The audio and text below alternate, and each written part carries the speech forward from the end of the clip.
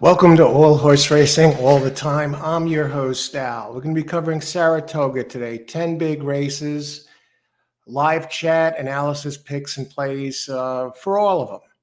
So, and also we have a big race over at Woodbine today. I did a video on that, a short video with some selections in that King's Plate Stakes. That's the $1 million race. That's their premier race of the year. It's actually been running. It's the longest running race in Canada. They started in 1860 and actually longest in North America. So yeah, 1860. It was originally called the Queen's Plate Stakes, but you know, where they've moved back and forth. Now it's the King's Plate Stakes again. So anyway, that's the big deal. There's 17 horses. It's for 3-year-olds, $1 million stakes. Chad Brown has a horse in there who's favored.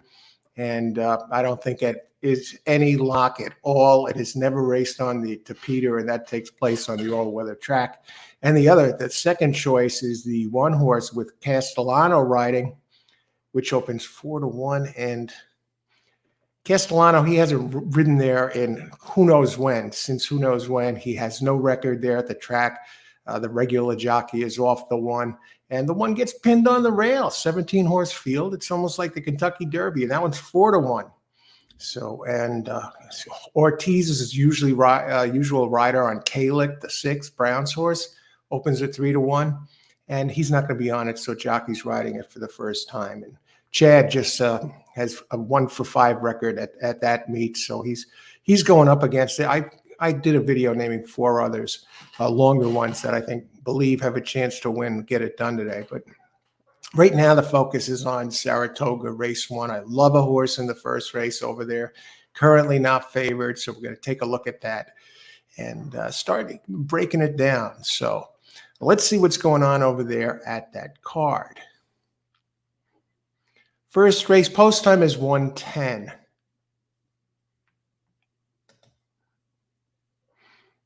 All righty, let's take a look at that race. Get the board up over here, get up my video. Okay, 22 minutes to pose, so we're looking over there. I've been through this entire card. I have my selections for every race. So we're going to do the best we can. I see some good opportunities out there. This is a pretty nice card. One of the races is off the turf, the 9th race. That won't be on the turf. So I guess it's drying out a little bit at Saratoga. So much rain, and, you know, fingers crossed, prayers go out for the people in the Del Mar's canceled today. They're expecting more rain today than they usually get in a year. It's going to be coming down a couple, 2-3 inches an hour. So who knows what the heck's going to happen over there. High winds. So no Del Mar today, but Woodbine has a terrific card. It's their big. That's their big day. And speaking of tracks, since we got a little bit of time yet, Parks has a fantastic cards the next 2 days packed with stakes races. You know, they're coming back from their summer vacation. They're usually they're off a few weeks in August, and they come back with a vengeance. And I was talking with John DeSilva on the phone a couple of weeks ago, and he was telling me he's an official there at Parks now. He used to be the morning line maker, and before that, he was the lead columnist and analyst for the horse racing NYRA for the New York Post for 19 years. But now he's an official there, and he's an integral part of putting together these cards and really put together a knockout card the next 2 days. Loaded. Where do you see stakes? A card loaded with stakes races on a Monday and Tuesday. To give you an example, just how incredible this card is tomorrow on Monday, Parks has a 13 race card, 13 races, and I think they have. I think I counted them, and 7 of them were stakes races. So. I think there's another 4 or 5 stakes races on Tuesday, including a G2 or something. Just unbelievable racing on a Monday and Tuesday in Philadelphia. So a lot of good racing this weekend. And next weekend, we go over to Saratoga, Travers Week. So that's always a big card. So we're going to start looking at this card now. First things first. And but first, T. Bigelow green tea. Yeah, I had some coffee earlier. That's the mint flavor, and it's iced tea. The ice is already melted in it because it was so hot. I made it and put it in a few minutes ago, and now already the ice cubes are gone. So I might have to add some new ones soon. But let's see how cold it is. But it's delicious either way. It's actually still warm. It's tremendous. It has health benefits. So Bigelow green tea flavored with mint. All righty. Let's get up the PPs and let's get down to business. Again, I put out a video. I did analyze that King's Plate Stakes at Woodbine. That's the 10th race, and that takes place over 1.25 miles. So I have a video so you can see why I like the horses that I picked and why I didn't like others, including I tell you why I didn't like the favorites. Okay, in this first race, we stay on the turf. Let's see, Austin is here. Hey, Austin, good morning, Al. Hey, Austin, how's it going? Good luck today. Now, in this first race, the turf is listed as good, so it hasn't totally dried out yet. Okay. 1.16 miles, it's a claiming race for $50K. For fillies and mares 3 and up, which have never won 2 races. Okay, the same deal. 3-year-olds, 120 pounds. The older ones, 125 pounds.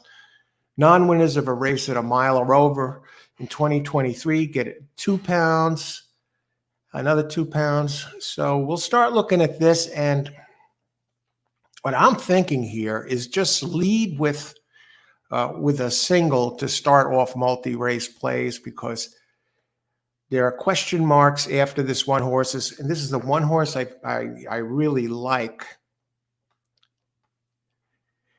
And it's number 5, Les Forte.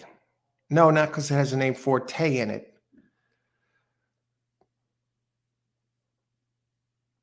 It just, I don't know, it has the numbers. It has a lot of strong numbers. By the numbers, it should get this job done. But my knock on it is that out of 16 races, it's only won 1. But it has 7 second-place finishes and a third-place finishes. So it's 9 in the money 9 out of 16 times. It only raced once at the distance. It didn't do that well at the distance. It was a while back. Now, this is a 5-year-old. So what I'm thinking is, so it's carrying the high weight of 123 pounds. What I'm thinking is, as a 5-year-old, now it's fully matured. Forget the I'm a big weight advocate, but this time, a 5-year-old is even more developed than a 4-year-old. And he's a lightly raced 5-year-old. And the numbers are just so strong. I think this is the day that maybe he gets it done. The last time he won a race, I don't even see it here. Let me see.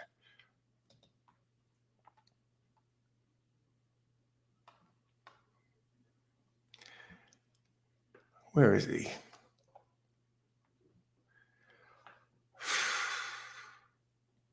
I don't even know when that race took place. I'm going way back on the running line here, and I don't see any victories. The ultimate money burner. Oh, he's only favored. He's really not favored that often. I think this is the day. I think this is the day. He just is running faster. This one's problem is she sometimes goes wide. Ian Wilkes is the trainer. With Luis Saez is up in the saddle. And Saez has now ridden this one 3 times in a row. Last race, he came in 5th. He got bumped around, had some trouble, was running at 1 mile 3/8. And this one usually goes longer, 1.5 miles, 1 mile 3/8. And I don't know, maybe this is too short for this one. If I'm checking the board, opened at 5-2, is currently 7-2. I still like it as a win bet But I'm on that 5, LAS Forte. If I was going to put somebody underneath, the one that has a little bit of early speed, breaking from post 4, is Fast Kimmy. Opened at 5-1, gets Lescano up. And the race 2 back at Gulfstream should be good enough to run second. And Philip Cerf, the trainer, with Lescano, they're almost 20% together. And Lescano having a strong meet at 17. Going back 145 races, he's 17% at Saratoga. So we got 14 minutes to post. And it'll be almost time to start looking at the body language. The one that's taking the most money right now has Tyler Gaffalione up for Brendan Walsh. My Lion from Great Britain. Okay, this one has the breeding.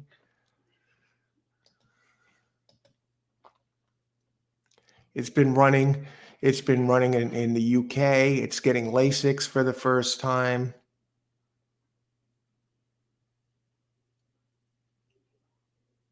So, it usually runs 1.25 miles the last couple of races. Has one career victory and a second out of 4 tries. So, Walsh 29% here in the meet. He's one of these guys that is winning at 14. He only has 14 races, but he's spotting them very well. What I'm going to do is bring up the stats, the trainer leaders, and see what the heck is going on over here, just so we can get an idea. Saratoga trainer leaders. And I'm going to display it so you can take a peek at this too.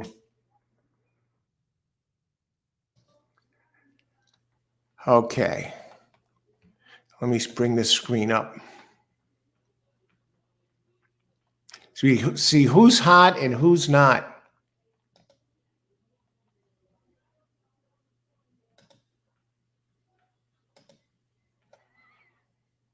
All righty.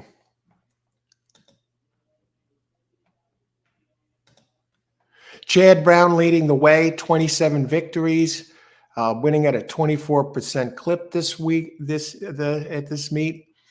And he finishes in the top 3, 66%. So it looks he has the most mounts. It's like the Chad Brown show. He had 1 million mounts yesterday. Linda, what did he win? 3 races or 4? I don't know. He was winning races. I think at one point he won 3 out of 4. Chad is followed by Linda Rice, who has 22 victories out of 96. And Chad had 23% in the money, 61%. Todd Pletcher, he's winning 19%, 18 out of 96. William Bott. Now, here we're going to go down to some of the ones that are sneaky good. Norm Cassie, 9 starts. When you see Norm Cassie mount one up, 9 starts, 5 wins. That's 55 and change percent. But this guy here, the trainer of this farm, Brendan Walsh, 29%. But let's get his exact numbers here for this meet. Brendan Walsh, yeah, he's 25% for this meet, 4 out of 16. So that's 25%. And as far as the jockeys go, I guess it's going to be no secret, right? Irad Ortiz leads with 40 wins, followed by Luis Saez, 28 wins. So Irad has a healthy lead, 20%. Also has the most mounts with 197. And Tyler Gaffalione third with 26. He's winning at 22%.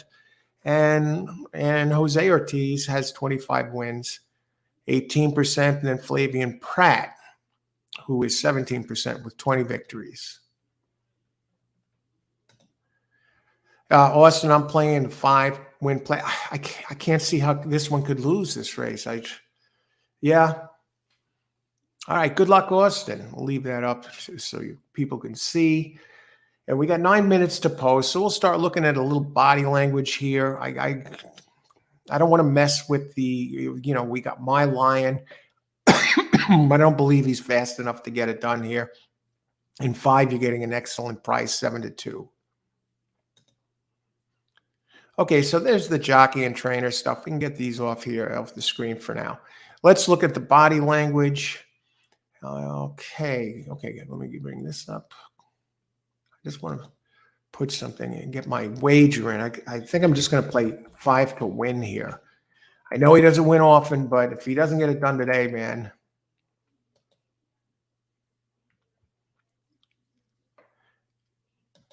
I'm just going to hold off on making that bet. Not just quite yet, because I want to make sure we're getting a price, not that he drops really low. Because I thought this one is going to open up, eventually go to the board at like 7 to 5 or 8 to 5. And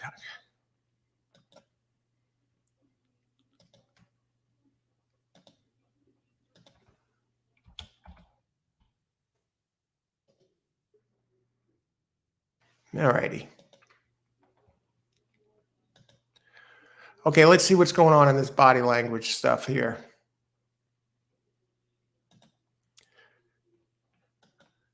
Maggie Wolfendale picks the 5, folks. Andy Serling picks the 9. Both Maggie and Andy pick 4 for second. Let's see who's taking what in the double. I'm looking at the 9. They're showing the 9 now. He looks okay. He looks comfortable. The people at DRF say that this 9 is their best bet. I can't move past the 5 here. I want to see what the 5 looks like. Here's the 2. It looks pretty good. 3. Look at the red hood on the 3. Yeah, this is the one coming over from the UK. Look good. 4. Nothing really jumping out at me. Now I want to see what this 5 looks like. Does have its head down the 4 a little bit. About 5. Head up, that's good. Looks relaxed. You want the horse to look relaxed. You don't want to see it acting up. Look like this, like the 7 is acting up a little bit here.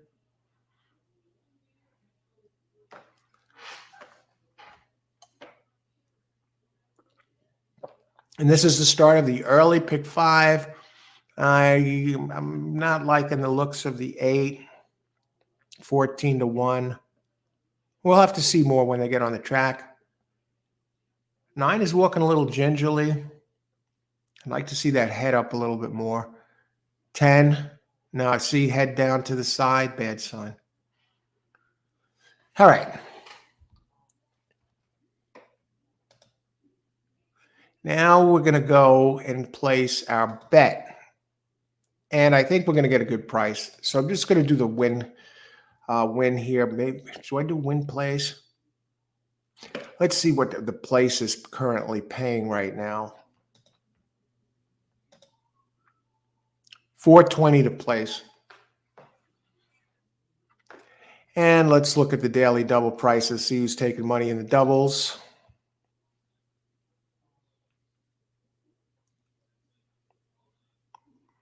Well, come post time, the 5 is going to be favored, at least according to the doubles board. By how much, I don't know. I expect them to come down.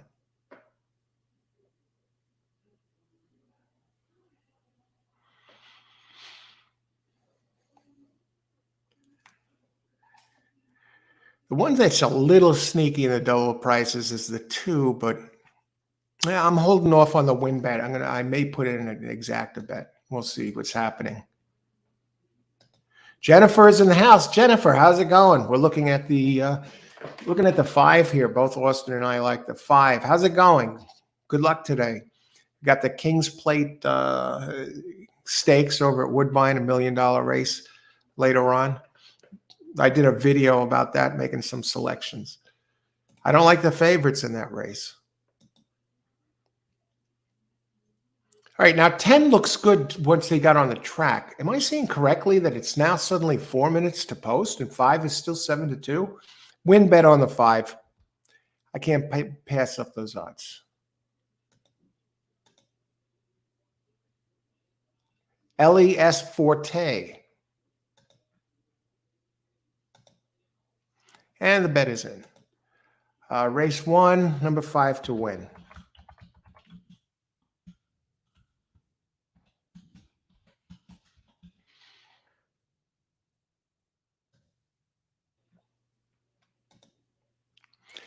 Jennifer, I like the one. I'm thinking about putting in a 1-5-5-1 exacta here. The one has some speed, so I just want to look at some of the others while we have a couple minutes left. Yeah. It should get good position. Should save some ground. It breaks from post 4.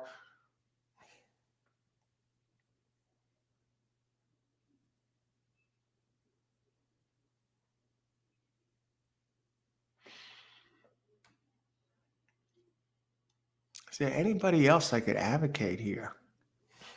Smoking Hot Kitty. What are the odds on this one? It's a consistent runner. I mean, it's a possible for second. Smoking Hot Kitty. What number is that one? 8 to 1.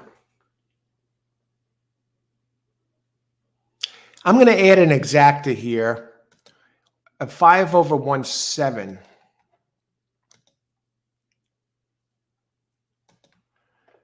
Or race 1.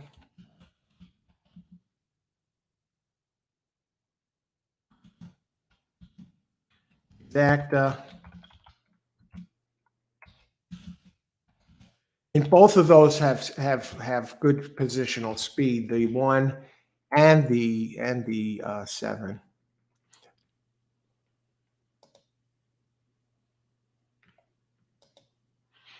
So I got that, and I got the 5 to win. And Rich is here. Rich, how's it going, Rich? 1, 3, 4, 5, 8, 50 cent. The 1 def 1 and 5. I think it got to be in there. Try box 3. Getting LASIX for the first time. Running in the U.S. for the first time. Okay, good luck. 10-cent super box. Good luck. Rolling the dice. Ice water in the veins. Yes. Jennifer, 1, 5, 9, 2. Exacta box and win 1, 2, 5, 9. Good luck, Jennifer. How many minutes to post? Let's take a look at that 8 for a second. The 9 is a contender too, you know. I can't use them all, but this 9 hasn't raced since December. Patrick Reynolds, 90 days away or more. He's 15% with a 206 ROI, so he can wind him up. 261 days off. Has some numbers. You know it can get the distance. It did run a 6th place finish at Saratoga last August, almost to the day, August 19th, but was only 5 1/4 back and got stuck running really wide. Ran pretty fast that day, but the speed figure won't show it. Yeah, so Lady Lightfoot, she's been here before. She knows this place. I actually ran her first race here last year, July 30th. And she's starting to come down a little bit. As far as the 8 goes, Red Hot Chick, Michael Maker, and Franco. I could see the 8 finishing ahead of the others. Won this a race at this distance 2 back. I definitely like that 1 though. I could see the 8 beating the 3. Okay, who else? Greg, exacta box 3, 4, 5, like 5 best. Same here, Greg. Good luck. Great to see you. Good luck today, Greg. Yeah, 5. Everyone seems to like 5. Only 1 win, but I think today it gets the right field. Hey, JT Brew, Toga, race 1, 30 win places at number 9, Lady Lightfoot, $10 double, 3, 9 with 4. I like 4 best next race. Okay, who else? I don't want to miss the start of this race. Okay, good. One time I actually, was getting who everybody has here. Okay, who else? Coming back to the turf. Al. Okay, good luck, Greg. Number 9. Oh, Yeah, definitely. And it's fast enough. It's definitely fast enough. I like it better for second than for first, but I like one better for second and seven better for second too. But we'll see. Good luck, Jennifer. JT Brew. Okay, I love all that. You got the beer, the fire, the doubles, the exacta 3-9. Good luck to everyone today. You too, JT Brew. Best. James White, 8-win place show. Good luck, James. Good to see you. They're getting in, folks. And Scott, I emailed you RT Woodbine Kings Plate Stakes, number 1 million. My long shots, 8, 12, 13, and 17. Thanks, Scott. I'll check it out. Good luck today. All right, they're getting in. It should be very interesting. I expect the 1 to show some speed. Not really taking the money, but the others as well. I think the 7, the cat horse. No, I'm not using it because it's a cat horse. But let's see. And the 9, you got to keep an eye on. A lot of question marks here. I can't believe it's the first race already. And good luck, everybody. Enjoy the first race. Ice water in the veins. We got this.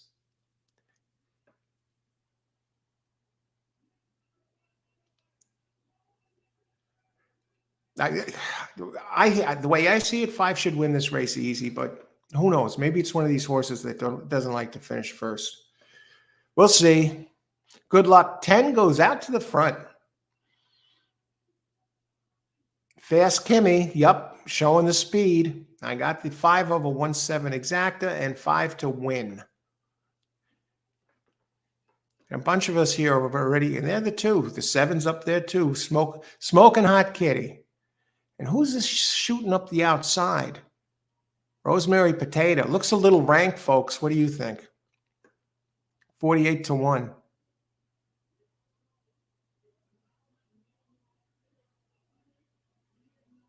UK Invader is running 4th right now, number 3. How fast is he? I'll tell you what, this is not exactly the fastest fractions in the world.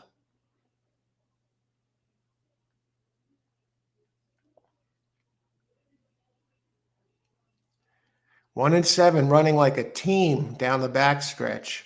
Where is 9? 9 is starting to show a little bit of interest. 5 running along the rail with Luis Saez. I'd like to see what the odds actually dropped to since the race opened. Here comes 9 circling wide. I think 9 might.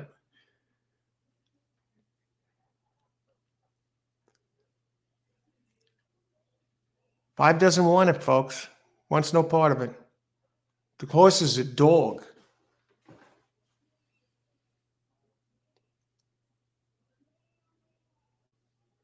Unbelievable. Jeez. Well, my 7 won, but I had him for second.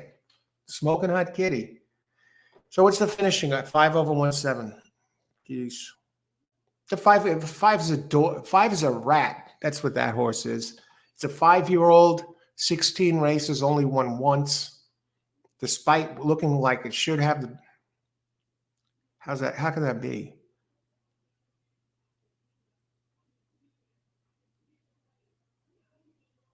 Hey, no excuse. He had room. He just didn't want to run.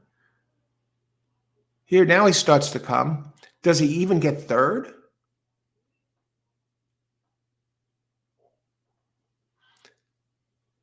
I got my 1 there. Should I have bet him? 5 came down to 2 to 1, folks, and didn't even get 3rd. Yep, took all that money late. Okay, so 5, 3. And who was that? Number 4 that got 3rd? Okay, let's see. Hopefully somebody cashed something here. 7-3 box maybe.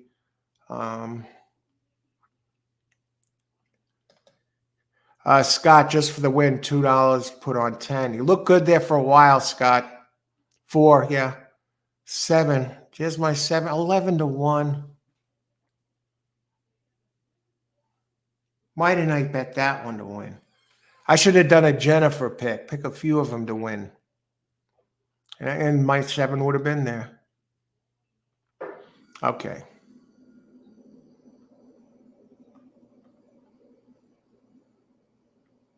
Here's my exacta, 5017. 5 finishes out of the money.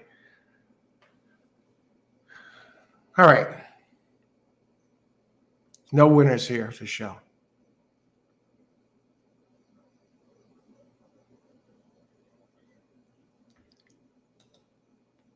And that, my friends, is a wrap.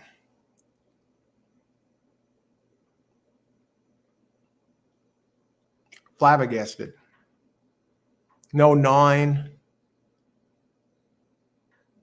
No strand of gold with Ortiz. And the cat horses, the kitty horses.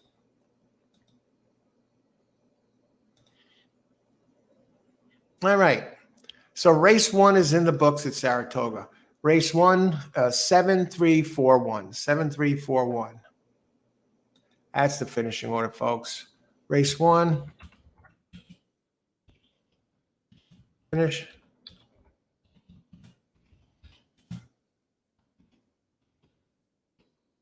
Holy crap. Just to give you an idea here, if you would have buried the 5 to show,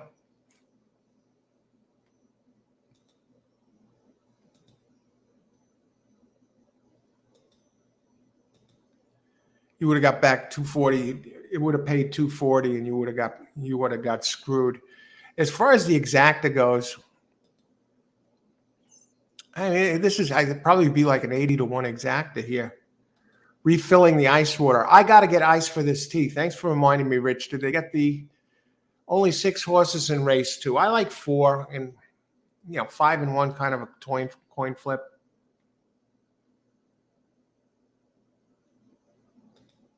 Yeah, right. Exactly, Jennifer. I didn't see that coming at that price. I'll maybe take a fly or win. Yeah. That one horse next race really has a big early pace edge. Big early pace edge, and it's getting spotted weight. 2 is getting spotted weight too. I mean, 4 looks like the standout. This is a motley crew here. I got to get some ice water. Not ice water. I got to get ice for the water. I'll be back in 2. Ice for the tea. Today, green tea, Bigelow green tea. I'm mint flavored. I made it right before I started, and by the time I started the show, the ice had already melted. It was piping hot.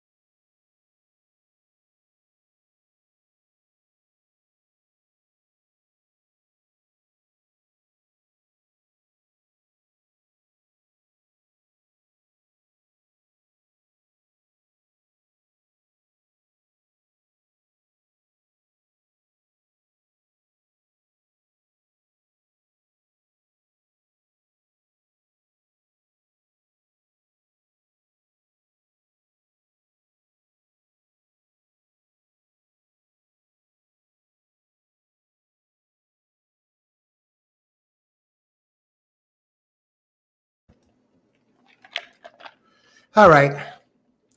What is iced tea without ice in it, right? All righty. Let's see what we got here. Race 1 is now officially in the books.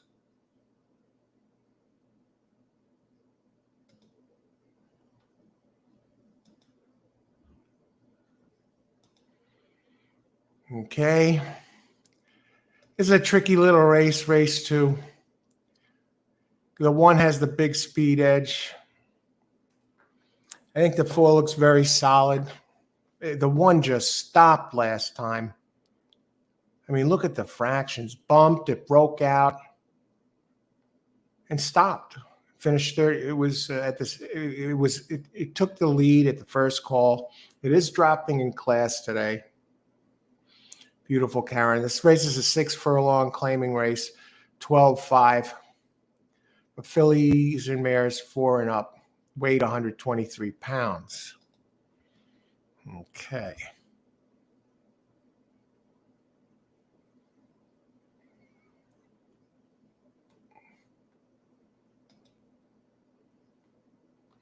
So let's get this rocking and rolling here.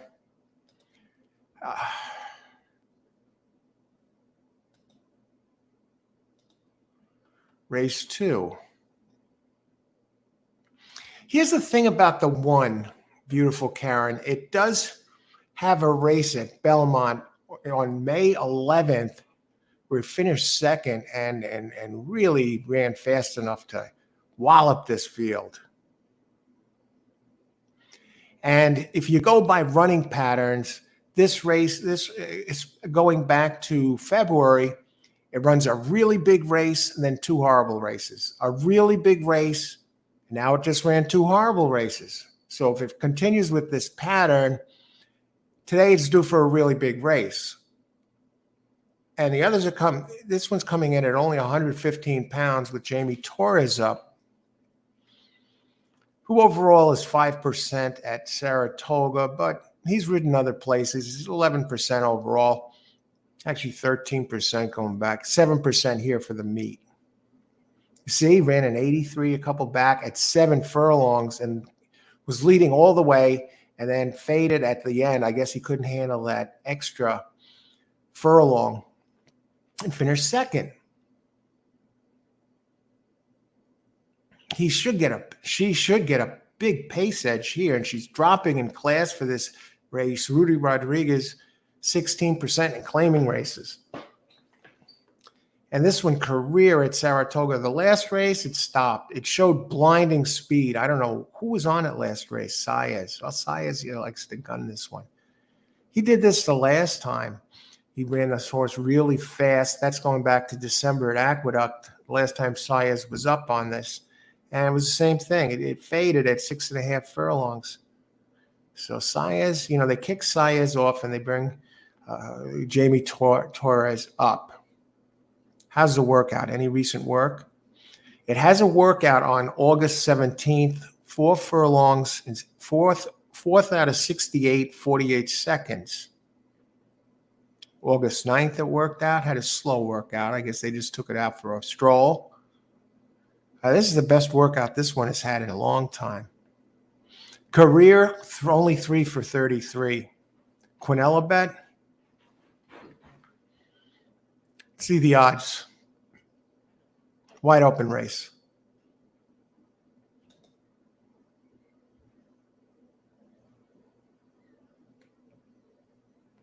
Let's see Ashley. Hi, Ashley. How's it going? Big day for you today, huh? The King's Plate. Are you going to the race today? Let's see. Pick 4, 5, 1, 3, 6, 4, 5, 6. Good luck, Ashley. I did a video about the King's Plate this morning with selections.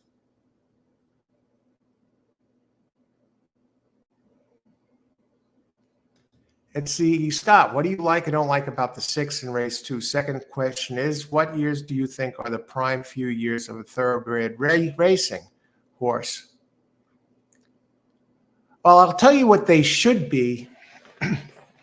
The prime years should be thoroughbred racehorse should be 4, 5, and maybe even 6, but most of them go into retirement by then. Because as a 5-year-old, the horse is fully developed. As a 4, it's filled out.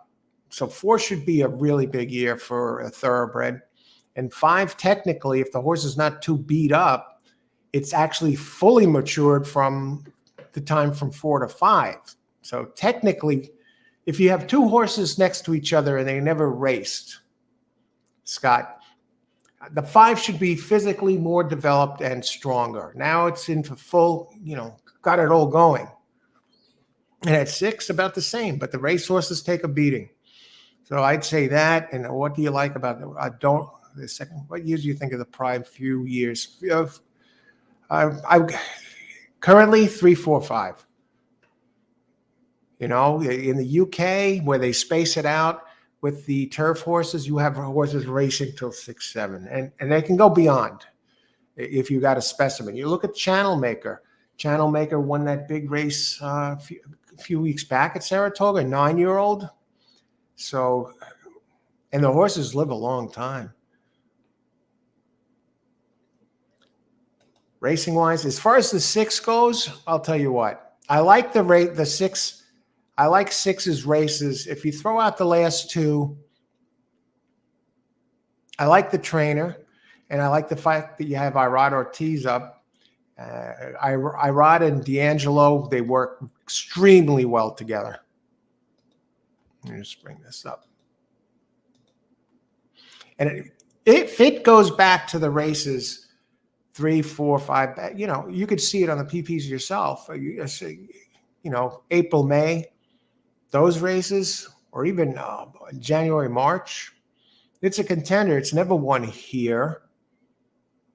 Jockey and trainer, they're over 30% together, D'Angelo and Irad, in just under 50 races. So they work well together as a team. I don't like it. It hasn't won since December with Katie Davis up. So I like that Irad Ortiz is up, and I like its back races. I don't like the last 2 races, and I don't like the last race here. Well, it did get bumped early. Not impossible. I like the 4 better than the 6, though. It's won a race here at this track. It's always a good sign when they won at Saratoga last year. So it has a win here at its belt, and it gets Luis Saez up, gets the jockey upgrade. It's a 5-year-old, see?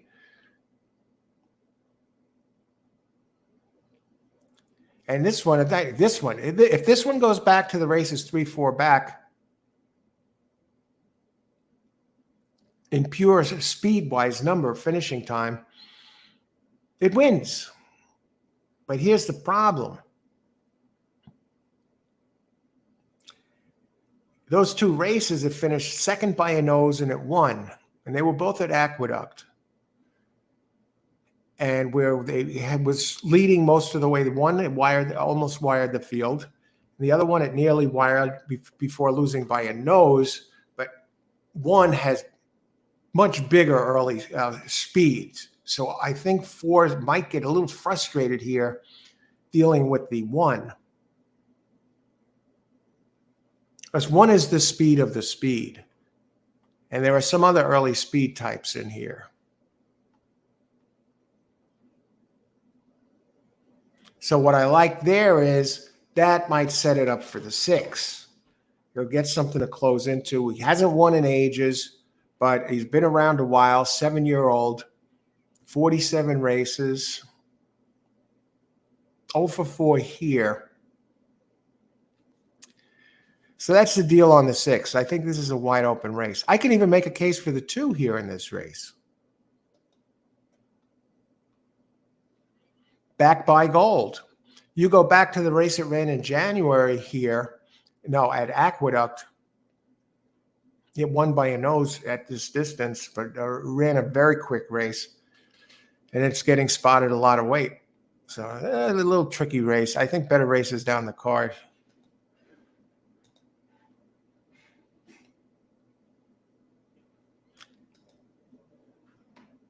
Okay, Ashley. Oh, Scott says, thanks. Always wondered how old is too old. Some horses run 10 years at Canterbury Park. Yeah. Who was that other horse? Evening Attire. Used to run for Naira. It was a gray horse. And its last race it won was, I might have been 10 years old. It was the Pennsylvania Derby. And it was one of those win you're in races to qualify for the Breeders' Cup, and something happened. It hurt its leg warming up, and it didn't make it into the Breeders' Cup, so it retired after winning the Pennsylvania Derby. I think he was 10 years old. He was evening attire. His sire was Black Tie Affair. And after he retired, they brought him out. They had an evening attire day at Belmont Park where you can go down there. Between one of the races, they had him out. He was walking around by the paddocks, on a parade by himself. So that was kind of cool. And not going. A friend of my father's owns the 11 horse. Oh, really? Good luck to him. King's Plate. I bet that place is going to be packed today. King's Plate. Touch and Ride. Look at Touch and Ride for a second. Touch and Run. Hey, Ashley, that, if you saw my video, that is one of the 4 long shots I said that has a shot to upset the 2 favorites. 2, 11, 13, 15. I thought Touch and Ride, that last race, it closed like a train. Nice Brisnet numbers. Campos up again. All right. That's one of my picks today. Good luck. If he wins and one of my others come in, I'm just looking at an exacta box probably. I saw that, Ashley. The only thing is that it's really going up against a tough crowd. A G1 here after breaking its maiden. But maybe the horse doesn't know that. Good afternoon, Verdine. Hey, Verdine. I'm checking in, looking for a better day than yesterday. What's the coffee of the day? Coffee, right now I'm having a green tea today. Did the ice melt again? It's supposed to be a thermal cup. Bigelow green tea, mint flavored. Good luck today, Verdine. Yesterday, yeah, that was a rough day yesterday. I really misplayed two races, and so I caught myself on that. I finished a little down. It could have easily been a winning day if I had just done the right move. The 110 race, I got cute. I liked, who was it? I liked 2 and 4 best, followed by 2, 4, 7. And I said, let me flip it around. Maybe the 7 comes in. So I went 2, 4, 7 over 2, 4, and the 7 came in second, which was really a bad move. Got a little cute there, and I don't recall what the other race was. Maybe if I looked at it, I could tell. Oh, yeah, it was the 8th race. It was the 8th race. I liked 7 best, and at the end, I did some key plays with the 3, and I figured the 7, maybe it's going to bounce instead. It had the best race of the previous race, and then he won again. It was 7-3. There was 2. So I changed my mind there. Okay, good luck, Verdine. Let's get it done. Woodbine, King's Plate later. Rasul, hey, 6.5.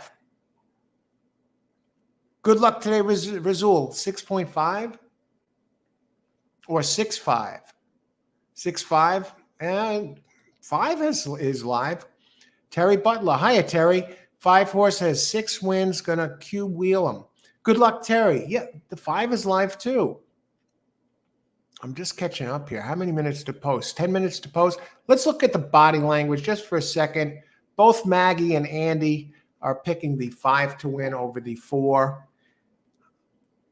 I'm just curious. The only thing that concerns me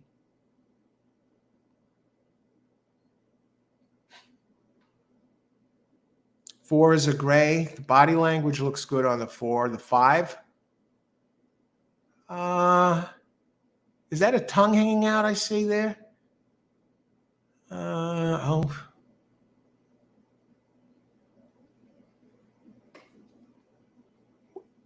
One of the body languages, I did a video on body language. One of the body languages you want to look for is you don't want to see the horse walking with its head down or head down to the side. You want its head up.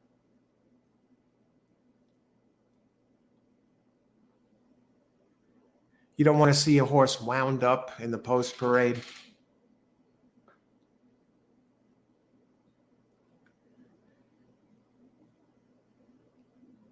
Is this the 5? This red, this guy with the pink hat?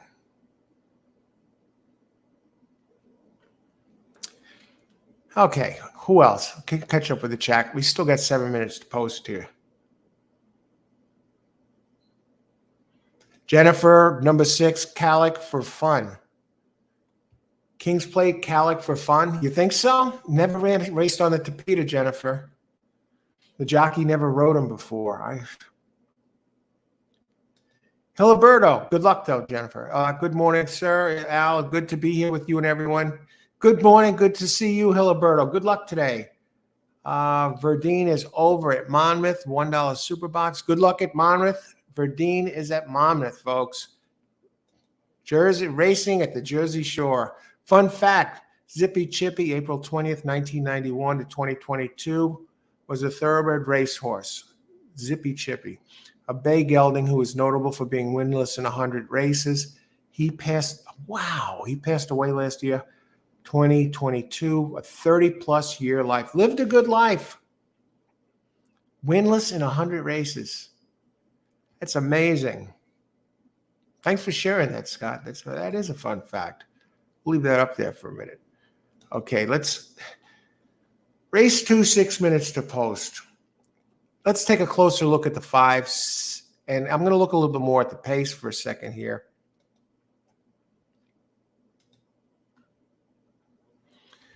Sue Ellen Michigan. Yeah, this is another speed type, but it doesn't need the lead. But did wire the field at Churchill Downs last November. At Saratoga has a win in 3 tries. That's a good sign. It's won at the track. It brushed the gate last time. I don't like its last 2 races. It is dropping for Matt Shire with Ricardo Santana Jr. up.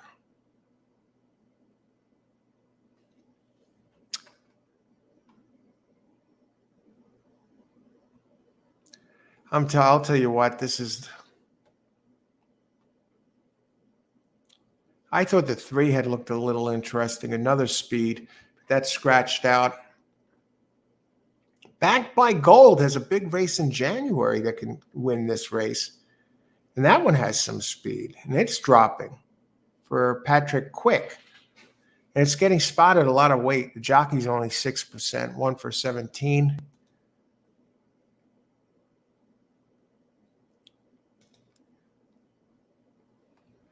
Tough one. Tough call here, guys, gals. 5 minutes to post.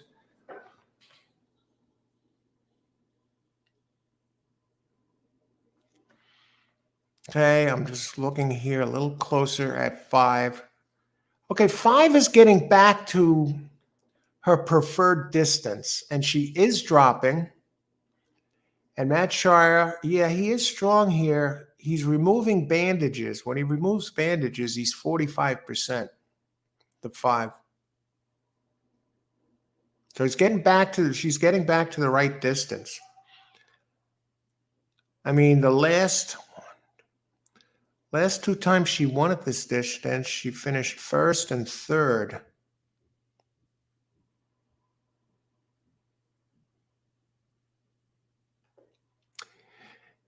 In the last race, we'll give it a pass. It said it had trouble, brushed the gate, has some speed. Let's look at the pace again.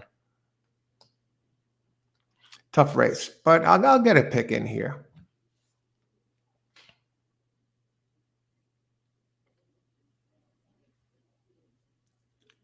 See, that one likes the lead too.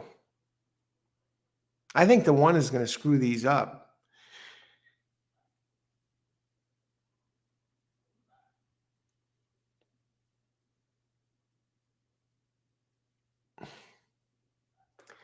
Four with 1-2, Quinella. Race 2, Quinella 4 with 1-2.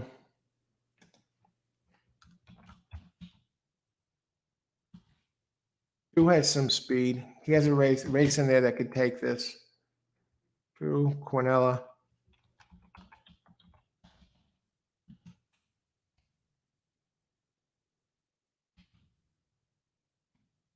What doesn't need? Has early speed, but doesn't need to get the lead.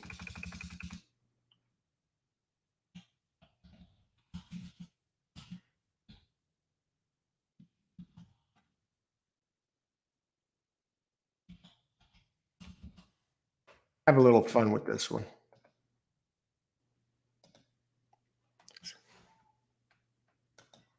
All righty, 2 minutes to post, 3 minutes to post.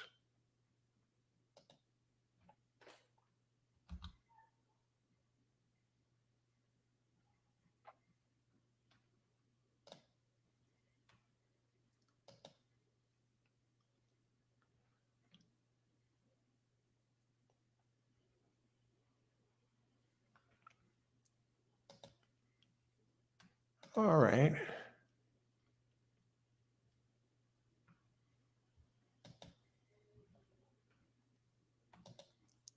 What do we got? 1 minute to post. Anybody pouring in? Bet on both race 2 and 3 is due to a daily double, $1 that follows. You're going to 6. Okay, can get it done. I'm not saying the 6 is impossible. I think all the pace gives it a punch. It gives it a shot. Goes back, gets back to its distance. No, the 5 is the one that gets back to its distance. 6 with 1, 2, 3, 6, and 8. I like 2 and 1 best in that order next race. Hiliberto, good luck, Scott. Hiliberto, pick 4, 1, 4. 1's a wire thread. 3, 5. Okay, I don't have either of those. Good luck, but Hiliberto's done it before here. With 3, 6. I like 3 best in that race. And 1, 2. Yeah, 1 I think is going to be tough. And the 5th. Good luck, Hiliberto. Hiliberto, how's it going? Leloy, good luck. Hello, Coach. Good luck today, Leloy. Glad you could join us. Trifecta, Hiliberto. Trifecta box. 1, 4, 6 could very easily happen, Hiliberto. Good luck. Leloy, congrats, Coach, on 3,000 subscribers. Yeah, I saw that. I actually passed the 3,000 mark during this show yesterday. I was like about 20 short going in. So, yeah, thank you very much, Leloy. Yeah, thank you, everybody who has subscribed and made it all possible and viewed, and it makes the show what it is. Let's get it done here. We got to get. What are they running already? Okay, the 4 is expected. Hey, just going back to that last race for a second. Did you see that by the time the race ended, from right before the starting gate opened to by the time the race ended, that 5 horse went from 7-2 down to 2-1. Just amazing. Okay, Jennifer, race 2. No value pass. I agree, Jennifer. I was going to pass. I just wanted to do something because I have a feeling about the 1, and I saw the 2 with the race. I think 4 should do no worse than 2nd. So it's something to watch. But yeah, this is a pass race. But I think I could do a little something with it. I think the 4 is better than these.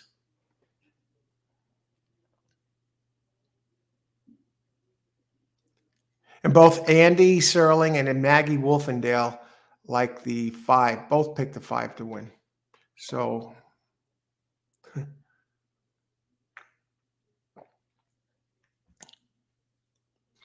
all right, race 2 about to begin. Race 2 of 10 here at the Spa.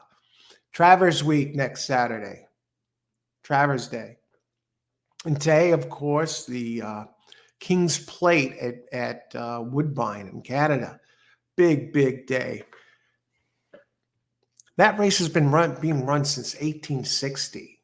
It's the longest running race here in North America here over in Canada. So it's the longest one, folks. And it's run every single year, continuously. They don't take a year off for that stuff. Steven, good luck out today and everyone. Short fields next couple of races. Seems exotics when paying much. 6 to place and show. Good luck, Steven. And the colts are, until they are 5, then they are horses.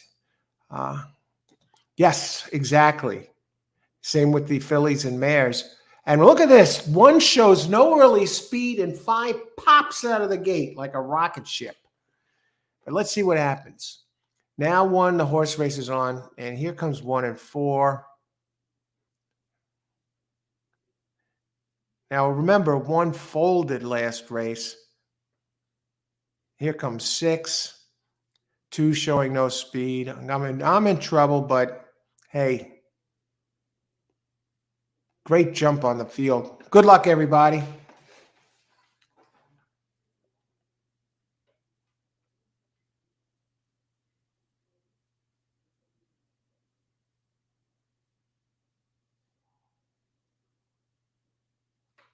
Four swings wide.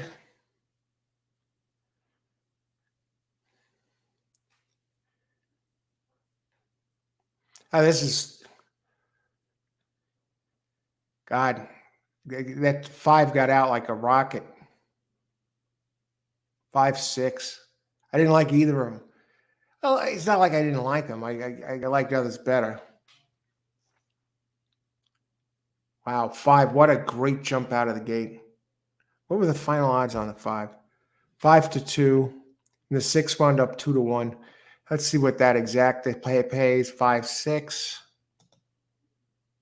1760.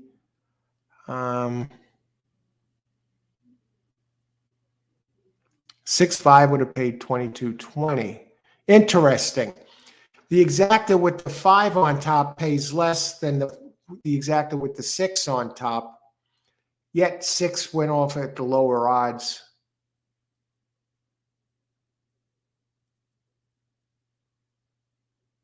Four did wind up favored and did absolutely zip. Who was on that 4 that all of a sudden swung wide like that? Luis Saez. All righty, let's see. Hopefully somebody had this. Jennifer, yeah, they are colts until they are 5, then they are horses. Exactly. That says it all, Jennifer. I'm glad thanks for clarifying that for everybody.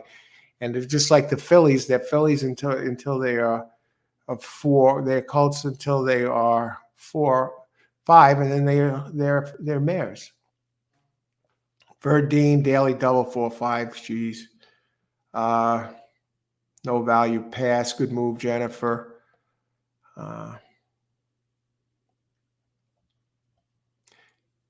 One didn't get out at all.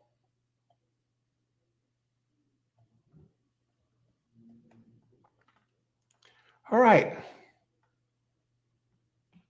Easy. Yes, very easy race there. Just put them away.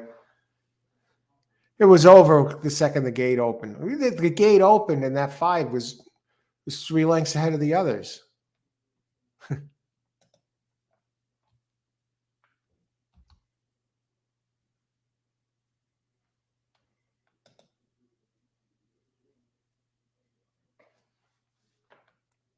All right, so we got 2 races in the books here.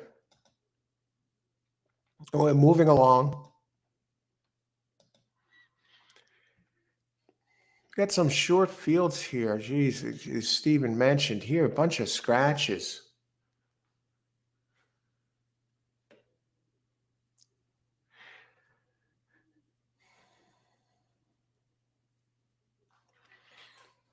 Just trying to make heads looking at this field here.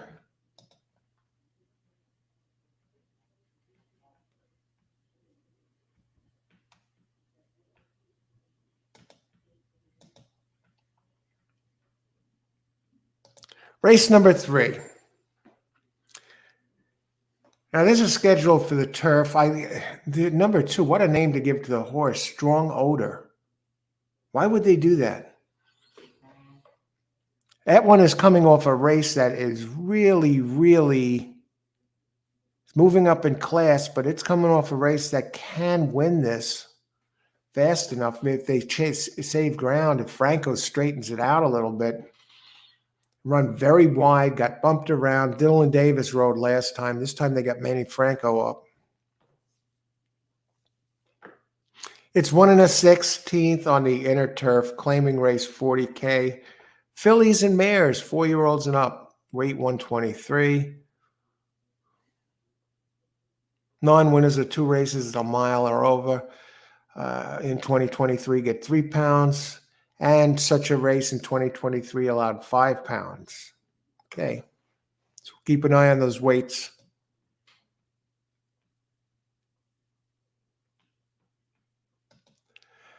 Terry Butler, I got $2 Quinella double wheel all going. Okay, great job. Double wheel all going. All righty. Good luck, Terry.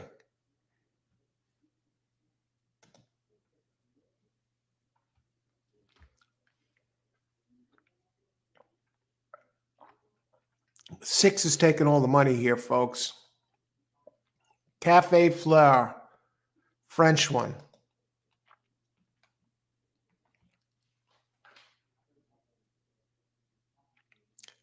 Two is going to have a pace edge here. Okay, we got the scratch.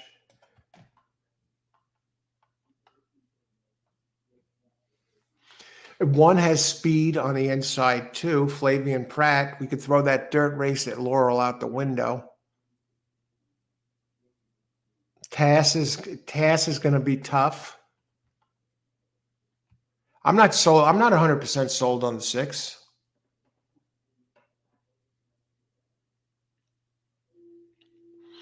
It's going second off the layoff after being laid off for 283 days. But Brown is the trainer, so he's going to take money, and Irod is up.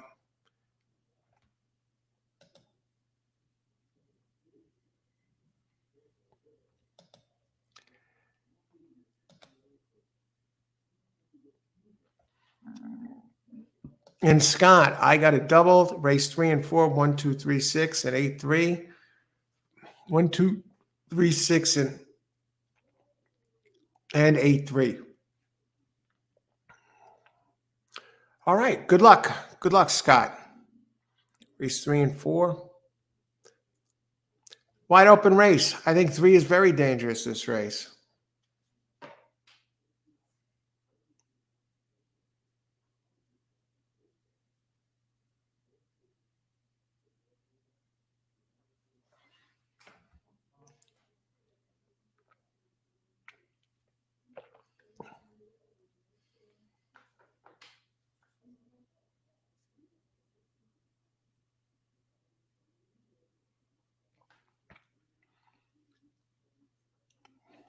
It's another wide open short field. 1, 2, 3, 4, 5 entries. I mean, place and show, they're not going to pay anything. I'll give you some prices here. Race 3. Let's see. Yeah, why all the scratches? This could have been an... Okay, let's see.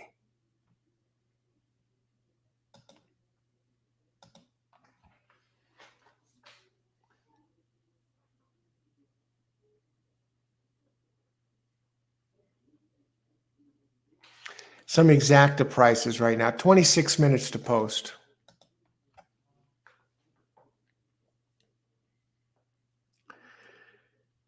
Oh, 3 and 6, and naturally they're taking the money. 2 and 6, 20, 6 and 2, 10 to 1.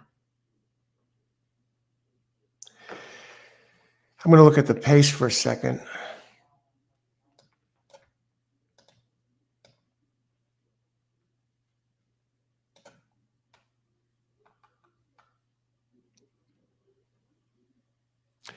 One is a front-running type.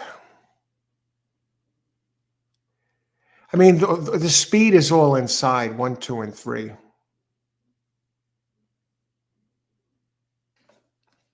It's an evenly matched race. It really is. Any of these can win here.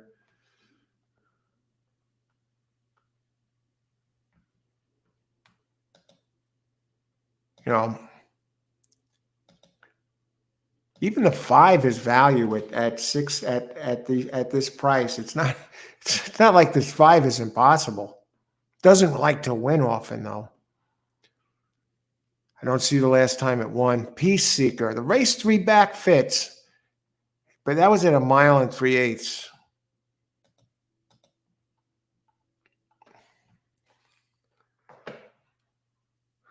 At the distance has not won. 0 for 9.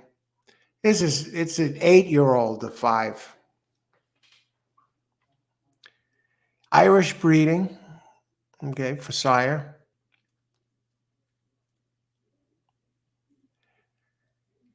Moving up in class. I'm not getting it. I guess they figured it needed a race.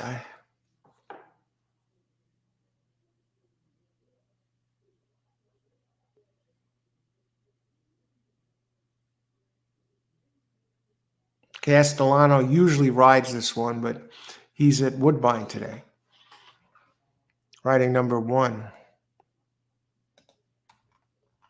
in the King's Plate, Stanley House.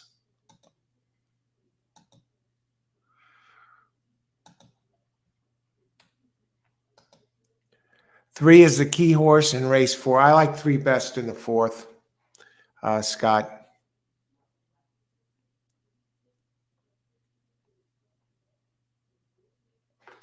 And Terry needs 1, 3, and 6 here with all next race for one. I need 1, 3, 6 here with all next race for $1 pick 3. I guarantee you, if you get this one, you're going to hit it.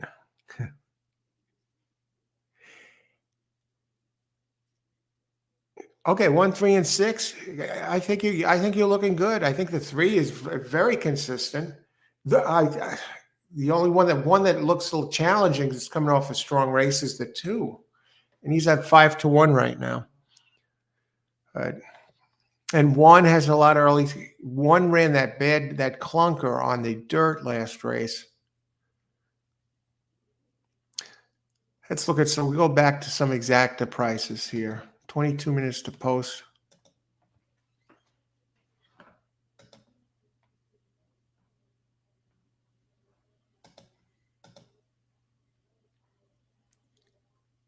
$6.2. That's $10 exacta. Yeah, really, that 6 is getting pounded.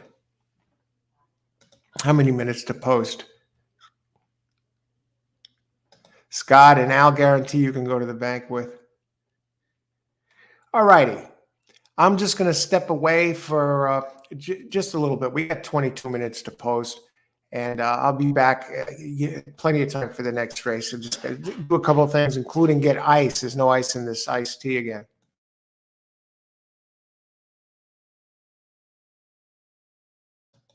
Let me put my preliminary contenders up while I'm away. I like 2 best, followed by the 1. Race 3,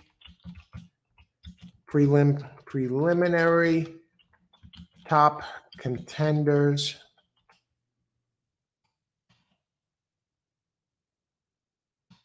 And that could very well change.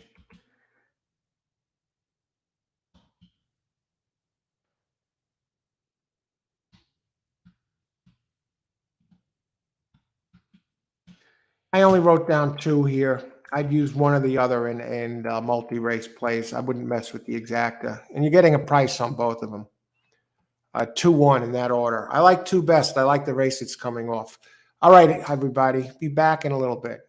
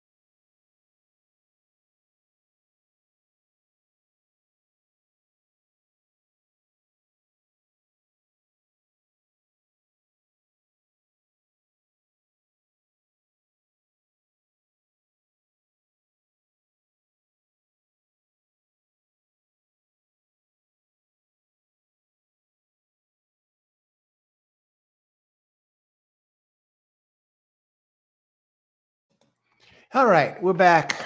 Let's see how many minutes we have to post time here. Jennifer Terry, $1 pick 3 will pay $269, $280. Holy smokes! How did that happen? Okay, let's see. The number 7 in the first race.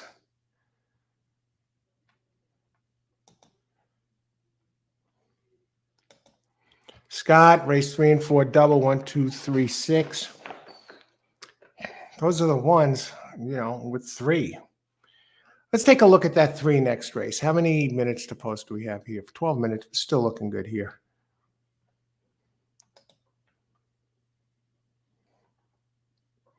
Well, yeah, it comes off the big last race. But it actually did finish at Monmouth. It actually did finish ahead of the 2. Was the 2 scratch? Let me just look at the scratches next race. Yeah, Crown Imperial.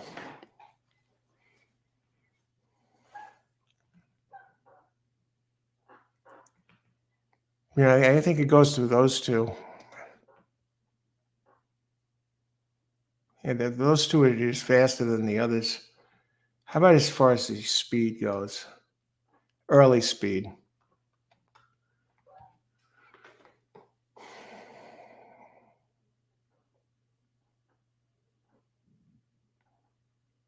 Well, these horses next race coming from Monmouth, 3 of them.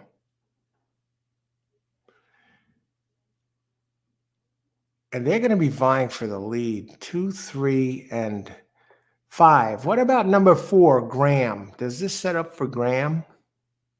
It did run here. And I don't want to, burst any bubbles, pop any balloons, but it's been getting better every race. It did win here for Christophe Clement last time at this distance. Whereas the others were running at 5. This one, today's race is at 5.5. And 4 did win at 5.5 last time. I mean, all right, Rod, who's on the 4 for Rosario? That might be a tricky little race with all the early pace, believe it or not. But it's another race with the short field. 5 entries.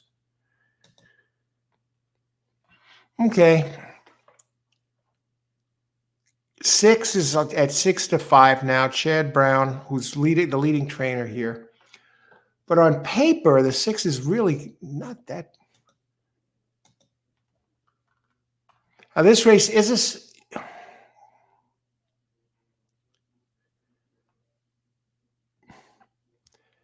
mile and 16th turf.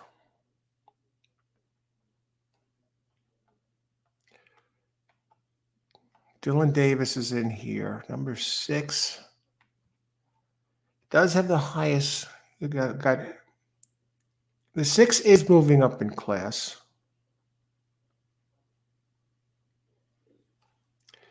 Has the Irish breeding. When Chad goes up in class, though, get this, he wins 30% of the time with a 2.13 ROI. So when he moves them up in class, he knows how to spot these guys, or gals in this case. Peace Seeker comes out of the same race as the 5 comes out of the same race as the 6, and 6 finished 4 lengths ahead of the 5. Now, here's the thing.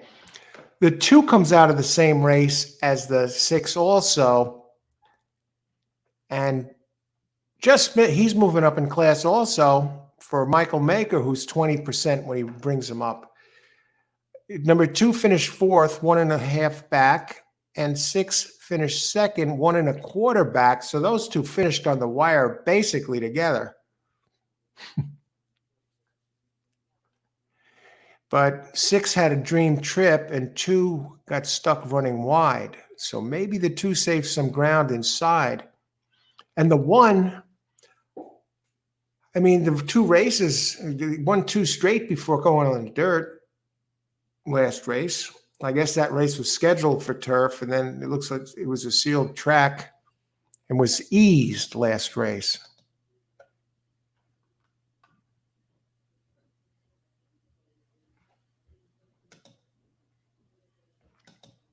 And we got 8 minutes to post. They were on the track. Let's take a look. Let's see. Let's catch up. The 3-horse, someone paid $100K at auction, and it's only 2 races, both in the money. 3 looks great.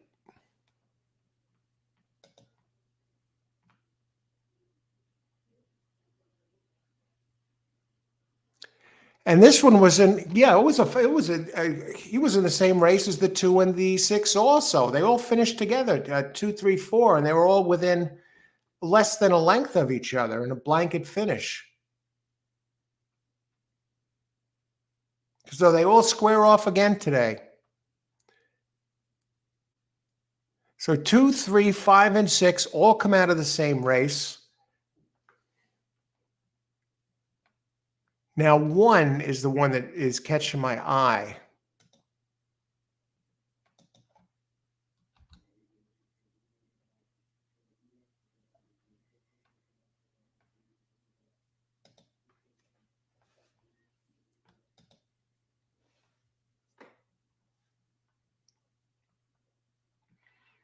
One is catching my eye here.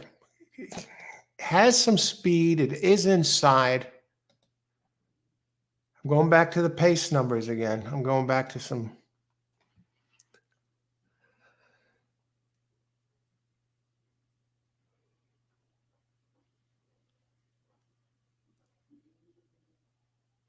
I got to think 1 is going to try and steal this race. Flavian Pratt riding.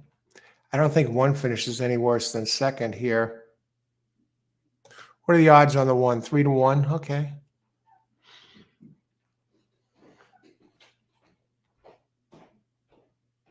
You know, has that 82 buyer, 2 back. I don't think 6 should be 6-5. 6 to 5. Little concerned about, well, 2, Franco.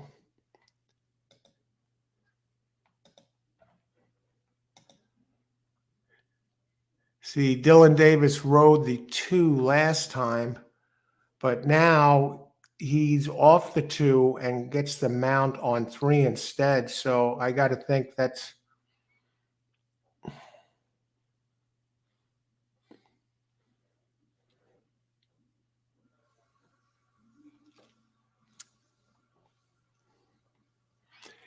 All right, here's my play.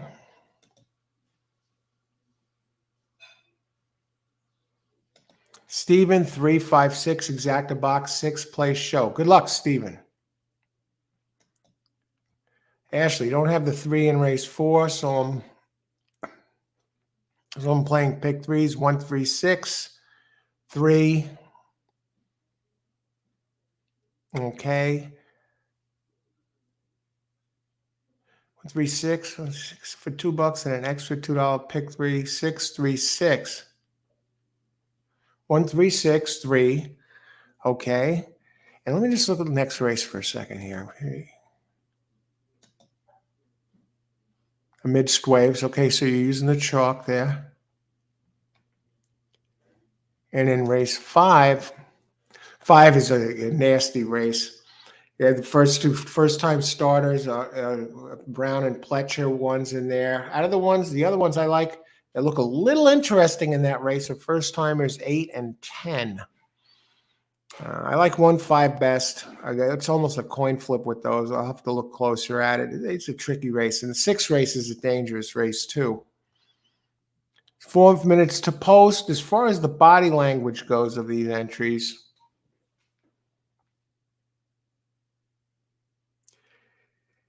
can't tell what the number of this horse is. 1 looks pretty good. The 6.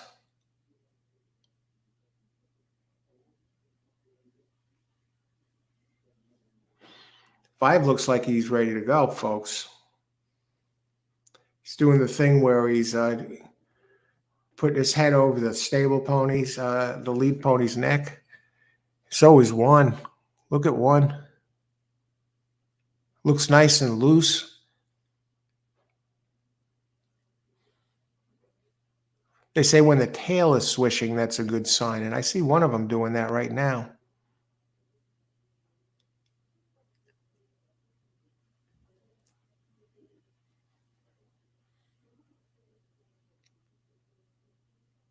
All right, here's what we're going to do.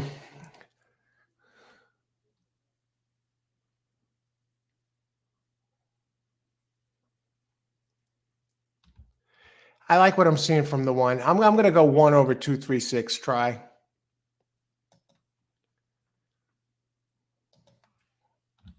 I like it. I like the speed inside and its last race on turf. Race 3.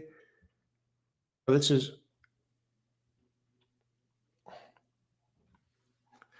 race 3. I'm going to go this way. Actually, it's a trifecta.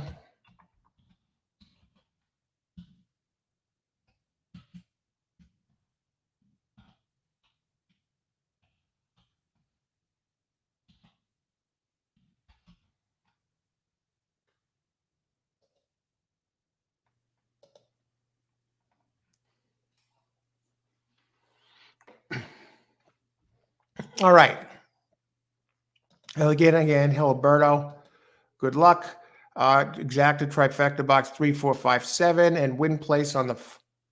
Okay, that's not here. 4 is scratch Hiliberto. But good luck if you're playing anything. Verdine.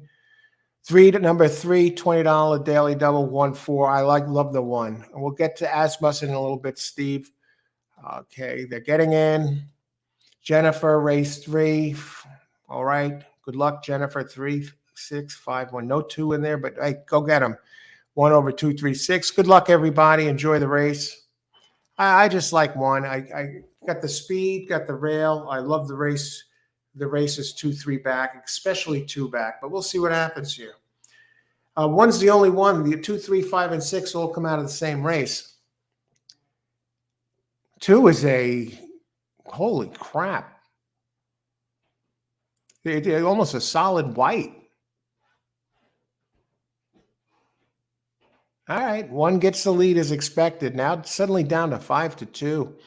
6, wow, that's a big price on. I was tempted to put the 1 and the 2 on top, but I think the 1 could get it done. Got Flavian Pratt up. Okay, reasonable fractions.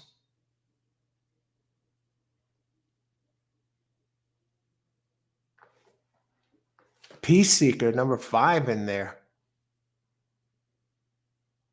Right, good luck, everyone. May the best horse win. I'm curious what the half is going to be. Okay, it is $49.75.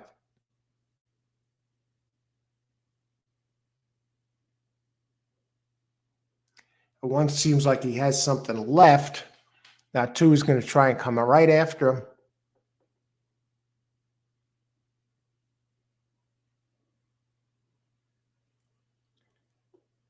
Interesting horse race. Now you got to wonder how much this takes out of these 2 as they head for home. 1 swings off and battles. He's got, and I listed them in order. 2 won this race.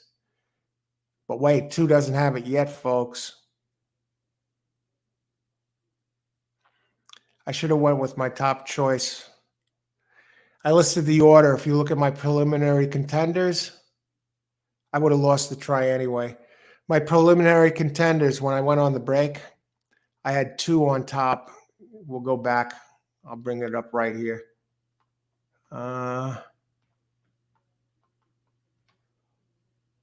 Here.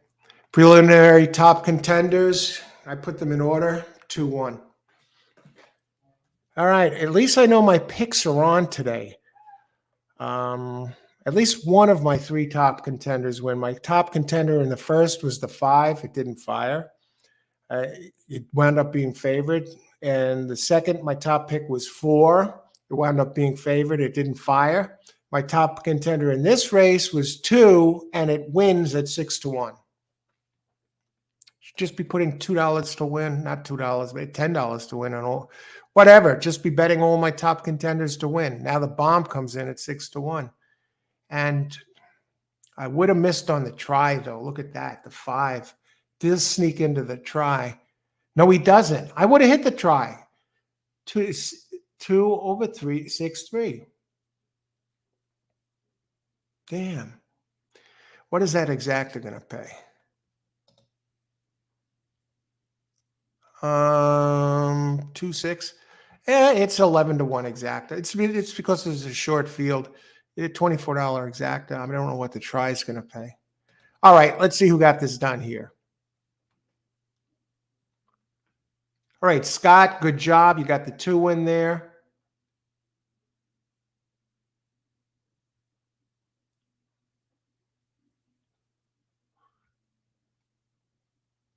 Who else?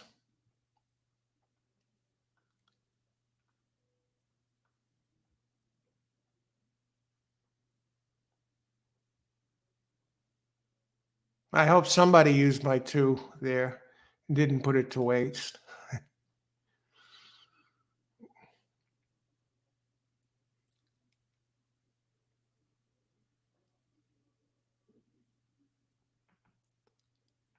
Okay, Scott has him in the double.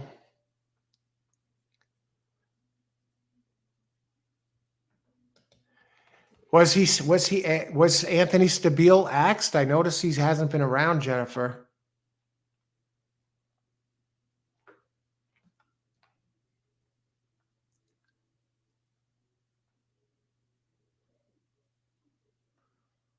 Race 3 starting. Okay, good job. Great job, Greg. You got the 2 in there. Starting pick 3 with 1-2-5. Got the 2 in there. Excellent.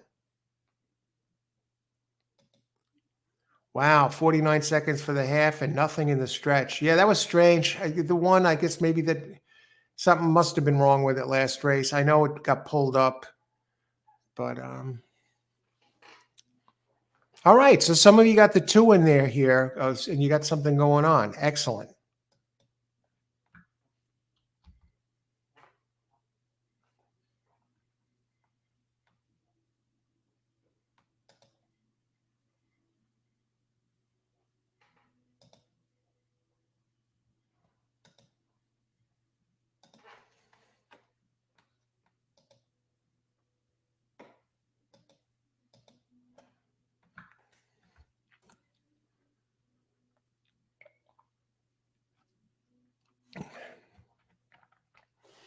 Okay, we move on to race number 4, 27 minutes to post.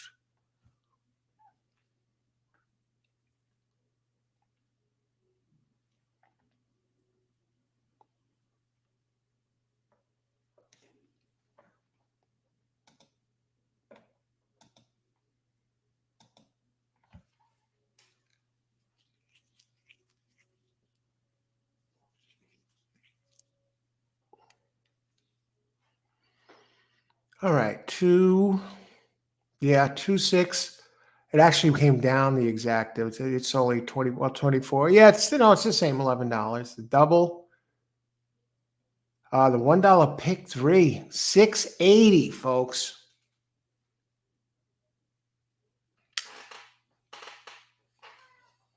Strong odor. Ran that good last race. They straightened it out. Franco did the job. I was saying he was running wide last race. And 6, not a chance, folks. That 2 is a white horse and just tracked the 1 beautifully. And I thought the 1 was starting to open it up for a second there, but then all of a sudden he just completely collapsed.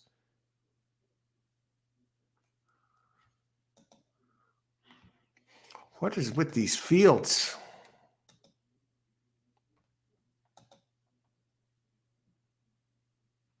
And Jennifer, I was just looking at that. Yeah, that paid 680. That's a great pick 3, folks.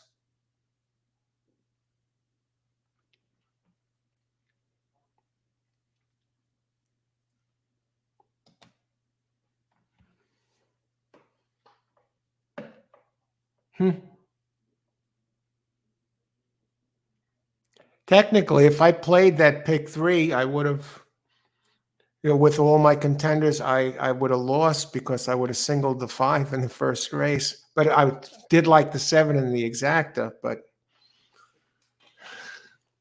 all right, we're kind of on here. Who won the second race? 5. I had in the second race, I liked 4 best, followed by the 5 and the 1.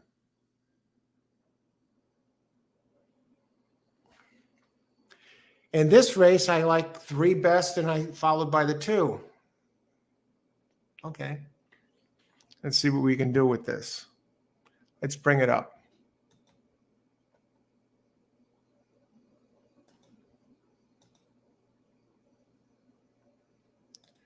Race number 4. We got a stakes race, folks. The Bolton Landing Stakes, 150K. 5.5 furlongs on turf.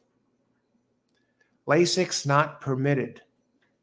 So we look to see if any of these have used Lasix before. What the hell?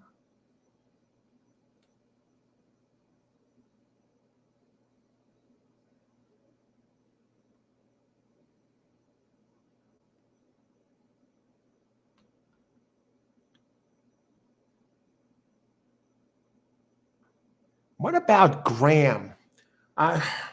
With all the speed signed on, I know it's 7-2, and I want to address this, Steve, and he mentioned Steve Asmussen. I was reading some harsh criticism of Steve Asmussen that he's doing this because he's doing this. They were cracking down on him for mistreating the backstretch workers or the workers.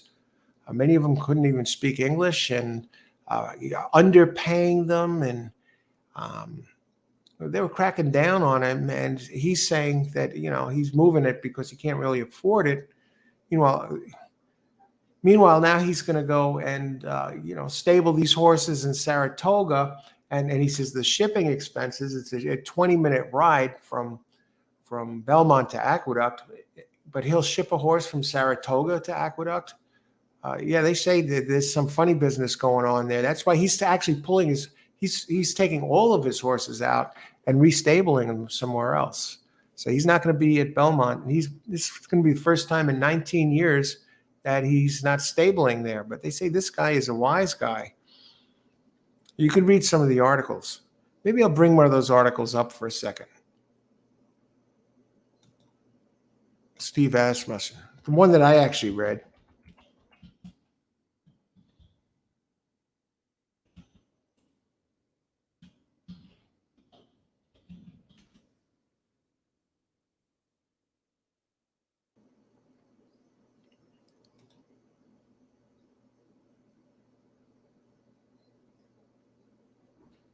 All right. This is a different article, actually.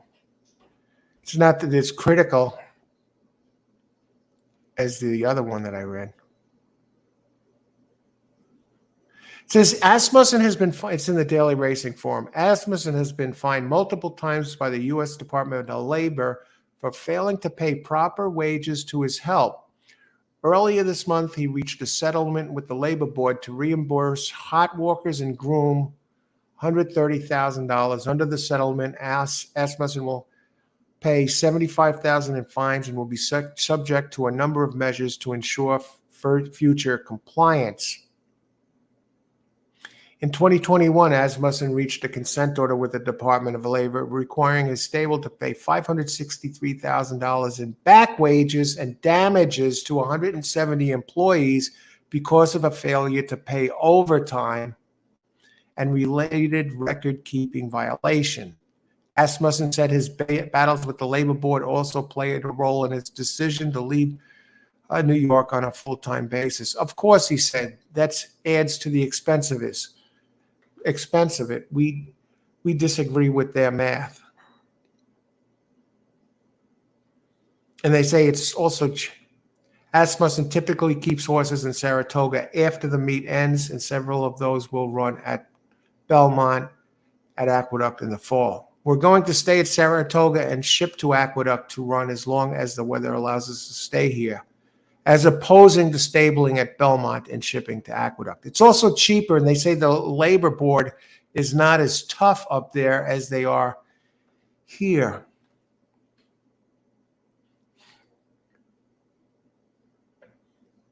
Verdine, Monmouth, race 5, try box 1, 712. Come on, man, let's bring it home. Verdine. Scott, anything kind of does happen on a 5 1/2 furlong turf race. I'm just thinking that horse at least has a race here at Saratoga. And what are the odds on that one? Graham or whatever the heck his name is. 2-1. Second choice, folks. I don't like this race. I'm not betting this race. The 2 Crown Imperial open 7-2, now 9-1, and Irad Ortiz and Weaver on amidst waves, currently 6-5.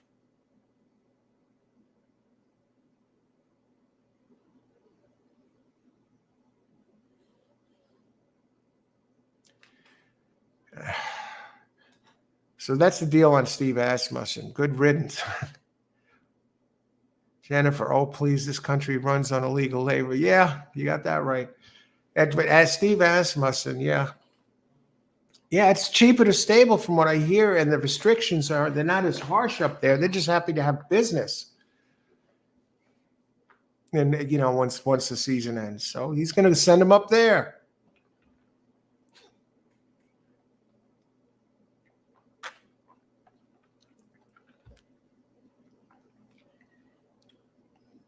Yeah, but and I was reading a different article, and people were able to comment underneath, and I couldn't believe the harshness of the criticism. The readers, they have underneath the article, you can comment, and then people can comment on the comments and write their own comments. And I couldn't believe how harsh everybody was. I didn't realize this guy was so despised in the business by people that work in the industry. Every time you see the guy smiling, and they hate his guts.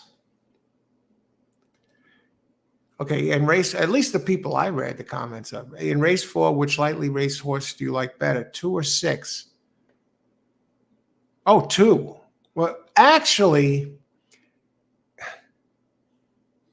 2 has been faster than 6 so far, Scott. But here's the thing. 80, 78, 69. Oh, 6. Oh, 2, definitely 2.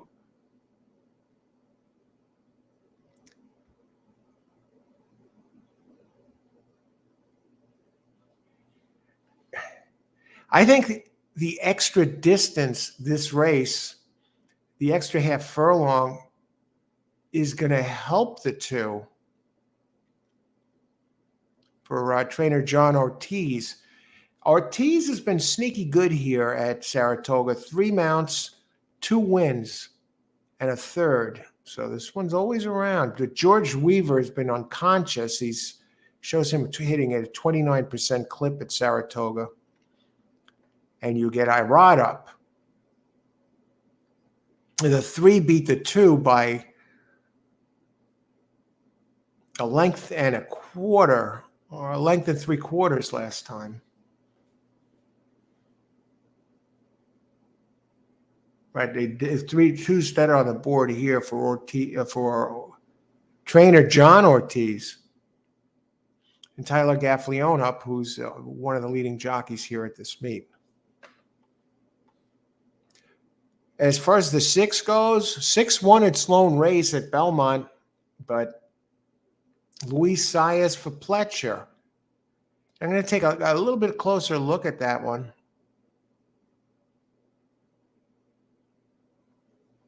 A stone's throw away. Now, this is another one that benefits from all the pace up front.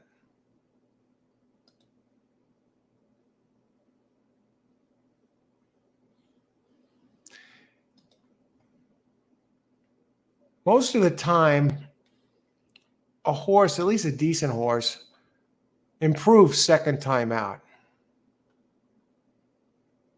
But it just looks too slow compared to the others.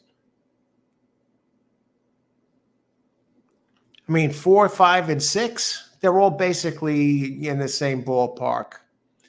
And 6 is undefeated, and it ran at 4 ran at Saratoga, has a victory here already, so I like that aspect. And Christophe Clement gets Joel Rosario. Together, they're over 20%, covering over 1,100 races.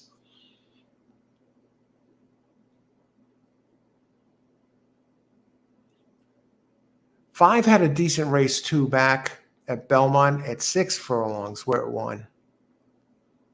Kevin Rice, I think that's what, Linda Rice's nephew, if I'm not mistaken. Jose Ortiz up.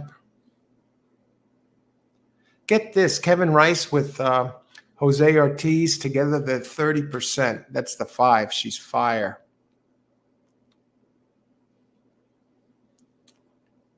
I'd almost go out on a limb and say either 4 or 6 this race. Let me look at the odds.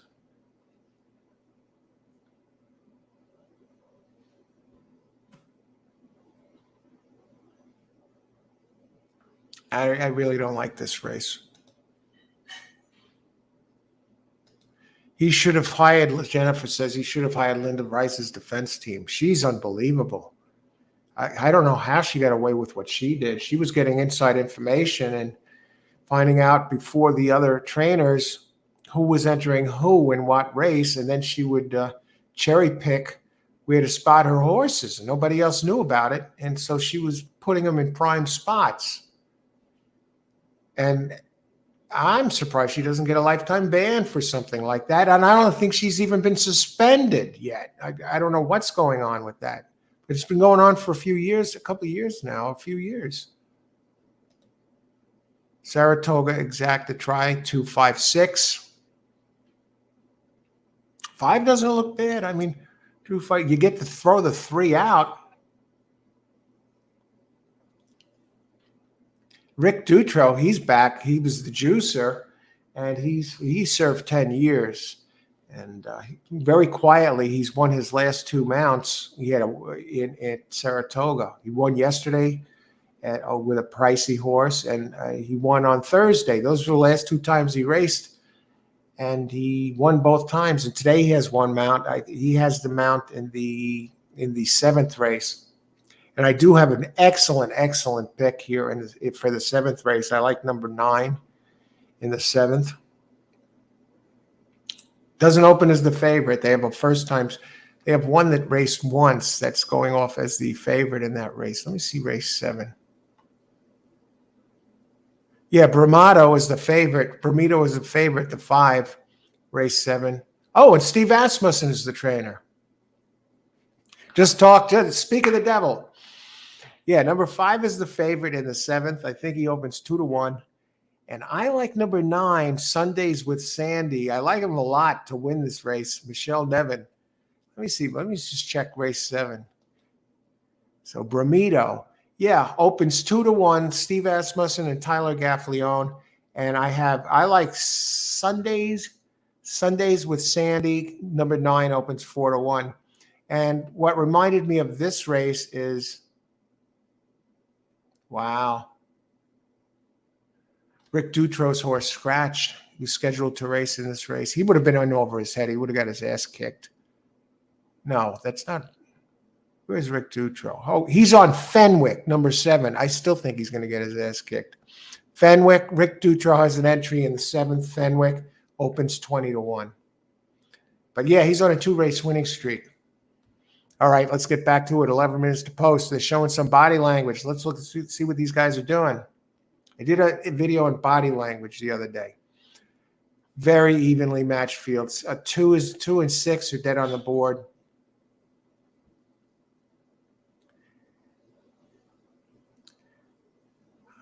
Four has the head up. Now the head's down.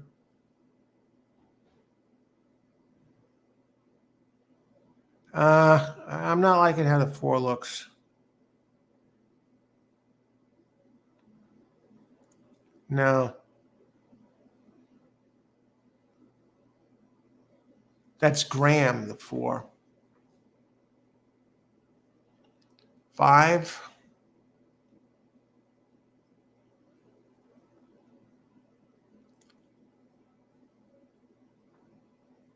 It looks better than the 4. That's all I can say about the 5. Heads up, good sign. See, look at that 5. He has nice stride, nice and loose.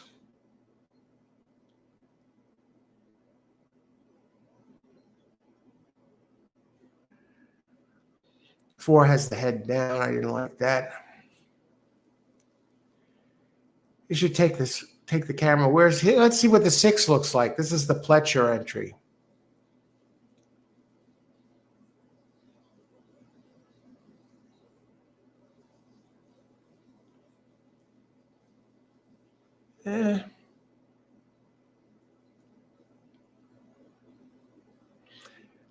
I haven't seen the 2 or the 3 yet.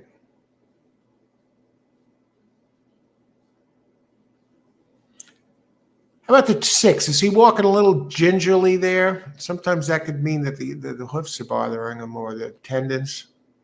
He's not a smooth stride there. Here's 2.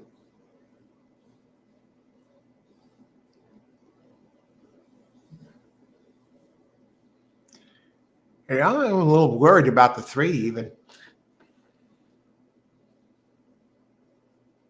5. 5 takes this race. Now 4 is starting to show a little bit of signs of life. Okay, let's see. Who else we got here? Any comments? Any thoughts? Good luck, Hiliberto. Okay, number 2 did have a workout of 4 furlongs of 47 and 60. It's got, I think the 2 has, here's my 2 that I like in this race. 3 and 2. In that order. I like 3 best and 2 second. I don't think it's going to be that simple. But I don't think I'd have any problem. I don't know why the 2 is 7-1 though. Now remember, these 2 and the 3 are coming out of Monmouth.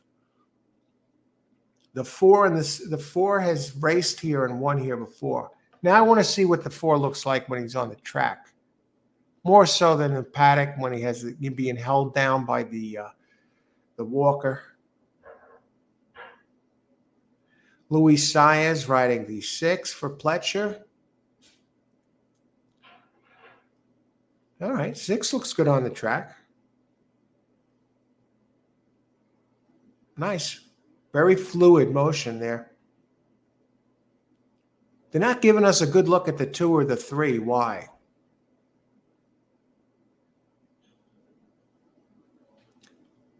Maybe they'll show it from the side first in a minute. Nothing like the New York Court of Appeals, Jennifer. Yeah.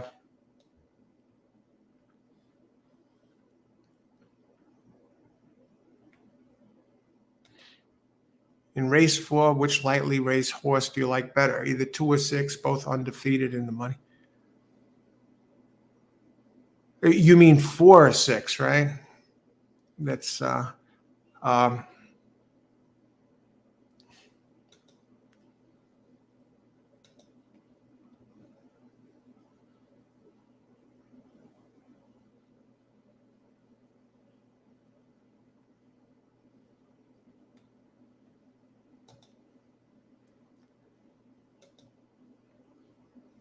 okay. 5 minutes to post. 3 is now down to 3-1. I guess that's Linda Rice's nephew. Gets Jose Ortiz. Well, the 5 is another one. I like the race 2 back.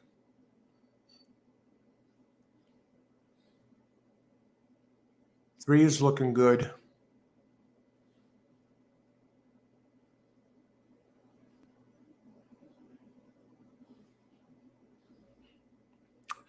I think I'm going to make this real easy here. Let me just look at this. Stick to my guns.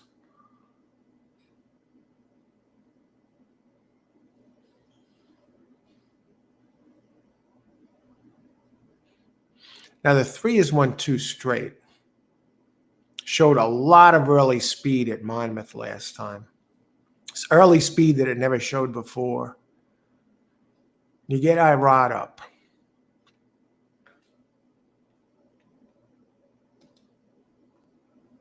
Okay, very simple race, folks. At least I'm going to make it simple for myself. I'm not. I mean, two. This is going to be the 2's third time in a row starting on in a stakes race. Second time in a row starting in a stakes.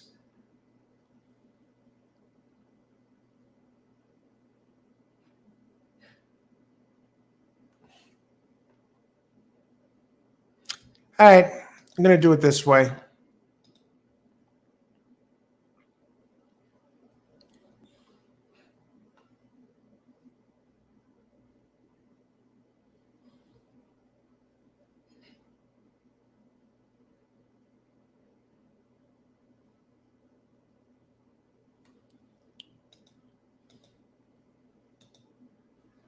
Still for 3 minutes to post. I think I'm leaning. I'm just going to go 3-2 straight exacta. I love the price I'm getting on the 2. I know it's not good on the board.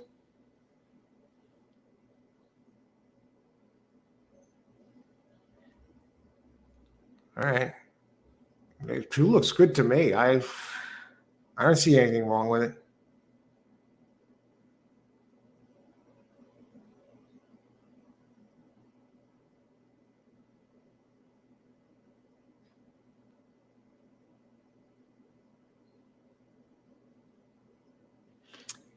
I can't believe 2 is 7-1. How is that possible?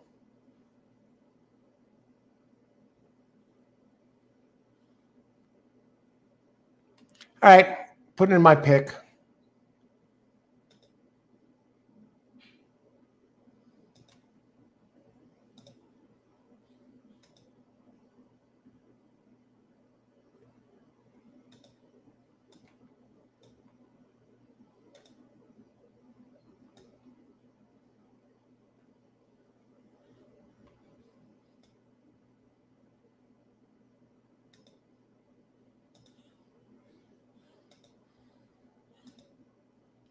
$1.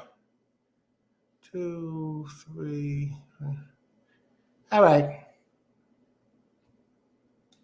How many minutes to post? 1 minute. Quinella, 2-3. Race 4. Quinella, 2-3. Getting a great price on that too. Hey, and if he pulls the upset, who the heck knows? Greg had the 2 in the first leg and have 3-4 in this leg. The pick 3 and 1-2-5 in the 5th. All right, good luck, Greg. That was a great hit on that 2 there. Have 3-4, okay, in this leg, and it looks good. And 1-2-5 in the 5th. I like 1 and 5 also. Best really, and the other 2 I like on the outside a little bit are 8-10. Let's see what they look like on the track. Good luck, Greg. You got this. Rosario, yeah, he was getting me concerned there, Terry, the way he was riding at Gulfstream over the championship meet. His head didn't seem to be into it, and it seems like sometimes they say sometimes he loses focus. And he goes into these dry spells, but he seems to be back into it now. Good luck, Greg. HVA, hey, I did 3 and 6 exact the first day, getting horses, so beginner's luck. Good luck, Hivoxvid. Good luck, Hivoxvid. Great job. Jennifer, 4563. Poor little old 2. Nobody is paying attention to him. 8-1 now. I got him. I stuck with my picks. I like 3 best going in and 2 second best. I'm not going to try and overdo it with the body language here right now. I'm going to stick to my guns. Would I had the winner if I just played 2 to win last race? It's the one I like best and didn't do it. Okay. Jennifer, 4, 5, 6, 3. Exacta box 3, 6. Okay, you get Pletcher in there. Exacta box 4, 5. Interesting. That's the one you want. And win 4, 5, 6. 4 and 6. I mean, 4 is the only one that's raced here before and won here. And I got the Quinella 2, 3. And we're approaching the gate, and it's a stakes race, so it should be a lot of fun.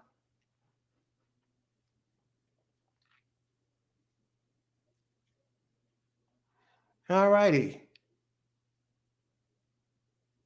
They're starting to move in. Good luck, everybody. Ice water in the veins.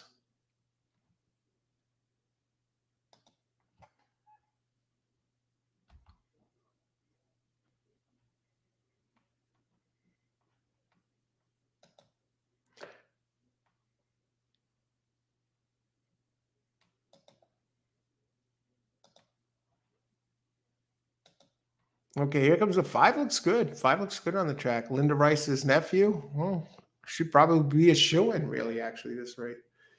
Oh, the one thing about the 4 also is the 4 is raced at this distance. I can't really tell if the sun's out there or what. It's okay, yeah, I get. All right. I'm just going with my 2, my big 2. I handicapped the races and then looked it over again, of course, after the scratches, and I landed on 3 and 2 second. And that's just playing it, but just for the heck of it. They're not that far apart in talent, so I did the Quinella instead of the Exacta.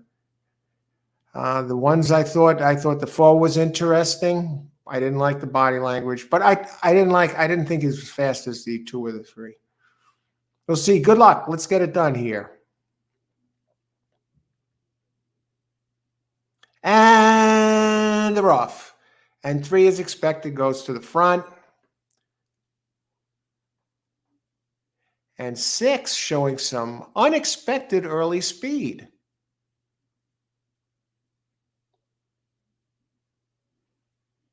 Look at this.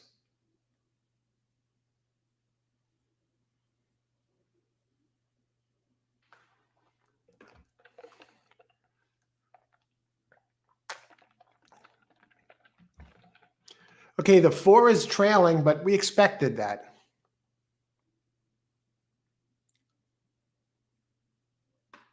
Tight race, folks. 2 swings to the front, challenged by the 6. Irod, if this 2 wins and you screw me, here comes 4.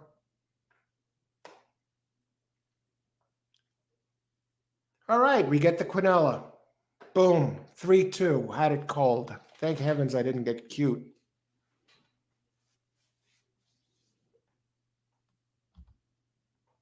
All righty.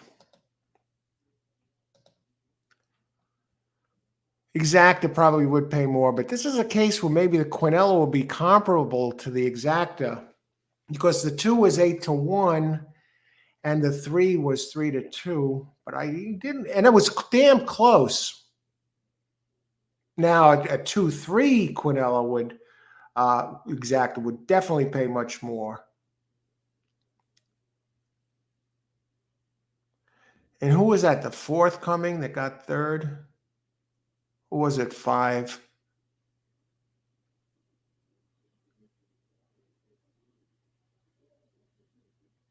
4. 4 actually wound up being only 2-1 there. All righty.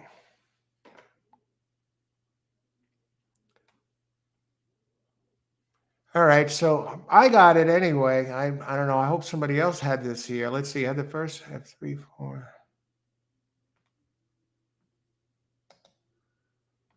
Saratoga Exacta try.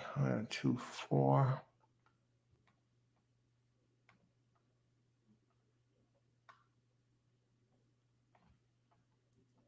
All right, we're on the board. Took the 4th race. And my top pick has won 2 out of 4 so far here. The 2 and the 3rd and the 3 and the 2nd and the 4th. So what do we got? Race 5 and 6 are going to be tough. We got first-time starters in both of those races. The horse I really like is in the 7th race, number 9, a 4-1 shot, facing Steve Asmussen's horse.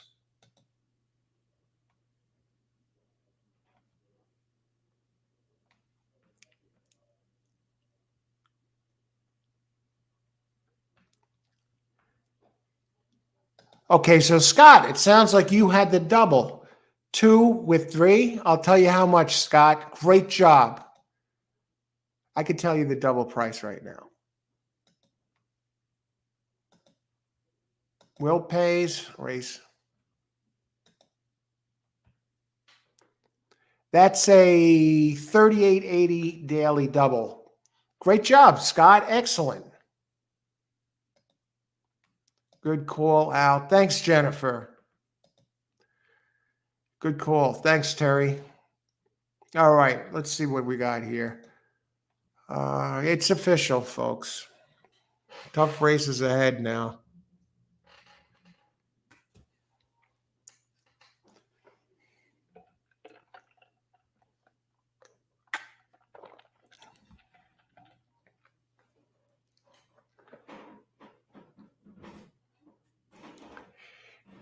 And that got really tricky for me because I started to get hung up on some of the other factors, and there's factors that burned me a little bit the past few times I've done shows, which hasn't happened that often, but I started to move off of the horses that I came up with after all the handicapping and change up and pass on my original play. I was toying with the idea of going 3 with the 4 or the 5 look good on the track. And I said, you know what? Let me just stick with who I like best. I only like the 2 and the 3 here, the 3 best. And I said, let's just stick with it and go. You could always add a horse, but you don't want to be second guessing. At least I don't. I don't want to be second guessing myself when I'm making the right pick initially. And I've had winning days 2 out of the last 3. Yesterday, I finished a little bit down after starting the race with a nice daily double.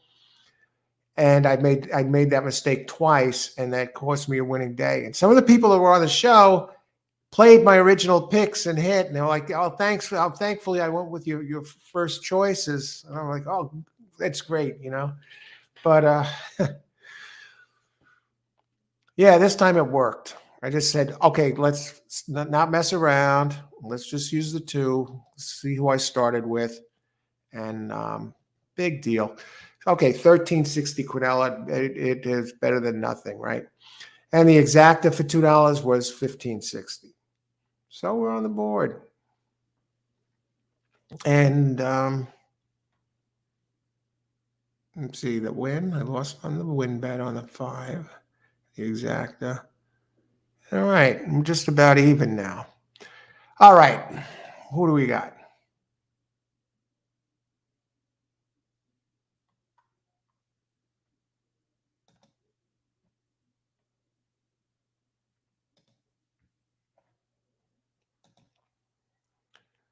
Okay.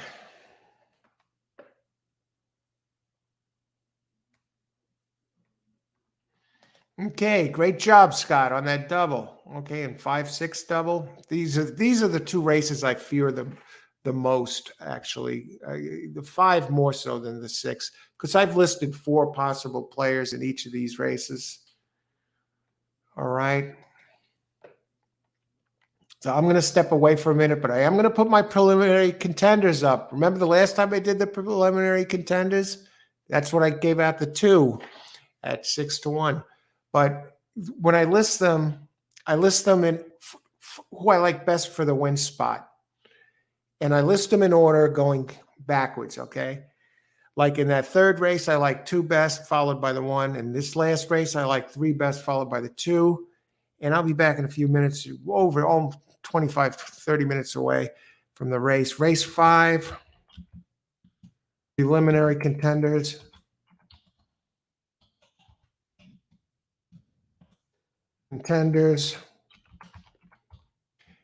And Here's the thing. I'm torn between the 1 and the 5. It could go either way, folks. You got the Chad Brown firster and the Todd Pletcher firster. I believe in this race, yeah, one's out of Into Mischief, and the 5 is out of Candy Ride. I mean, both of them are great sires. You got jockeys of Rod Ortiz on the 1 and on the 5 sires. And the opening odds on these 1 and 5. Yeah, they're, one, they're going to, of course, lean the 1, but I'll just list in an order here.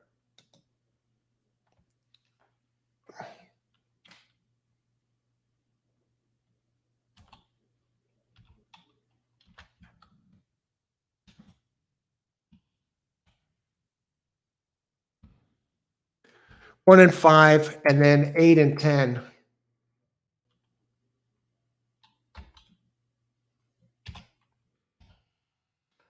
All right. My group is, hey, Bob, how's it going? Bob Builder. My group is heavy on the 4. All right, we'll take a look at that in a little bit when I get back. Thanks for sharing that, Bob. Let me just bring up the 4 for a second. Is that a Teresa Pompey?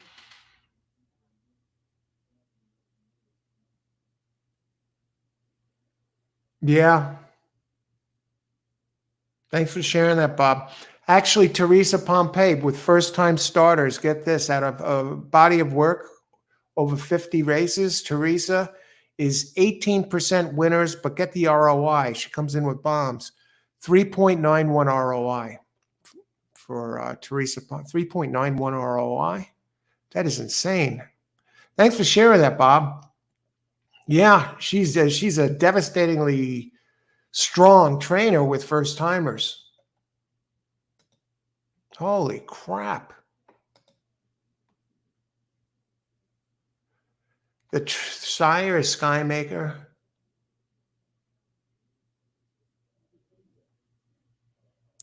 Yeah, first time out. Maiden special weight.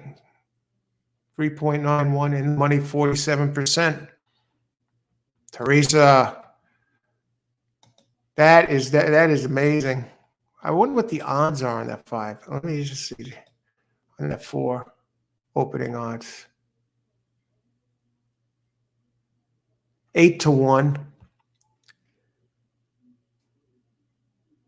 Overall, Teresa Pompey is 24% maiden special weight, 19% for the year.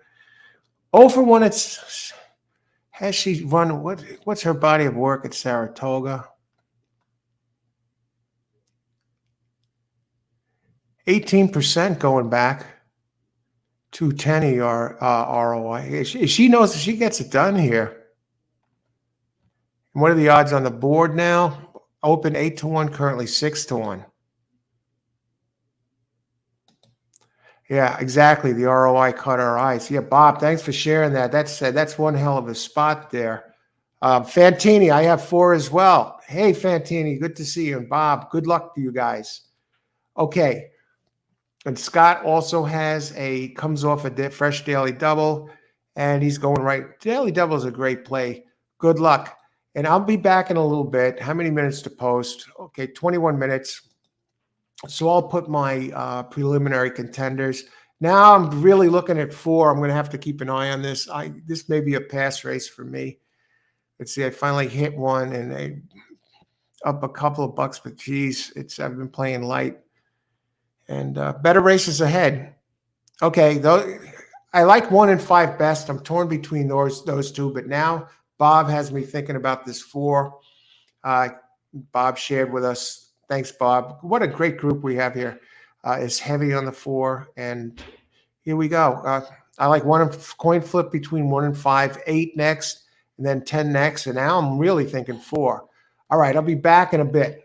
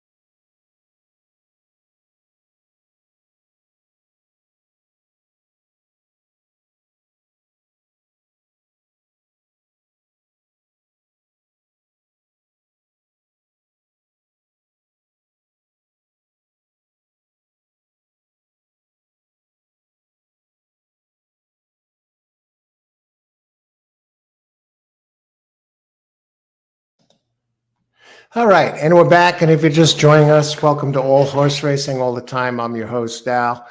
We're entering almost the halfway point of the card. Interesting race here with a bunch of first-time starters with devastating trainers that win often with first-timers. So this is going to be a tough race. So let's catch up. I have four. And we'll catch up here. Jennifer, all overall, Pompeii is 7%. With all firsters and 0 for 14 on the year. Pompeii. Which one is Pompeii?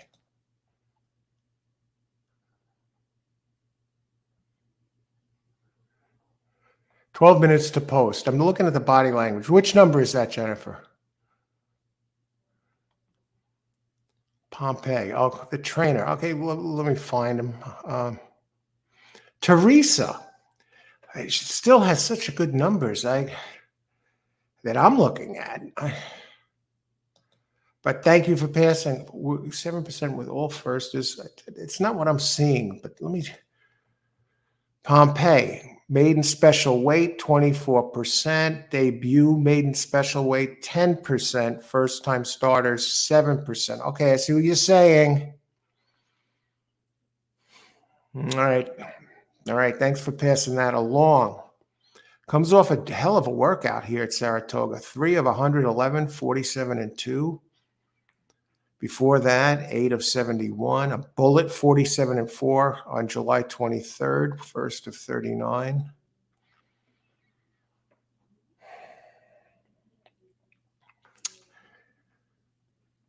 Okay, something to keep in mind. 154 box for me, Bob. Fading the 6. She's much better second time out.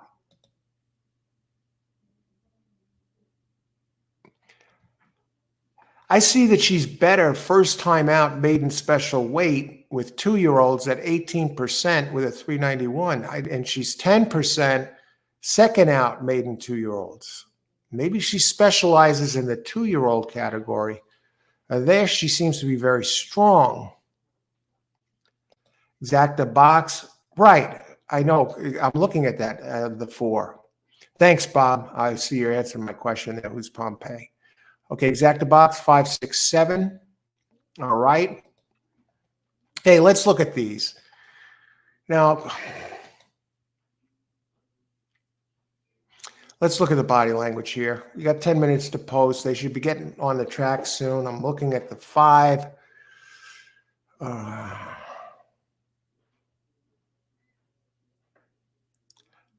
I'm not overly impressed. The head down.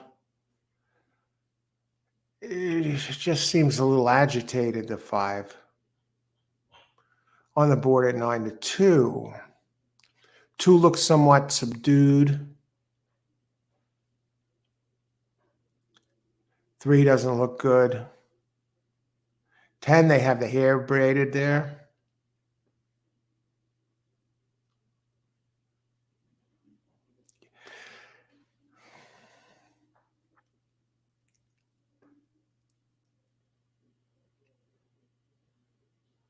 You want the horse to look relaxed. I did a video yesterday. If you go to my video page and you could click on live and then click on videos. I did a video. It's about 18 minutes long. It's about body language for the horses.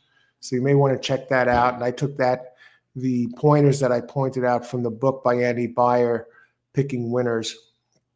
Both Andy Serling and Maggie Wolfendale picked the 6, followed by, they both picked a 6-1 cold exacta. Andy also, Maggie went 6-1, 10-5, and Andy went 6-1, 9-5.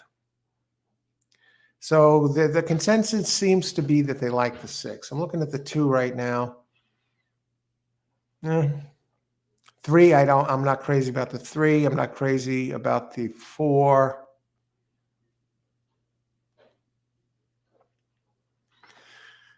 All right, let's take a look at number 6, Muni Rocket. Okay, William Mott.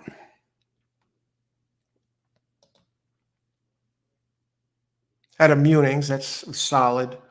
And Mott is one of those trainers that likes to win better, more second time out. I'm not sold on the 6. Let's look at the workouts of the 6. 1 and 5 have better sires. Catherine Wheel, maybe this is Brown's race. 6. William Mott, Bill Mott, he's 15% here at Saratoga. Junior Alvarado up 10%. Comes off a nice work. And this is 6 furlongs on the dirt. 136K purse. For maiden fillies, 2-year-olds, 119 pounds carrying all of them.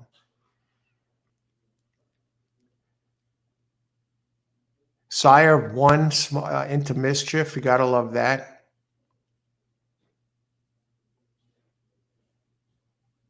A 725K purchase. Gets Irod Ortiz.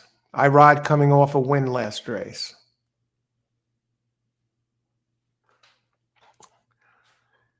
Let's look at that 7, Madame Leota.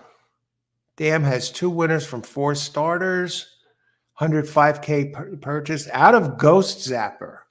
You're getting speed there. Manny Franco aboard. Manny Franco rode that 2 to victory in the 3rd at 6-1. Maiden special weight, though, Jose Jimenez. First-time starters, 0 for 13. Debut maiden special weight, 0 for 11. Does have a bullet workout at Belmont, 47-3, 2 back, August 4th. That was Ghost Zapper. How won the Horse of the Year the one year, the Breeders' Cup Classic in what year was that? 2004.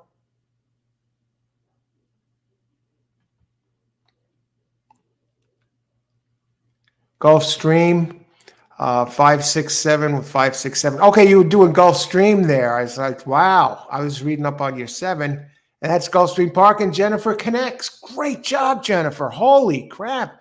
$30 winner and $100 exacta. Jennifer, you did it again. Great job. Using 1 with 8 under in spots. Okay, good luck, Terry. Yeah, 7 is scratched here. Thanks for that. I'm reading about it. Thanks, Hivak. All right. What am I going to do with this one?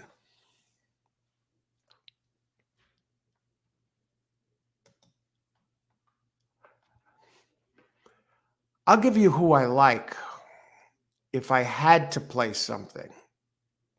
But I'm passing on this race. I don't have a feel for it. I'm a little concerned. A bunch of these in here look like they can win. I think 8, you're getting a great, even at 9-1, so 8 is taking money.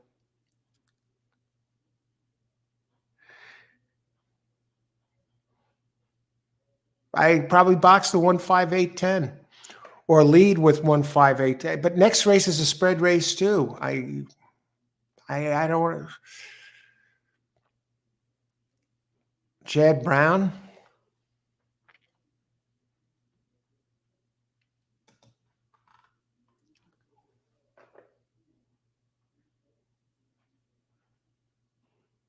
The workouts, Chad doesn't work them especially fast, though.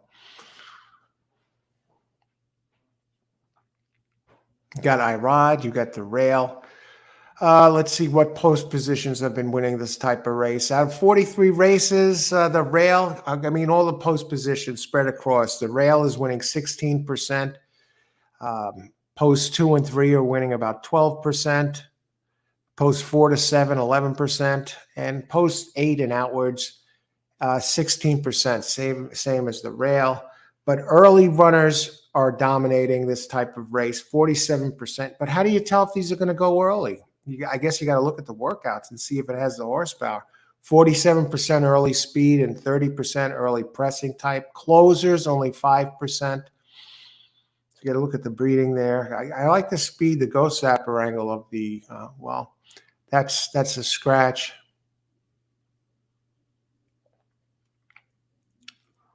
Workouts of the 4 are very strong. Sky Mesa, Discreet Cat. I'm looking at the breeding of Brook Mesa. I didn't like the way the 5 looked exactly. So if I had to play something, 1, 4, I just like the percentages of the 4.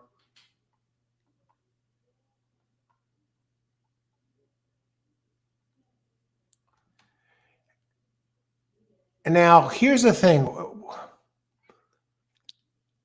I'm looking at the 9. It ran its first race on turf. Chad Brown. So what I'm going to do, I'll go 149 here. It has some experience. I'm not betting it, but this is, if I were playing, this is the shot I'd take.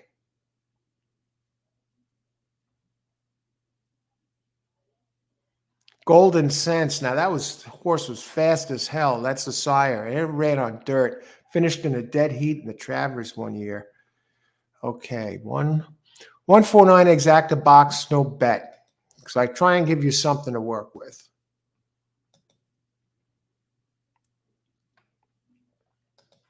That 7 in Gulf's Free Smoke was amazing run for him. Wow. Great job there, Jennifer. Fantini 4 to win. Good luck. Hiya, James. Welcome aboard. The Paz had a winner in race 1. Hopefully a new batch of hay in the barn. Good luck today, James, David, Feist, Koken. I'm getting 22 to 1 for the 8. Going to splash the 8. I had my picks that I had initially. 1 and 5 I like best, and then 8, 10. But I'm looking at Chad Brown. I like that the 9 did run once and gets Pratt up. Maybe the others are cold. Maybe it sneaks in there. Bob, great odds, Bob. 481 box. And Hiliberto, exacta trifecta super box, 3156, win place 3. Okay, good luck, Hiliberto. That 4 is down to 5 to 1 now. Okay. Jennifer. Race 5, 5, 8, 6, 3. I'm going to go look at this 5th race for a second. I got to go back and see. I liked 8 and 10 as the 2. Horacio Paz, he does win early.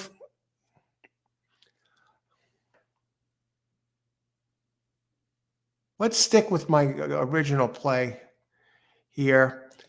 And blind bet, all right? Because these are the ones I gave out as my preliminary contenders, and I'm going to stick with that because I did look at all of them. 4, okay, good luck. 148 locked in. Okay, race 5.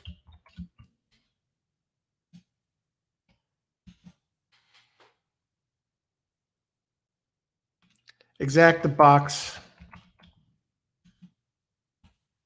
Actually, I'm changing one thing. I'm going off the 5 and onto the 4. Exacta box. 1, 4, 8, 10. I didn't like the way the wager, though. Okay, I let you know the deal.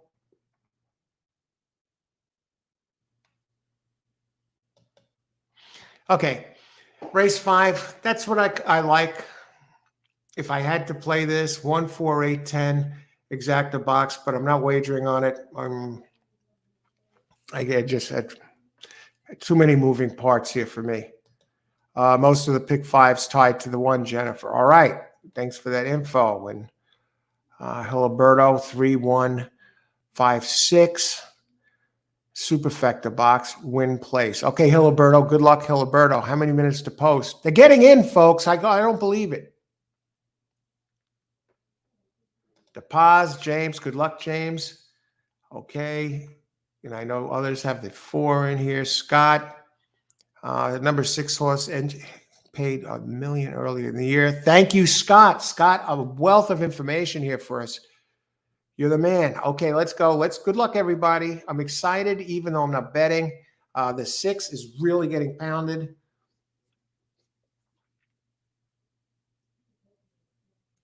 One, 4, 8, 10. Look at one dead on the. Everyone's dead on the board. Why is everyone jumping on the 6? Let's see. That's a bad sign. 4 doesn't want to get in. This is the perfect type of race where you get bombs coming in. All right. Good luck, everybody. Let's get it done. Sun shining at Saratoga. 6 really getting pounded at the windows. And Gaz Company on the front end is 3, 4 of them scattered across 9. Here comes 10 zipping up the outside. 10 takes a lot of late money. Whoa! Where's the 1? 1, 4, 8, 10. Exact the box. Where's the 4? 4 is starting to move. Look at 4. Holy crap. 4 is moving on like a locomotive on the outside. Here comes that 6. Muning's rocket. And 1 coming up the rail. Now, it looked like the 6 took a funny step there for a second, but I don't know. Let's see. 1 cuts the corner and turns for home. And 5 is coming. Here comes 6. No, come on, 1. Keep going. Look at this. My original exacta bot, my original picks, 1, 5. I didn't bet it. 5 wins it at 5-1. I just take my first 2 choices and box those. It's not that simple, but at least my picks are on. I said I like 1, 5 evenly best. So I've picked the winner with my preliminary plays, 3 out of 5, 60%. But I had no bet here.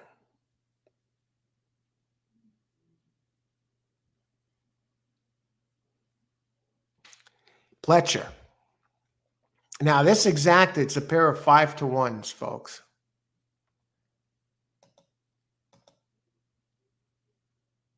And that would have been a nasty bet too, because I would have made that error again, changing up from the 2 horses I like best, throwing out the 5 and plugging in the 4. Good thing, God, because that I wouldn't like that at all. Okay, and 6, 5-2. Who got this? And there we'll go back to my picks earlier. Where are we? We've got to slide back there. I hope some of you stuck with what I have. Let's see.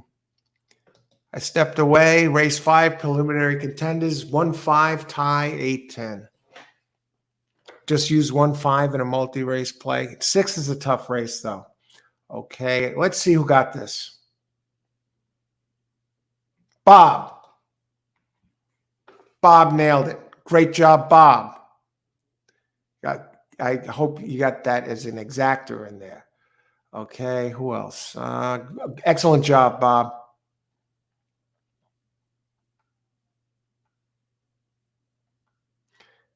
That was a heck of a fold by the Chad Brown's 1 there.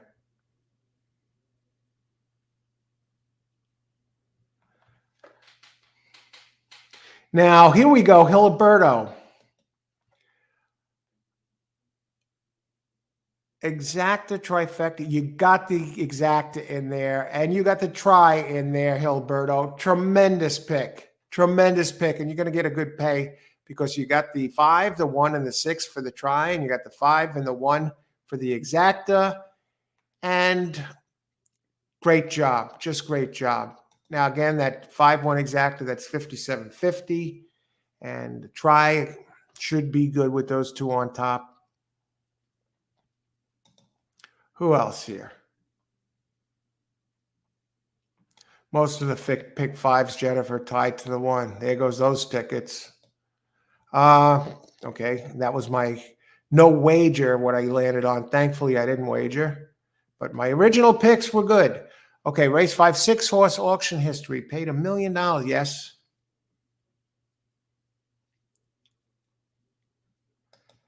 Okay, great job on the pick 3, Greg. Beautifully done, Greg. So what did we hear? We're waiting on some prices here.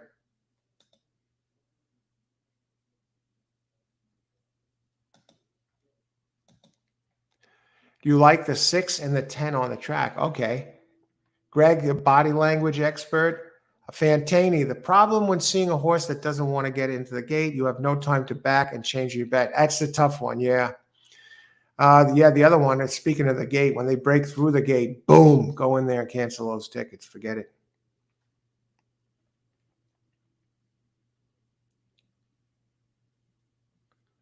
Jennifer, yeah, down, really down on Pompeii. Teresa, $13 winner. 5-1. Let's see. 5-1. So my daily double is alive into race 6. So daily double to daily double 5. You need 311. All right. Good luck. All right. Scott has come off a daily double. Saez giving Irad a riding lesson. Saez right now is second in the jockey standings. Yeah, Shock Chad didn't bring it home. That was a bad fold. I mean, one looked like he was gone, but okay, that 50-cent try, 441, but the $2 exacta, 57. I thought these prices would have been a little higher for the exacta. A pair of 5-to-1s, only 27-to-1. Somebody knew something, folks. All right, on to race 6. On to race number 6.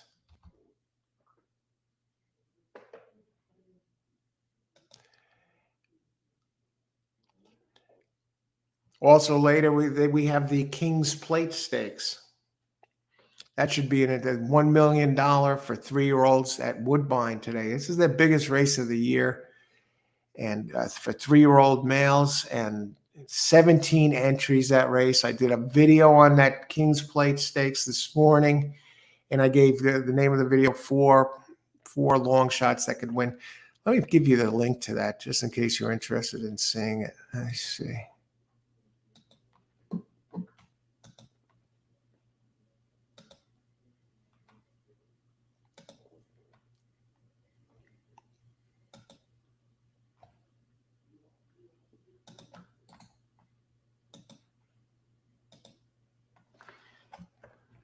Okay. See, Bob, yeah, Shock Chad didn't bring it home. King's Plate prediction video. Give you 4 long shots there.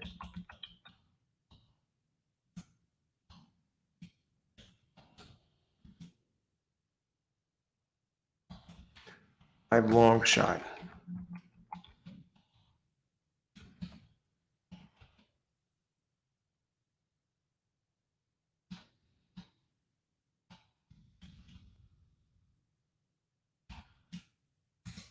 I made this and released it this morning. You could skip my analysis there. And it's not a long video. I think it's about 12 minutes long. Maybe something to watch between races, but there's my screen hung here. Oh, there it is. An error occurred on YouTube. This is usually temporary.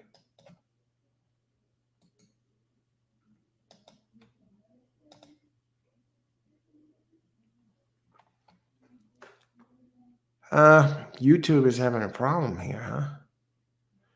How's it? Is another error occurred? Are we frozen or?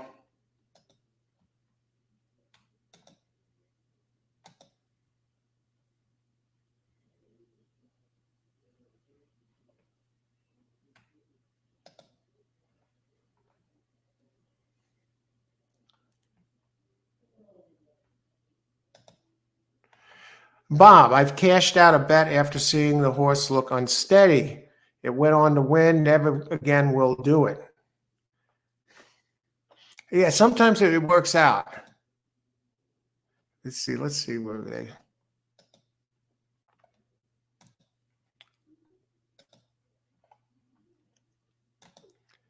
Let's see. I've got an error a couple times here trying to post something. Yeah, I'm getting some sort of an error from doing a post. Let me do a regular post. Make sure I can do that. It seems to be a YouTube problem. Okay. Test. Race 6 coming up. Another tough race. I'm not able to post here at all. Somebody try posting something.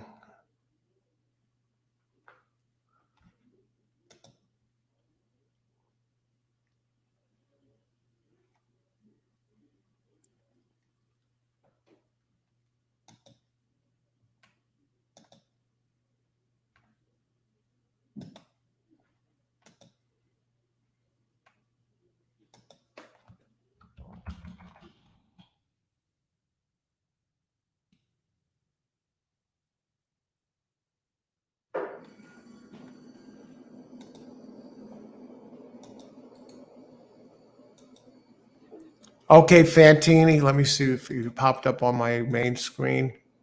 Not frozen here. I think let's try it again. Let's try this. Okay, thanks for the feedback, Fantini. There we go. Now it's up. That's the link to the video I did this morning on. It's only 12 minutes. I gave 4 long shots who I believe can win that King's Plate Stakes at Woodbine today. And that race is scheduled for, I believe, 5:39 p.m. Eastern time. 17 entries, 1.25 miles on the all-weather track. So that's for the King's Plate if you want to see that.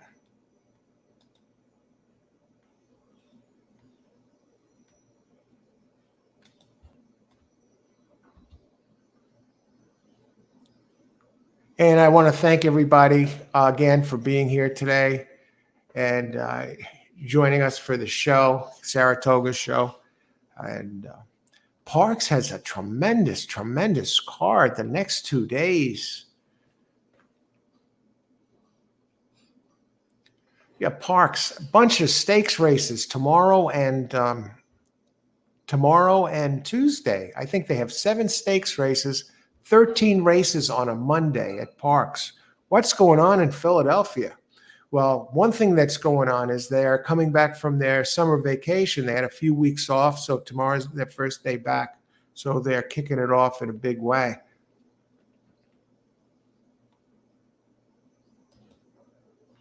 See, race 6. Most horses in race were bought at auction.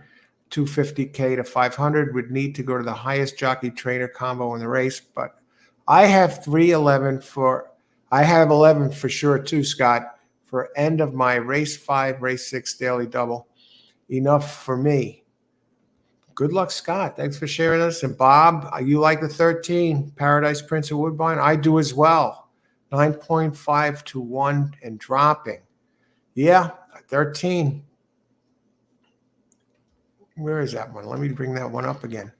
Isn't that the Cassie horse? Yeah, Mark Cassie.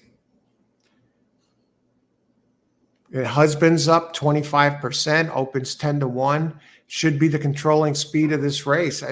That one's going to be playing catch me if you can. Opens at 10 to 1 here, Bob. Okay, on to the next race. So yeah, some exciting racing coming up. And in the next race, we have that horse where it's actually the horse I like best for the day, the 9. And Steve Asmussen, everyone's sweetheart, has the big favorite that race, opening at 2 to 1. But he's probably going to be the controlling speed, and he's stretching out from 7 furlongs. So it could be a little bit of a tricky race. And Rick Dutro has a 20 to 1, his only entry of the day, number 7 in that race. It's going to have to move forward, that Dutro horse, to have any impact, but I don't see it happening. Okay, let's bring this up. This is race number 6. Let's talk about it. as we kick off the second half of the Sunday card. Race number 6, 1 16th mile inner turf. It's a tough race too. Maiden 136K for Philly 2-year-old. A lot of Philly races today. 2-year-olds, weight 119 pounds. I landed on 8 and 10 best. 8 followed by 10. And then a kind of a coin flip between the 5 and the 6. It's mile and a 16th on the inner turf.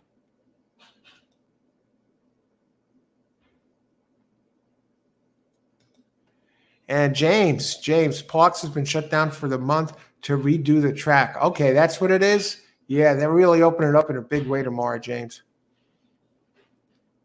Today, tomorrow, and the next day. Lead out of the gate and to the end. Woodbine will be big. That's what I'm looking for. Johnny V on grass. Does he have a good chance? Johnny V's in this race. Let's take a look. Okay, we'll start.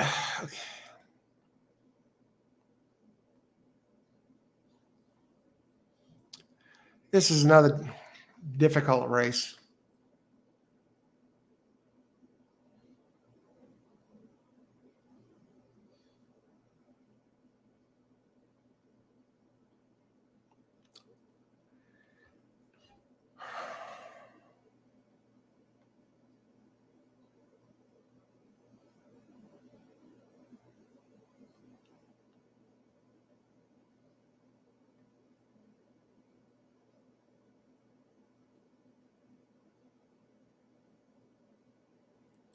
I don't like the 2 Causeways Jewel. Well, I had a horrible, to front. I guess it showed some speed and then stopped. And now they're using him on the turf. Anthony Dutro, Rick's brother.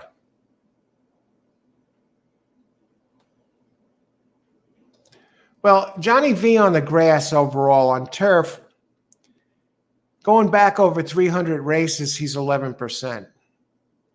Let's put it that way. With a 1.24 ROI. Good breeding, more than ready.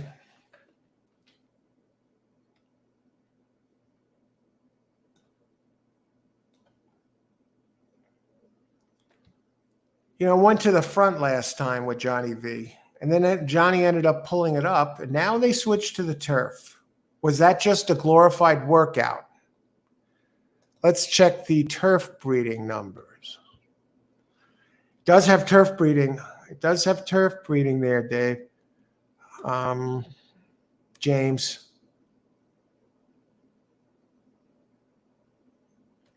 Does have turf breeding.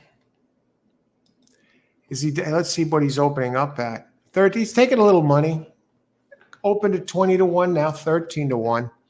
As far as scratches go, we don't have any scratches this race, so that's good.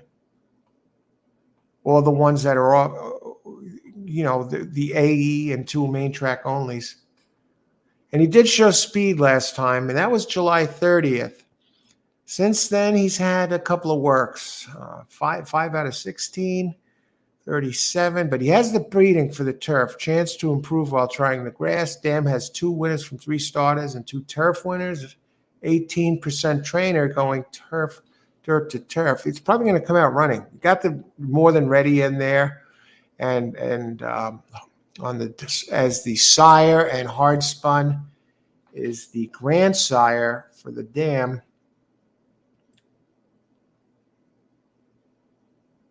Yeah, he just pulled him up. He was leading at the first call by a length. So there's no class drop. In this race, who knows? He has the breeding. Not impossible. He's taking money. 13 down 7 from 20-1 to 13-1. Speed kills, right? As they say. I liked the one I landed on was number 8, Mott Williams, Lamorna. At least, I think 8 is the one to. I may just bet this one to first, second over my other three. Have some fun with this. It closed well. Into the stretch was 4 3/4 back in sixth, and it finished fourth, only 1 1/4 back, and he got squeezed at the start. Muning's the sire. Louis Saez up, comes off a bullet work, 35-1 on August 16th. 3 furlongs. Hell of a, I like that. Yeah, that one stood out as the one with the experience. And the other one I liked was 10, Snow Dance. Now, Snow Dance has a little early speed. Lamorna has pretty good early speed too, at least when compared to these. Snow Dance showed a little bit of speed. And that's another one. So I'm leading with the ones with experience here to get it done. Maiden special weight race. But Snow Dance, we know, can get the distance. Lamorna went only 5.5 furlongs last time. But this one, Snow Dance, Kevin Rice, the Linda Rice's, I guess, nephew, or he borrows Linda's jockey, main man, Jose Lescano. But get this, Kevin Rice, they're showing his stats. He's yet to win a race here at Saratoga. But I like the 7, the 8, the 9 better, and the 8 better anyway. Anything would happen, I would lead with 8 on top. I don't think anyone's going to pop this one, except for maybe Snow Dance. But Kevin Rice, because Snow Dance can get the distance. And it did run at this distance and was leading into the stretch and finished third, only a half a length back. So I think I'll use 8 and 10 in doubles. And the other two that I was looking at 5 and 6, they're absolutely dead on the board. Growth rate from Chad Brown. How many times do you see Chad Brown at 12-1, open 5-1? And 6, the Pletcher firster, Good Night My Angel, 6-1. I got to mention him because, Chad, of course, he wins early. First-time starters, 20%. The works don't look that good. Into Mischief and Good Night, My Angel. Now the 6, they both 5 and 6 both have good turf breeding, and both trainers win early. Pletcher, of course. You got Mike Rapoli, the owner of the 6.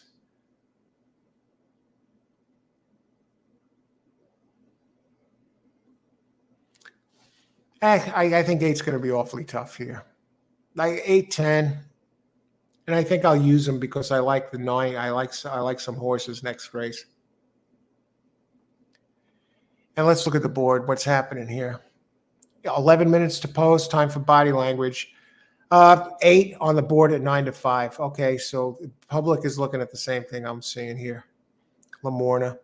And Snow Dance, I think, might surprise if he gets the distance.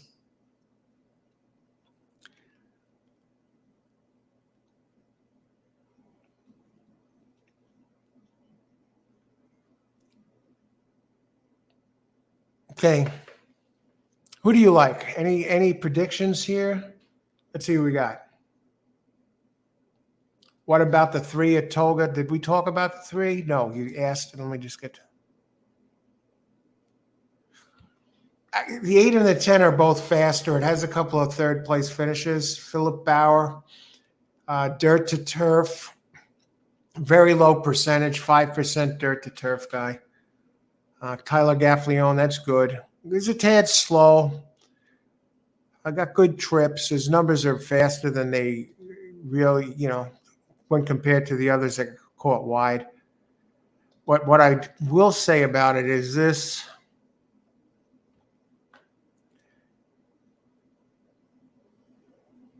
Does have good turf breeding. Justify Justify's been a terrific sire, and it has Irish turf breeding on the dam side. Trainer is Philip Bauer, 13% trainer, 15% trainer here for the meet. Gaffleone, you always a force to be reckoned with. It closed very well last race on a sealed track, which is kind of a good sign. It says if there's some moisture on the track, it kind of maybe translates to the turf a little bit, but has excellent turf breeding. It's just, it has every right to improve, only making its third start. Certainly not impossible. We know it can get the mile.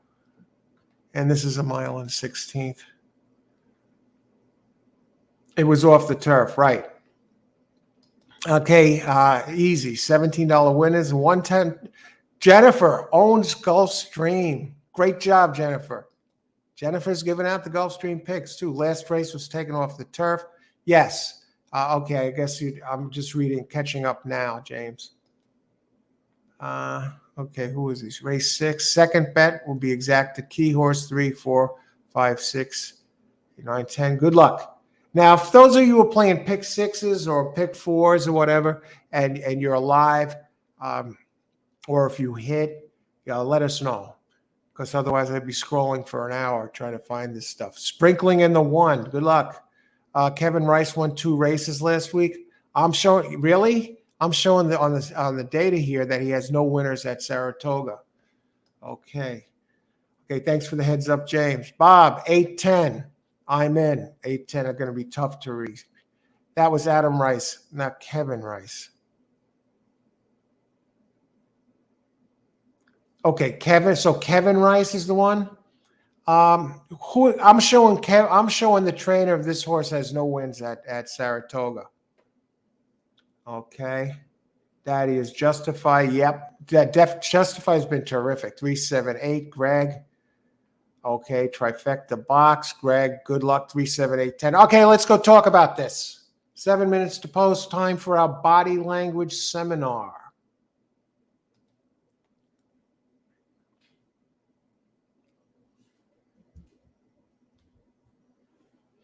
And again, anybody wants the link to Adam Rice, not Kevin. Okay, 3-7-8-10. I mean, if I had the single one, this is you'll maybe want to check this out before the King's Plate at Woodbine today. I made a video, 4 long shots that can beat the 2 favorites. It's about 12 minutes long. You could thank me after the race. Okay, let's see. Body language. 12. Okay, 8. 8 looks good on the track. 8-5, no surprises. Oh my God, look, what a great looking horse. 4 minutes to post. Video freezing. I'll tell you what, the Chad Brown and Pletcher entries, taking no money at all. It's really going through. The Pletcher is taking a little bit more. 5, I don't like the way he's holding his head there.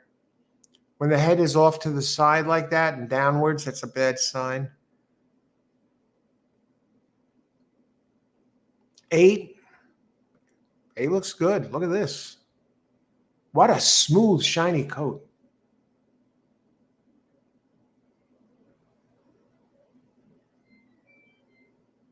Am I going to make a play this race? Yes.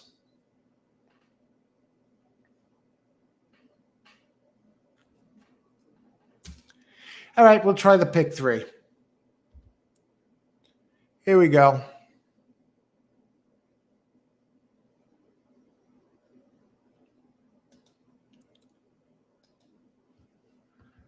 Race 6.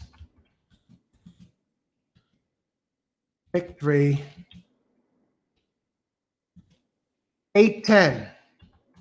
Just in case the 8 doesn't have it. 9-3. I mean 3-9. I'm going against Steve Asmus the next race. I know he opens on the 5 at 2-1, but I'm going to go 8-10, 3-9. 9 is the one I like best. And race 8. Let me just make sure there are no late scratches before I screw around with this. So I'm actually in this race with a pick 3. Okay, race 7, make sure there's no scratches. Okay. Sandy's Sundays with Sandy, number 9. And the 3, Pledge of Allegiance, I like. That opens. So 3 is a 6-1, 9 is a 4-1. And the Asmussen favorite, number 5, Bermudo, is 2-1. And in the 8th, excuse me, Chalk Eater, folks, 2-7. I like the 8 a little bit. Let me just check. No.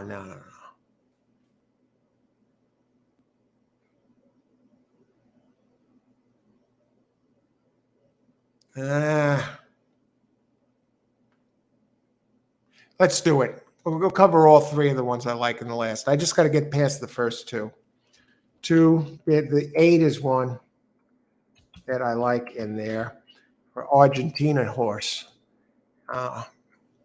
It's 9-2 for McPeak. Okay, and none of them are scratched.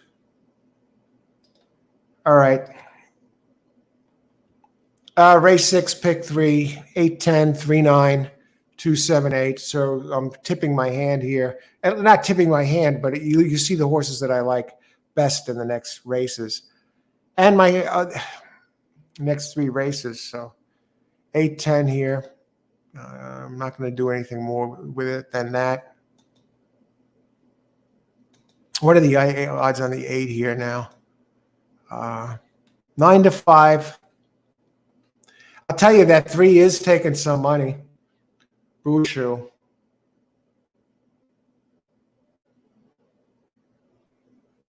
And the Johnny V horse, a little bit of money. You know he's going to show some early speed, but you got that 3.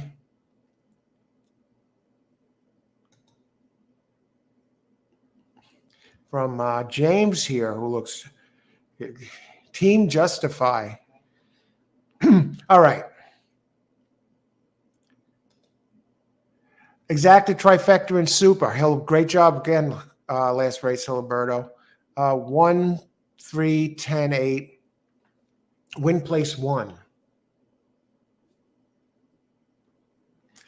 What's going on with the 1? Let's take a look at Hiliberto's 1 for a second. Chad Brown again. Flavian Pratt out of Midnight Loot. What a great sire. What are the odds on the 1? 11-1. Anything can happen in this race. Okay, Saratoga, race 6. 10, 7, 9, 2. Exacta box 2, 6, 7, 9, 10. 2, 6, 7, 9, 10. Jennifer is on fire here. Gulfstream Park. Could be some rice juice left over for Kevin. Keep it in the family, right, Jennifer? Picks race 6, pick 3, 8, 10. This race I need. Okay. And Jennifer 10, 7, 9. Okay. The same thing, 2, 6, 7, 9, 10, and 2, 6, 7, 9, 10. All right, good luck, Jennifer. Greg, pick 3. They're heading onto the turf. 2, 3, 8, 2, 3, 5. Okay, 3, 8. You got the 8 in there. The 3, Justify. And good luck. Okay, good luck, Greg. And Greg, 7 and 8, both missed the break in the last race. And you, okay. Thanks for playing that. Al, are you playing Woodbine? Blakeney, I'm just doing the box. I put a video out. I'm going to play a 4-horse box at Woodbine for the Exacta. I'm not playing it now. I do have a video out there, Blakeney. If you want to see it, you have my long shot picks, 4 long shots that can win the race. Check out that link. You playing it? Okay. All right, you've got to be getting close to post time now. Good luck, everybody. I could see something happening here and some bomb coming in, a first-time starter. Seriously, I could see that happening. This is wide open. We have 1, 2, 3 first-time starters. Okay, it's not that bad, but 2 of them are from Chad Brown. So This is the type of race where Brown comes in with a real big bomb. 5 and 6 are starting to drop as they head into the gate. They were both odd. Now, 6 is the Micropoli-owned mineral water billionaire. He had the Belmont Stakes winner last year. All right, they're in the gate. Good luck, everybody. Enjoy the race. Ice water in the veins. Even keel emotionally. Same expression on your face. If someone takes a picture after the race, whether you won 10 grand or you lost your house or paycheck. Ice water in the veins. Good luck.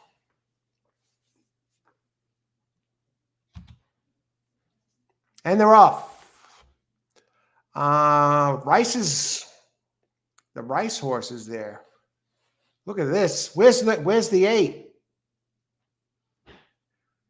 Snow Dance. I can't believe Snow Dance is 9-1. 5 taking money. That's the Chad Brown comes down late. He dropped about 4 points. And Candy Lover leading the way.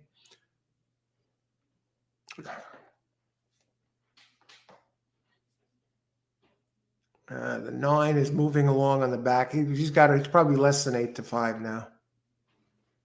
The only thing about the 9 is he ran a sprint race. You don't know if he can get the distance.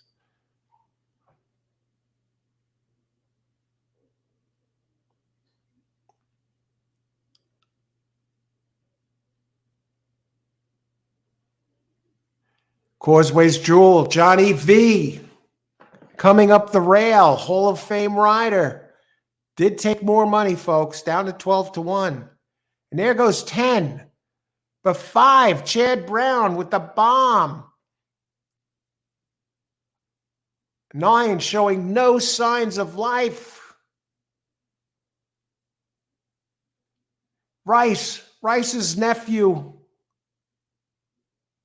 Come on, man. Don't hang like that. 7, memorialized. We're going to get beat the tough way. Knocked out of the pick 3 at the last second. Oh, brother. Here comes 1. Chad Brown again. 7-1. What are these prices going to be? All right. It was fun while it lasted. 9 turned out to be the biggest wash. What are the odds on 8? I mean, 8. Did 8... I was rooting for 9. It was the 8 horse I wanted to win. Where did 8 finish?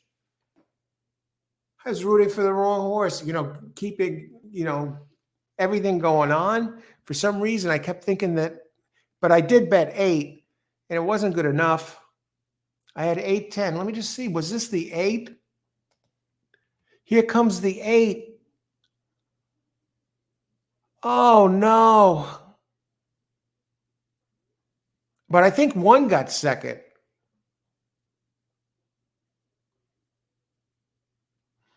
I was actually rooting for the wrong horse. I was like, holy crap. I said, that horse stinks. And I thought it was the 9, but I had the 8. So, and 10, and Rice's nephew stinks. His ineptitude at Saratoga continues.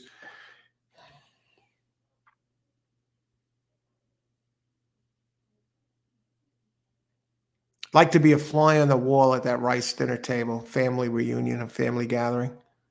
Okay, 6, 7. That's a 6-1 over 11-1. And I hope some of you have this. Let's go check in. I hope there's some happy campers here.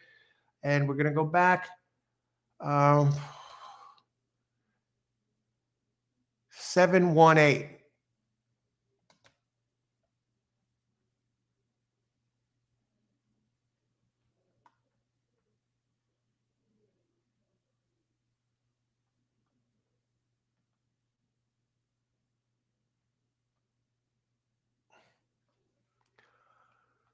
All right.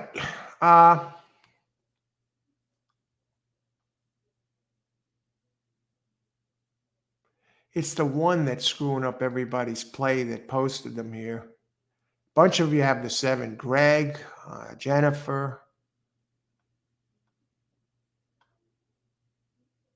Rich Lane liked the 10. Look good, Dead Rich. I liked it too. I loved the 10. Oh, I didn't love it. I loved the 8 is the one I loved. But I like the 10 second best.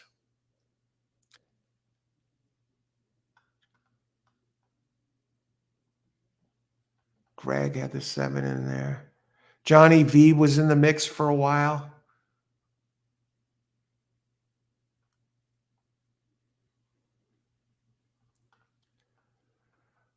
Okay, I think we got him covered here. One screwed it. Johnny V, he stopped again. He looked like he was coming like a train there. The 8 was nowhere. Wow. They talked about it missing the gate. That's what happened. Jeez. You probably would have won if you got a clean break. All right. A little motion, $15 winner. At least I got half. Okay, great job, Jen. Good thing you got that one in there. All right. These just get something back. Not bad. Not bad. Nice. What was the payout on that 7? 6-1? Memorialize?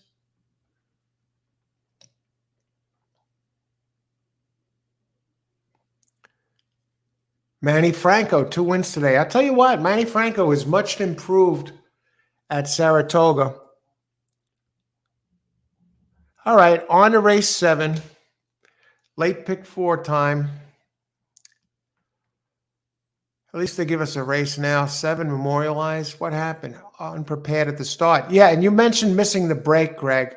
I see that now what you're talking about. So that you could throw that speed figure out the window. And that 7 definitely fit the race then. Lost the irons. Thanks for sharing that, Greg. Was getting so close to post time. And that 7-1 exacta, $120? $120 with a 6-1 over an 11-1. I'm telling you, these prices here are not thrilling me.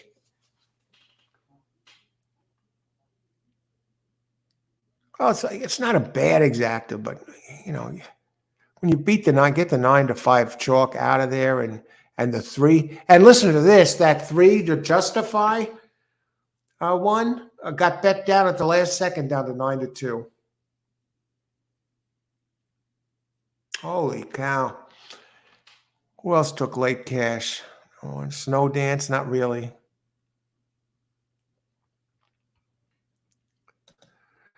All right, 4 races left. And then there were 4. There it is. There's Greg's comment. I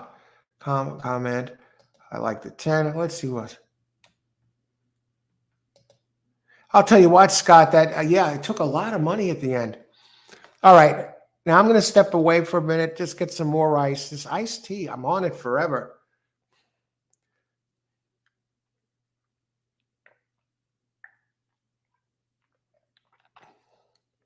Oh, that's good.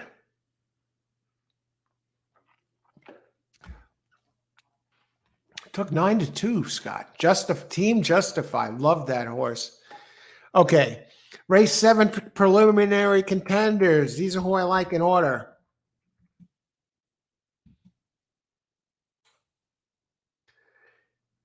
I'll probably just box these. Now, I'm not saying this is preliminary contenders for the win, okay? Doesn't mean it's an automatic exacta box.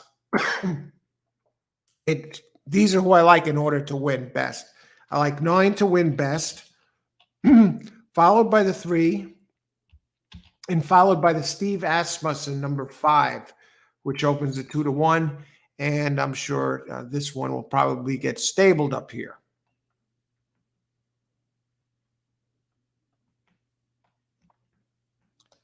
Yeah, that 9-2, that's crazy. I guess they're looking at the breeding. Yeah, Manny Franco, Havac, yeah, he won twice. He's in the next race too. Next daily double, 7 and 8. My pick of the day today, Scott, is the 9. one that really jumps out, but good luck.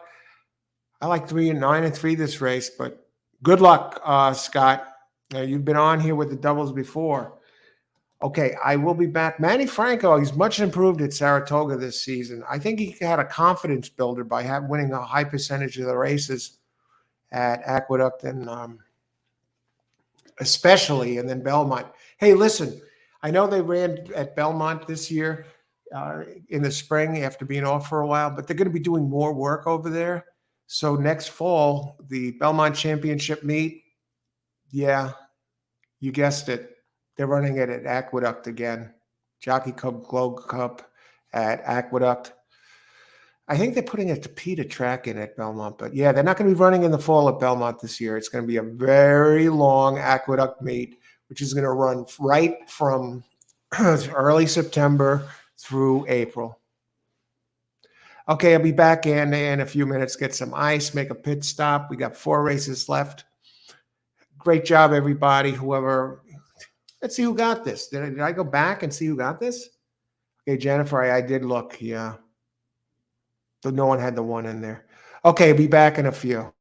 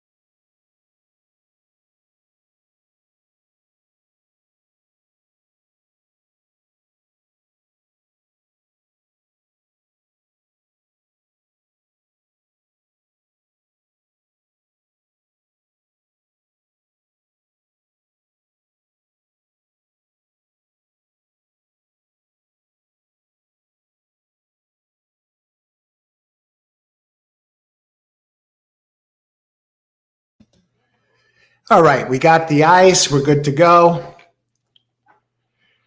Bigelow green tea, mint flavored. Oh, it's iced tea. Okay. And Frankie, what's up, Frankie? King's Plate. I have the 15. That's one of my long shots, folks. King's Plate. Good luck, Frankie. Definitely has that one. That number 15 has a shot. Good luck, Frankie. Good to see you. Long time. Long time. Good luck in that King's Plate. Yeah, we're going to switch over and cover the King's Plate when that race comes up. That takes center stage, folks. No doubt about it. Okay, how many minutes to post? 18 minutes to post. Still plenty of time.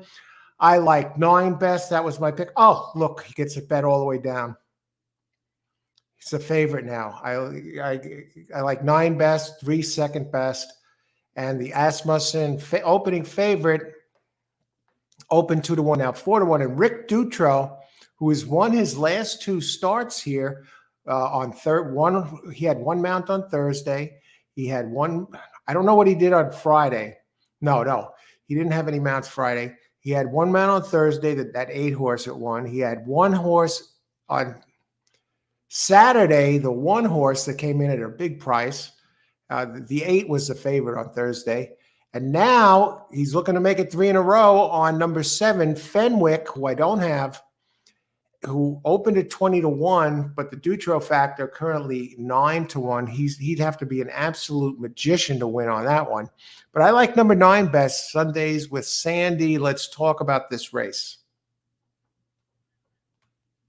Now, this is 1 mile on dirt.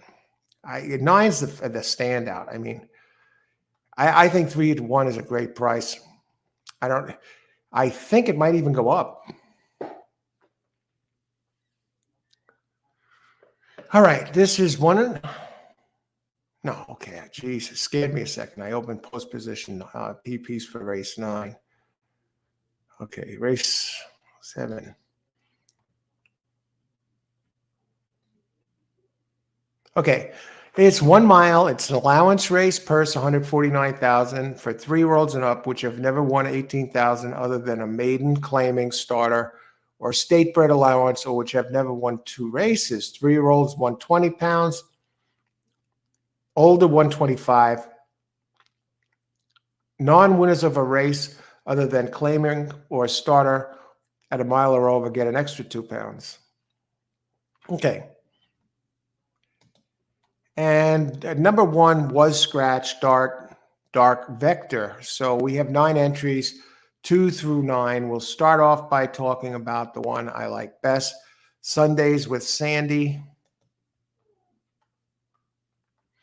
The last 2 dirt races, it has the highest Brisnet power ranking first. That's a computer-generated number.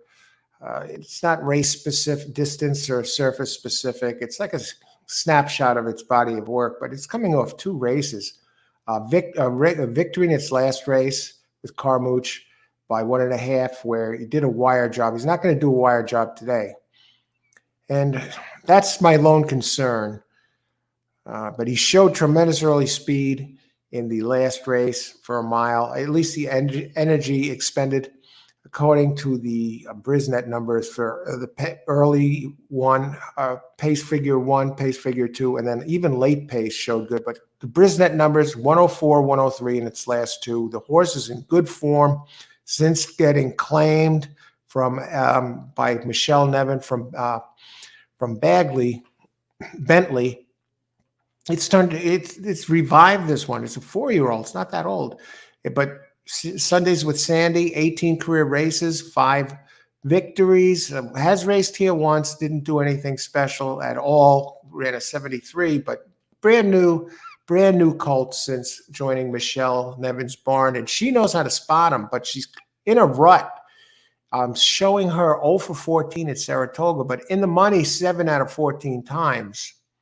But the 103 and 104 Brisnet numbers, and yeah, it's getting bet down 4-1. My only concern about this one is if the 5 gets loose, and that's the Asmussen horse. So in good form now. And Kendrick Carmouche has won the last race by a 1.5 lengths, and the race before that led all the way and got nailed to lose by a head, finishing second, two back. 236K plus earner, 18 lifetime career starts. At this distance, 4 for 8. Okay. And the other one I like, number 3, Pledge of Allegiance. Now, this is where it gets a little bit tricky. Pledge of Allegiance, Matt Shearer, 0 for 3 at Saratoga, 14% overall, gets Ricardo Santana Jr. up, who's only 10% here, 15% overall. Now, this one got hung wide, both turns, 3 wide. And this one actually ran faster than it looks. And its last race in the slop,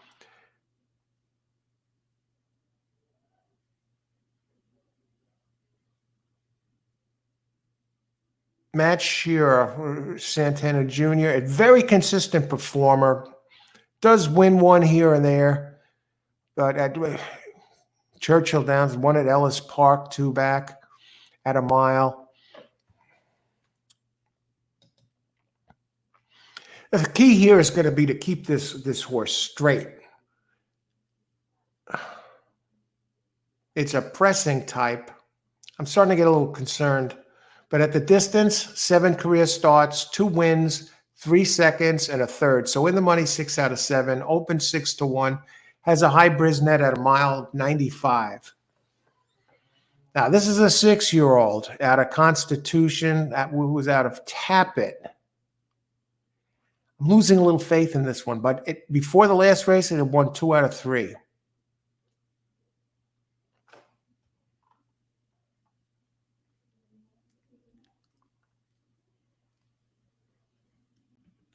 Okay, and my third choice, I'm sticking with it. I think it's running Concealed Trips. I think I can get in the exact at a price. I mean, that 9, it's a standout. It's running those hundreds.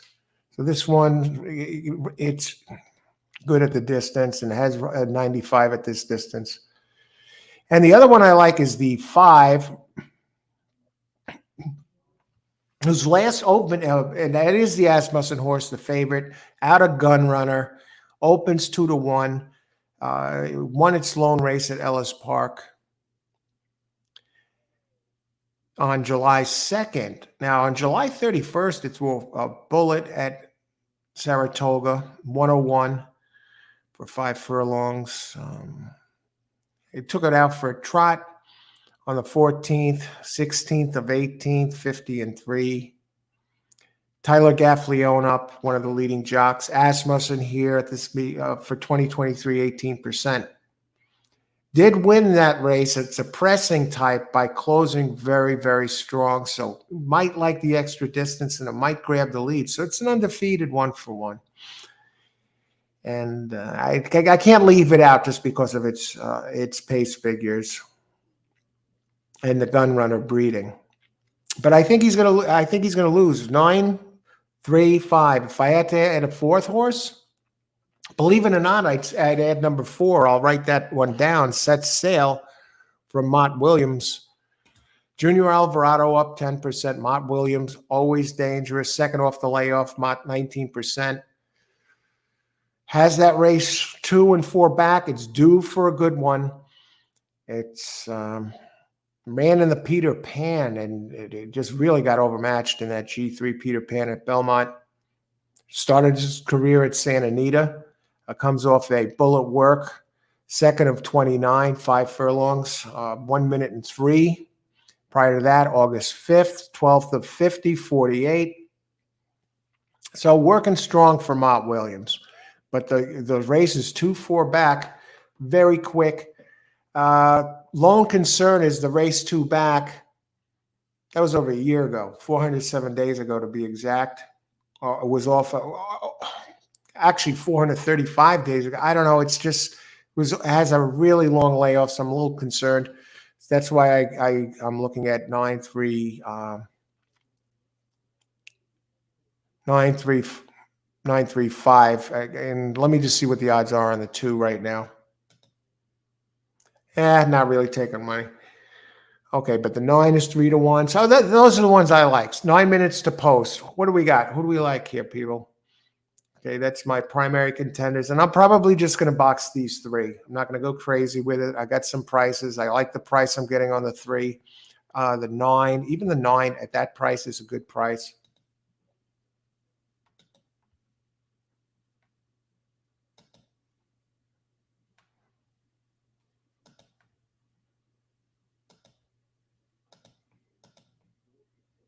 Sundays with Sandy.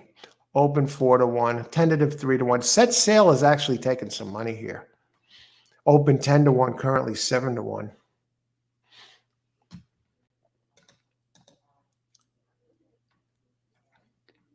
Ellis Park, Jennifer. 358 exacta box, win 358. Go get him, Jennifer. And you nailed it. Easy at great job, Jennifer. Really doing it, getting it done today. Playing the 3. I like that 3 too, Terry. Those numbers it's running are better than it looks. 1 just scratched in race 7. Yeah, 1 is out. Okay, thanks to Ellis Park, race 9. Win place show on number 5. Okay, and Steven, 2, 3, 8, 10, try box for me. Good luck, Steven. Steven had a nice trifecta yesterday. All right, let's see. Let's take a look at the body language of these horses. 6 minutes to post. Can't believe it's already 6 minutes to post. How is it possible? Let's check it out. So we're down to the last 4 races of the day. And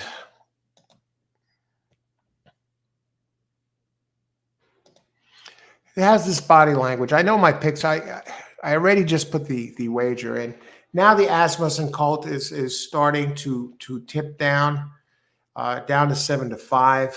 It could be the early leader, but it's more of a closing type. The 9 head. It's a gray horse, folks. Look at that 9. The tail is even swishing a little bit. Looks good on the track. 10 taking some money. I want to take a look at some of the others in here just to talk about them. Yeah, the 2 set sail that has it was. You know who's an interesting one actually. If somebody wanted to mess around with a show horse or something from another mother, the 6. And 4 Mount Up is a Pletcher horse, making its 3rd start. It's gotten better every time. Not quite as fast as the others. If that 6 horse is the one that's catching my eye. Dylan Davis for Raymond Handel, who 19% on dirt tracks with Dylan Davis. They're 17% together. But this is another one that's kind of circling towards a good one, and he won at Belmont on June 9th. At a mile by a furlong. This one is in good form now. 72, he's off 72 days, but Handel hits at an 18% clip when he's away from the track between 30 and 90 days. I mean, so he gets him ready. He's a 14% trainer at Saratoga. But this one is open 20-1, the 6. Currently 15-1. Just one to keep an eye on. And you got the Pletcher one, the 4. I think he's not quite as fast as the others, but if he makes another forward move and 9 doesn't bring its A game or 3 doesn't bring its A game, and this one steps up a couple of points, he's part of the pace. But here, the pace is going to be the 5 and the 9. And I don't know if 9 can go with 5 early, but 5 doesn't need the lead. But 5 is going to actually have to improve to beat the 9 second time out.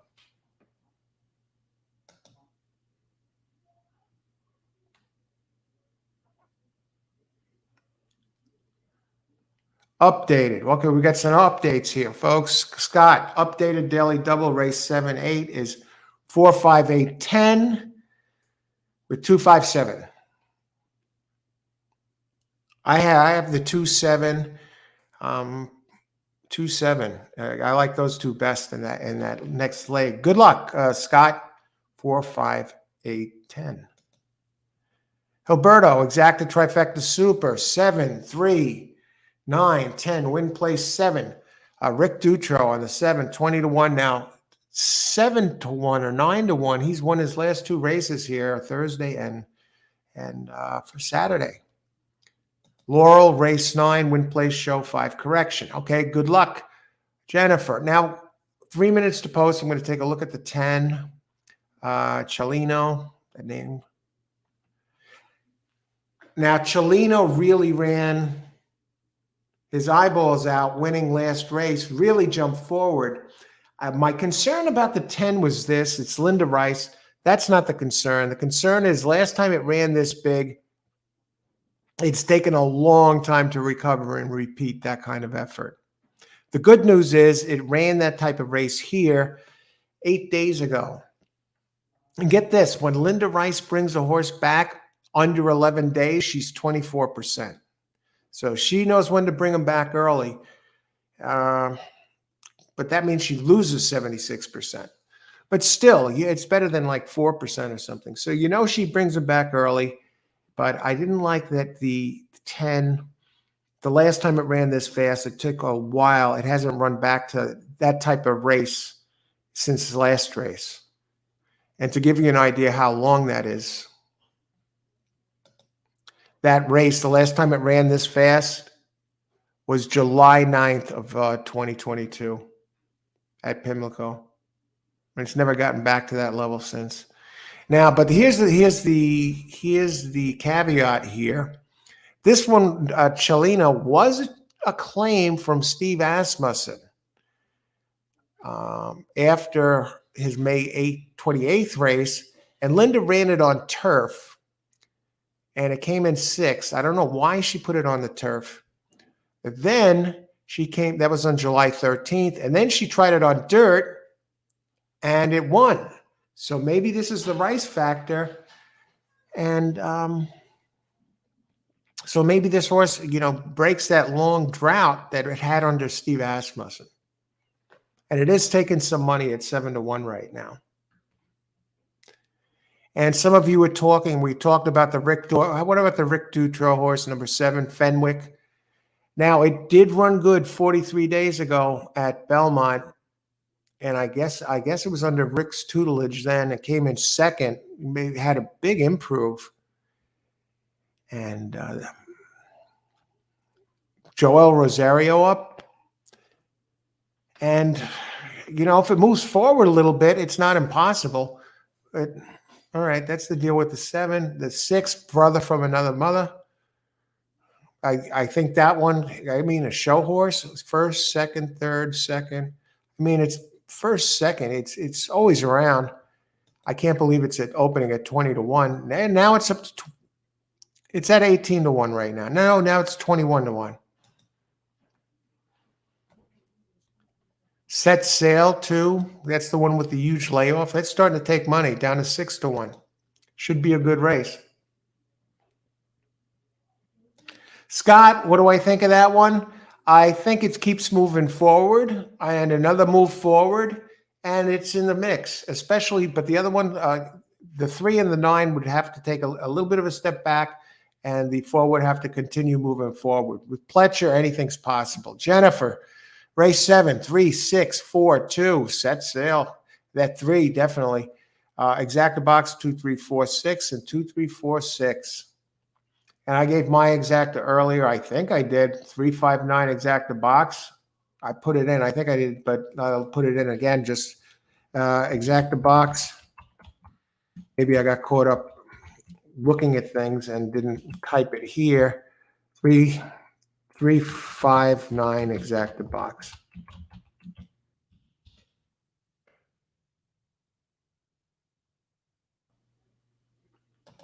And Steven, 2, 3, 5, 8, 10. Super, dime. They're getting in. They're getting set to get in. There's my play here. And Greg is jumping in the late pick 4. If anybody hits something, or like a pick 3 or a pick 4, let us know.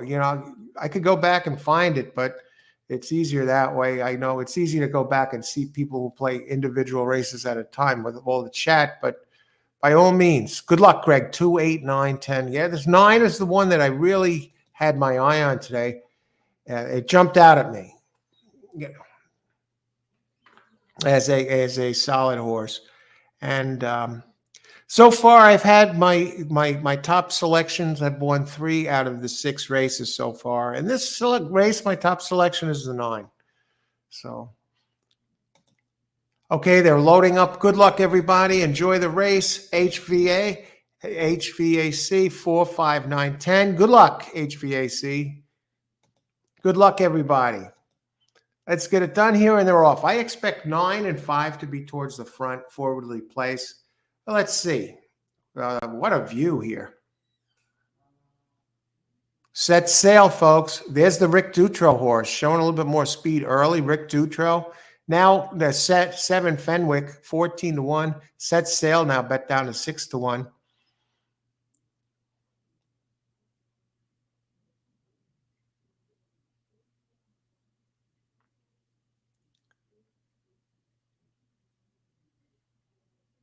Wow. Okay. Good luck, everybody. Ice water in the veins, may the best horse win. Enjoy the race. No reason to be nervous, right? You looked over the horses beforehand. You should be sitting back, relaxed. Okay, let's see. Pletcher's 4 is moving, but 9 is starting to show some signs of life. 3 is dropping back. We're up against it, folks. When Pletcher, here comes that 10. Linda Rice turns it into a brand new horse. That mount, that 4, is bet down to 3-1. And who is this? Is this Set Sail that's trying to come through? The 9 is giving up. Now he's going to the outside. 4 is drifting. 10 is gobbling him up, folks. Has him measured. Hey, whoa. Oh, what was that? What, did he stop coming the 10 and start going again? We got games being played at the track. Okay. Holy smokes. 4. Yeah, 4 did a good job. They took the 9 out of the race. He wasn't able to grab the lead, and my worst fear was realized that he didn't get the lead, and that was it for him. And the 2 did get third. Great job on that 10. And look at this. Okay, he looks like he's coming, right? He hasn't measured. 4 gets another life now, or 10 just kind of slows up. And now he comes again. What was that?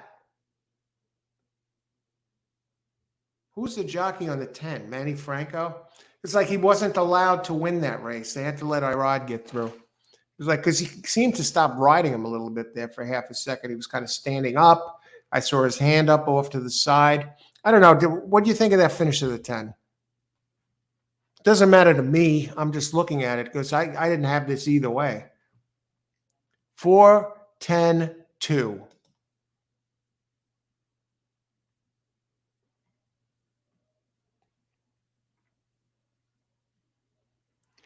Okay, let's go back and look.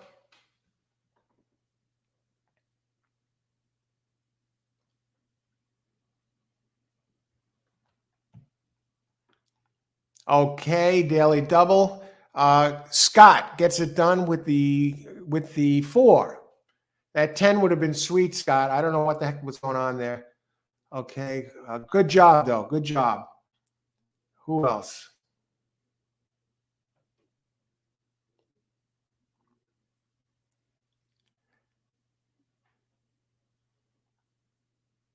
Okay, I guess you entered multiple doubles here. Updated double. Okay, so that's the double there. I got it, Scott. Let's see who else. 3 is still running.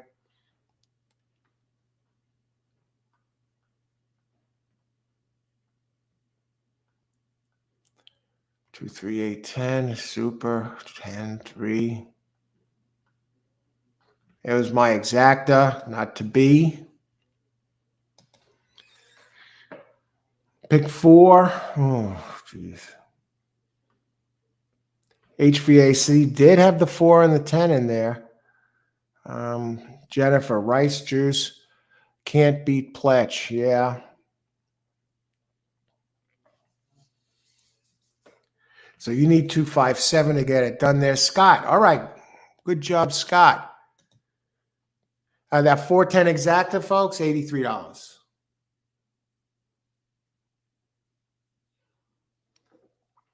And the try was Set Sail finishing 3rd. How did Set Sail? He vanished and then came back again. He was up towards the front for a while.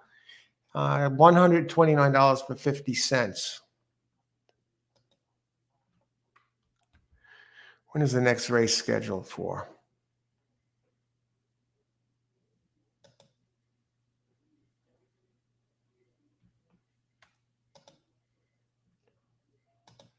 All righty.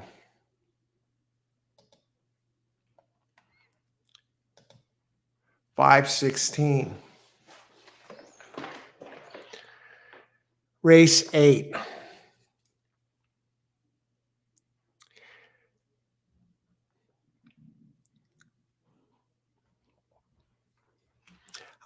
Okay, at first flash, yeah, that 8 horse just opened up at 5-2. That one from Argentina from McPeak.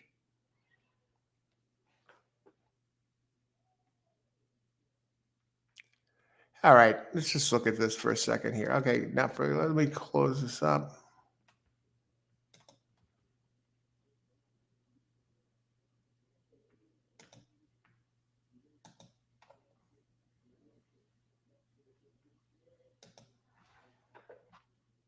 Okay, race number 8.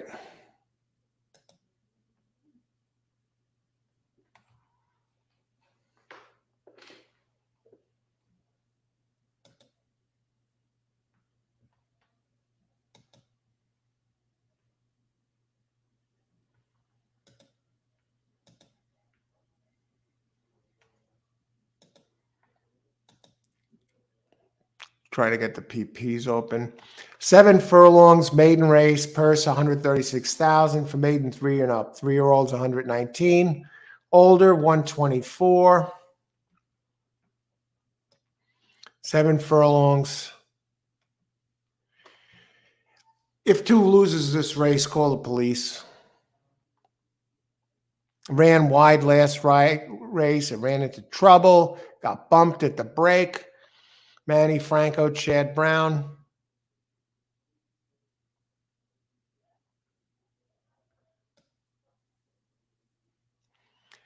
Chad Brown has 2 entries in here. The 2 fastest ones with experience, 2 and 7.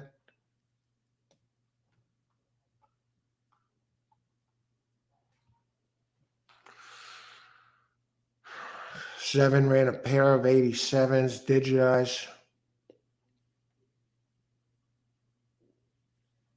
Just single 2 and the 8, Lord digitized, gets Flavian Pratt for Brown. Did run it up at this distance and run an 87, 2 back at Aqueduct at digitize. I just want to go to the 2. The 2 ran a little slower, 85, ran a sloppy race, but it had all sorts of trouble for Chad Brown. It gets Manny Franco. 10th out of 65 workout. Magico, early speed type. Let's look at the pace. Got some firsters in here. Yeah, Magico is going to try and run this on the front end. He had the trouble. He's 6.5 furlongs last time, so he should be okay with the distance.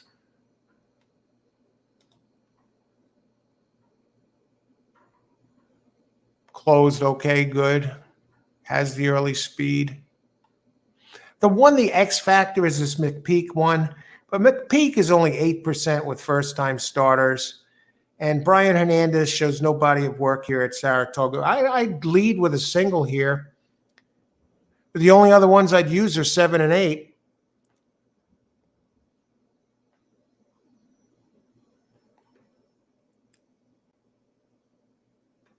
I'm going to put in my pick right now. Good afternoon, Coach. Hey, Superman Bass Fisher. Hit on pick 4, just a last minute pick. Nice 3-year-old colt Pletcher has. Yeah, definitely. Definitely. I'm going to lead with the 2, though, on this race, but definitely a nice one. Good to use underneath for sure, but I think the second place is up for grabs. Good luck today, Superman Bass Fisher. I did a video earlier if you want to see it. Maybe you did, maybe you didn't. Oh, the 4, last race. Yeah, it just keeps getting better. What I'm going to do, okay. Good luck today, Superman Bass Fisher. Win, place, show. Excellent, Jennifer. Ellis Park, exacta box, 1-3, win 1-3.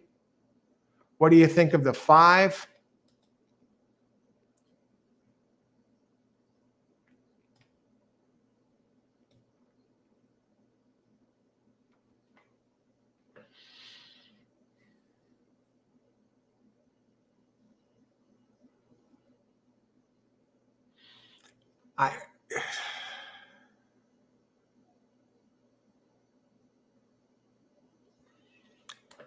It has a race 4 back that I really like it at Oaklawn.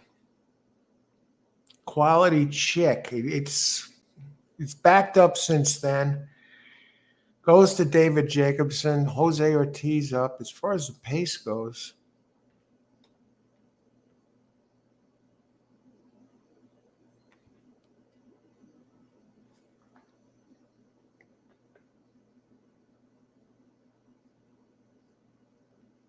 and this is only 7 furlongs. I think this one might like it a little longer.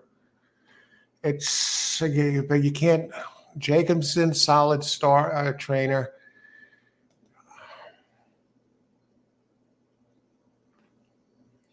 Did run real big at Oaklawn there, that race. And what type of run? It's a pressing type. I think it could be trouble. I think I think that one has the best shot, if anyone, to beat the 2, really.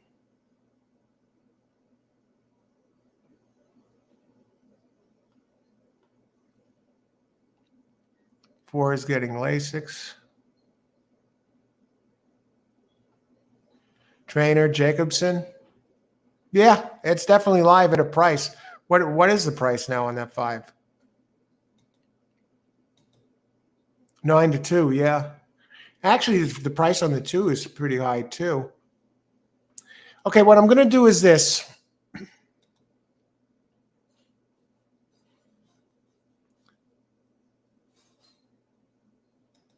One day I always miss by one. One day, yes, you will, Stephen. Okay, race 8 preliminary contenders.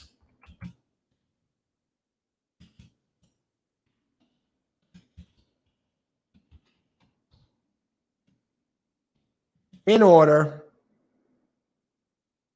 2, 7, 8. Now I have to step away for a bit. So that's why I'm putting this out here. But I will be back, hopefully in time for this next race. And both 5 Jockey and Trainer have a 50% winning percentage for the year. They're both solid. And he did run fast early last time. Definitely a contender. So what I'm going to do is leave you with this for now. And I'll be back as soon as I can, hopefully in time for the next race, but definitely for the following races. And, of course, for the King's Plate Stakes over at Woodbine. Okay, be back in a bit, everybody.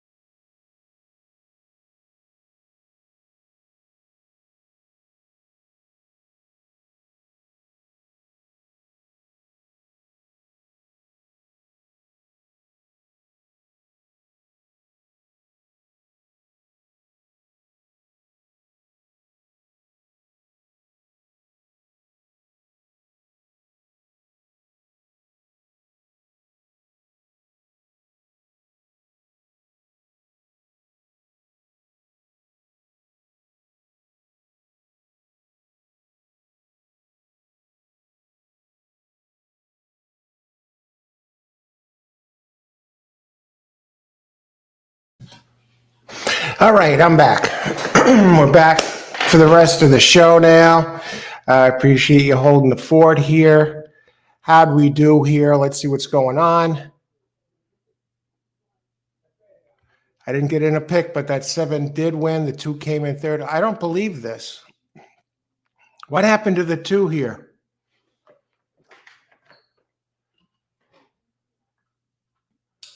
Seven, I could see.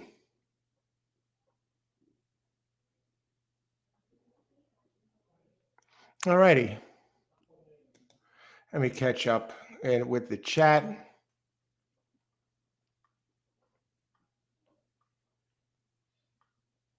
King's plate time, people. 17 minutes to post. Let's see what we got here. Win, play, show up, no 4 last race.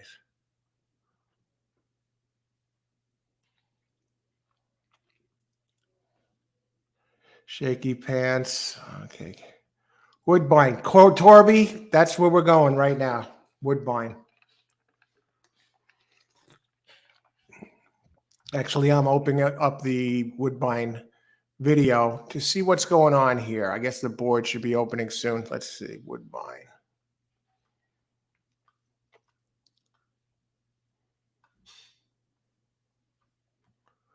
"17 minutes to race 10. All right, let's get the video. Let's see what the board looks like.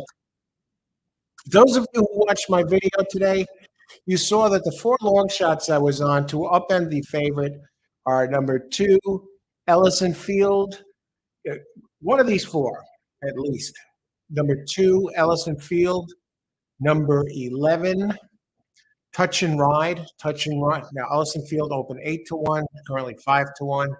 Number 11, Touch and Ride, open 12-1, now 7-1.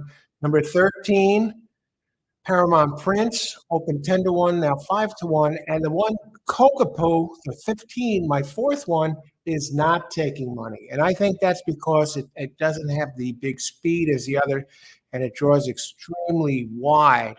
As far as Chad Brown's goes, number 6, Calic opens 3-1, now 7-2, and the one with Castellano, number 1, Stanley House, opened 4-1, currently 7-1. And now it looks like Chad Brown is the favorite at 7-2. So this is going to pay something. So 16 minutes to post. We'll see what these horses look like.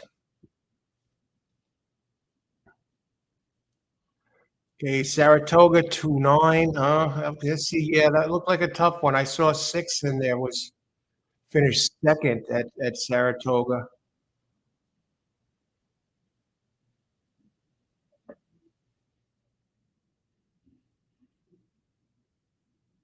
Hope Al is okay. We're good, Scott. Thanks for your concern. We're good to go here for the rest of the day. He probably went on a hunt for the Red October. Woodbine, big field. At midnight in Malibu, also South House using exotics. Harvey. All right. Pick 3. 2, 7, 8, 9. Okay, it sounds like you got the pick 3 off to a great start there. Greg, great job.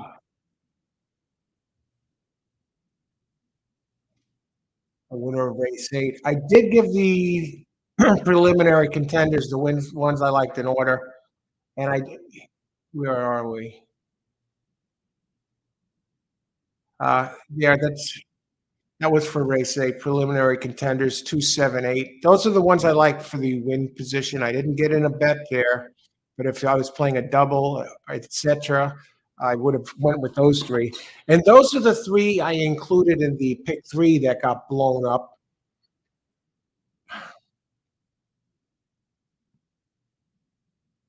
Yeah. The pick that was race 7 got blown up. And for race 9, I like 13, 12. Shaky Pants, first start since reported as a gelding. All right.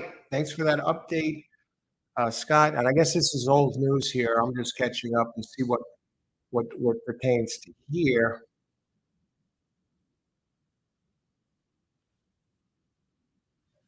I think we're good. Big field, starting gate.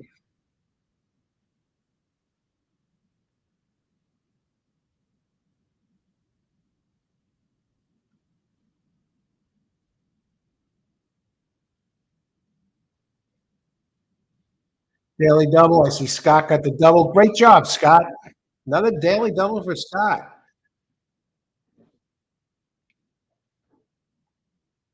5, 12, 13. I think it all goes through. Yeah, five is the one I would like best out of those, but I think it's going to be 12, 13, 13. I can have 13, 12, 13 best, 12 second best. Scott, Al, know you're off Saratoga. Just wondering if you could let me know. Daily double winner of 4-7 for in race 8. Thank you. I think Jennifer gave it. Daily double is 27. Okay, let me just see. Scott, I think they said it was 27.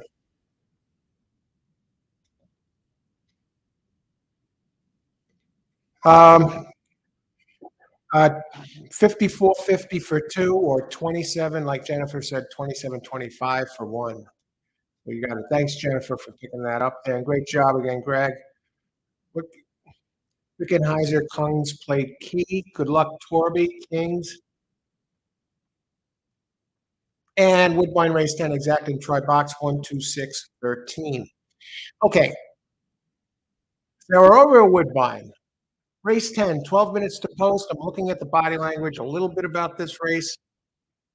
1.25 mile, all-weather track. The Kings Plate Stakes. This race has been run since 1860.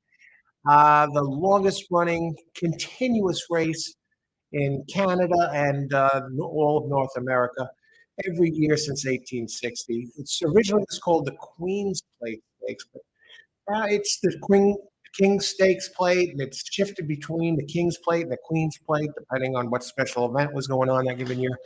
And today, we have a full field of 17 3-year-olds, purse $1 million. Now, who do I land on? Who do I like best? Very, very tough call. Very tough call. I'm on 4 of them, and depending which one runs well, I'm going to be boxing the 4 of them. I'm going to be boxing an exacta of. I guess I like one of the 2 Cassie entries. I like them all actually. I like 2. I think 11 is really opens at 12-1 touch and ride. Ran big last time with a big closing kick. I think the 13 Paramount Prince is the one that's going to try and run away with it. So I like that. I've always liked Cassie here in Canada. What a great international trainer this guy is. At Woodbine, he's in Canada. He's just amazing, and he's amazing all over the United States, traveling to practically all the tracks. You can sometimes find him pop up in the PPs and wins wherever he goes. He's 21% here at Woodbine. And all-weather track, 20%. That's covering 1,700 races. He has Paramount Prince with, if I had to pick one, I'd pick 13 Paramount Prince with Patrick Hernandez up 25% jock. And of course, Mark Cassie. And Cassie also has the number 2. I have a funny feeling he's gonna take this race. And the other one I like is number 15. Now here's the thing with 15. Always first, second. 1, 2, 3, 4, 5. 6 out of 7. 6 out of 8. 8 out of 10. I mean, always in the money. First to second, 9 out of 11 career races. All right, the distance is going to be a bit of a question mark. But he does close well. Did finish second in a G3 last time. Maybe this is the deep end of the pool, but it's such a competitor. I can't leave it out, especially getting the price we're getting on it now. So what I'm going to do here is I think I'm going to do the box here. I'm getting great prices, terrific prices. Ellison Field, the other Cassie entry, number 2 is on the board at 9-2. Okay, there's 9 minutes to post. Across the board bet on 8 in the plate. Is that at Woodbine here? 8 in the plate? Right now, I'm at Woodbine, but Torby, will be getting back to Saratoga at the completion of this race, which is going to be going off in less than 10 minutes. Okay, good luck, Torby. Okay, Torby, Wickenheiser. Sounds like a German beer. Okay, let me see.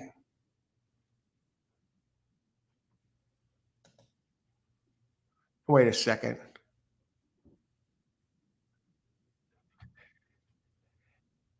Coming second the last two, gets Rafael Hernandez riding this time. He rode this one 3 back for Kevin Attard, 18% trainer on all weather, 4th highest Brisnet power ranking. Uh, nice horse. It's another one that's going to have to prove he can get the distance. It seems to be the case with a bunch of these in here. 4th highest Brisnet power ranking. Good luck. Hasn't won a race since breaking its maiden, and 6 career races, a win and 2 seconds. Already 170K earner, very solid. Out of Lemon Drop Kid, a blast from the past. Has some French and Irish lineage on the dam side. So I'm just going to go with my box here. Race 10, Woodbine. She's a famous Canadian hockey player, Haley Wickenheiser. Oh, really? Classic. Thanks for the history lesson there, Superman Bass Fisher. That's good. That's wild. Woodbine. Back to box.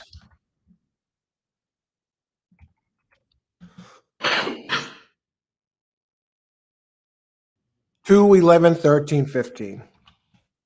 And these running styles work well together for this type of play.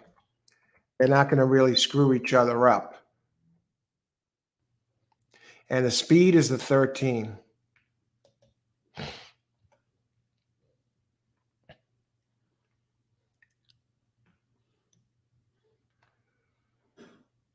All right.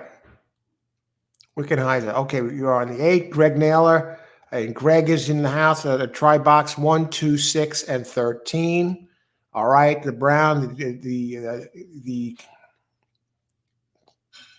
Invaders, Castellano on the 1, and Brown with the 6. Good luck, Greg. Torby, number 8.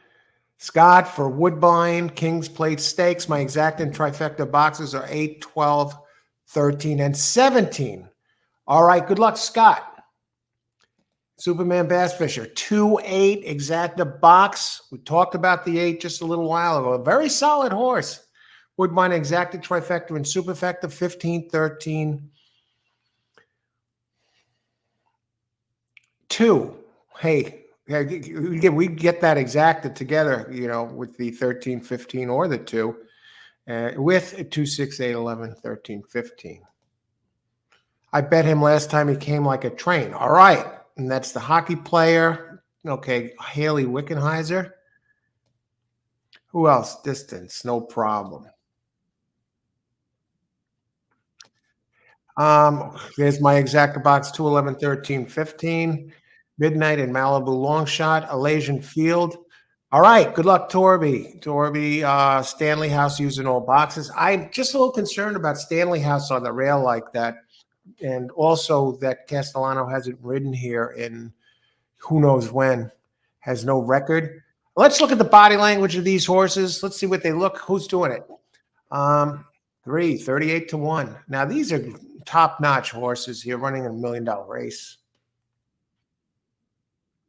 4 is swishing the tail. That's a good sign. Now, these are good horses. So, most of them are going to be, they're not going to be showing up with a bunch of red flags.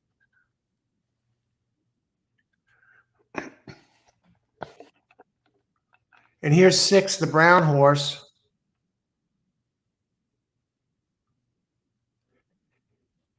I don't know about the way he's using his feet there. He looks a little sweated up.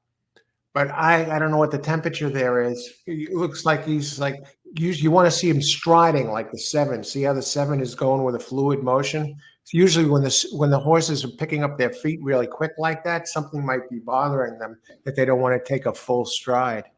You see how the 8 is moving, how the ankles are so supple.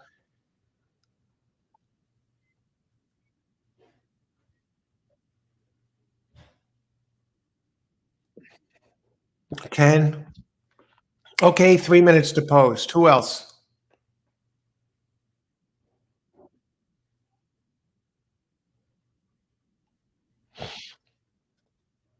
It's going to be it. Yet it's a lot of horses in this field. It's an amazing race. Jennifer, race 10, 6. Win for fun, the 6. Kayak, or okay. 6 over 7, 14, 18. One of us are going to do good, Jennifer. Let's see. Good luck, Jennifer. Everybody here, good luck. Thanks for sharing your picks. Thanks for joining us here today at All Horse Racing All the Time, covering Saratoga's entire card. And right now we are covering this Woodbine. How can you not cover the King's Plate Stakes? Number 15 is a gray. We still getting a big price on 15? No, he's starting to come down to 9-1 now. And 13, Cassie's 13, 7-1. All the horses that I picked, they're all their odds are lower than their opening odds. So Declan Carroll in this race. Hey, wait a second. Wow, the 16 scratched. What's this? What does the 1 have on his nose? What's going on here? Oh, I guess it's some.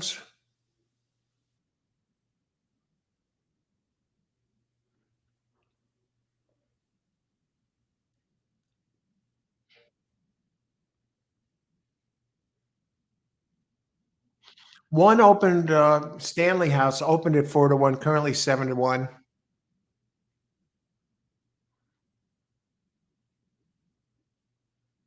Chad Brown is expected, the favorite. Chad usually gets favored wherever he goes, kind of like Baffert in a way.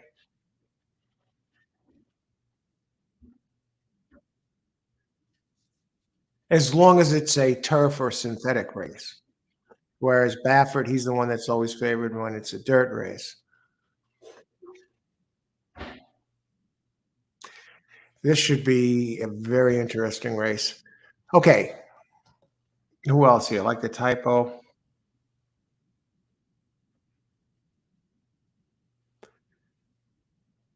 It's a shadow roll, Torby. He jumps on shadows, gets spooks. Oh, okay. Thanks for the heads up on that. Number 1 is wearing a shadow roll. Yeah, very knowledgeable crowd by the looks of it. You get spooks on the shadow. I've seen that horse jump a shadow before. It's really scary. Scott, what do you think of 8, 12, 13? I talked about 8. I'll take a look at what they look like on the track right now. I'll tell you what I think. As far as the 8, we talked about this one just a few seconds ago. 12, Cool Kiss. He's up against it. Emma Jane Wilson, the jock, right away. I'm not big on that. I know she did better here. She was horrendous at Gulfstream Park. DiPaolo, the trainer, 13% trainer. The others just have better numbers. And as far as the 18 goes, I'm also eligible. It just looks too slow. These are 30-1 shots. But, yeah. In 17, that's Moon Landing. Moon Landing. It does have a race on March 4th that fits this. Would have to run back to there. Since then, 19. Kevin Attard is a solid trainer, 19%, and Luis Contreras a 10% jock. I think he's way outside in the deep end of the pool here. Has the 8th highest Brisnet power ranking. And here we go, folks. It's post time. And I want to see the start of this. Well, let's see what we do here. I gave you my exact box. I'm not trying anything crazy.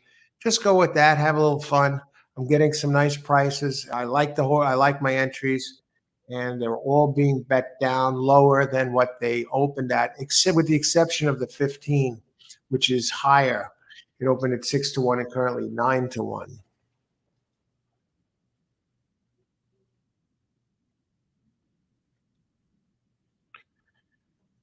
So it's crunch time, folks. Let's get it done. They're approaching the starting gate.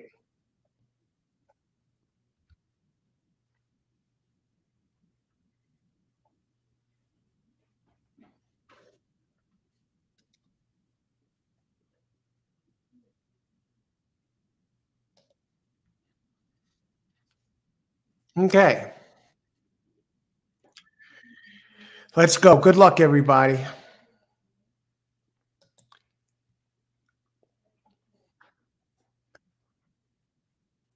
Got some big prices. I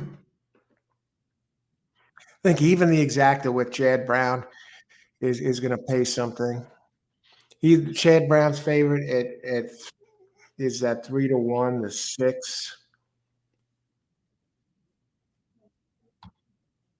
Kylick. Kalik.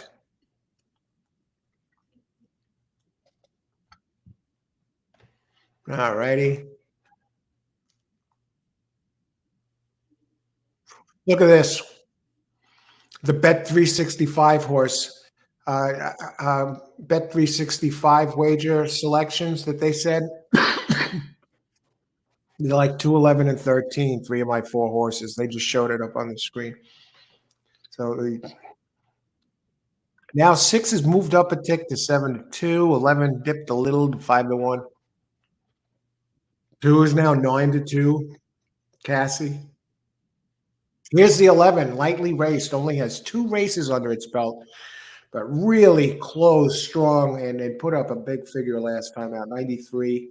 Never raced against Stakes Company, but the horse doesn't know that. You're all going clean. The King's Plate Stakes.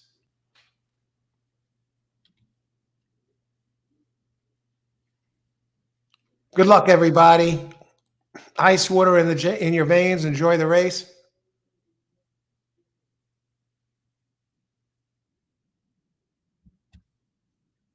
And they're off. And wow, what a field. It's a stampede of horses. And there goes 13. Cassie's Paramount Prince. Going to try and go Catch Me If You Can. That's this one's best chance.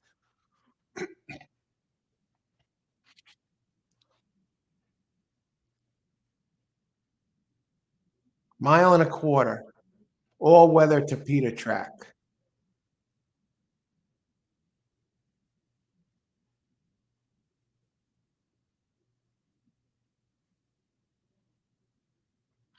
Opening fraction 23.28. That is a little on the.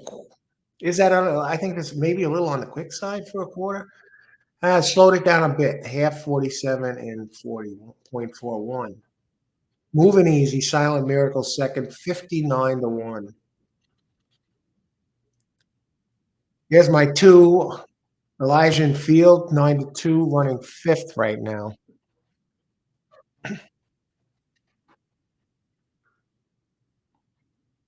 2 Absolute Bombs running 2nd and 3rd.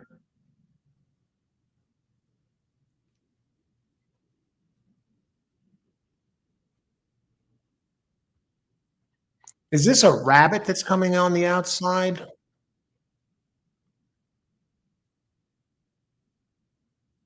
And they enter the far turn. 11 is starting to make its run. And the question is, how much does number 13 have left? 2's coming after him, so is 7.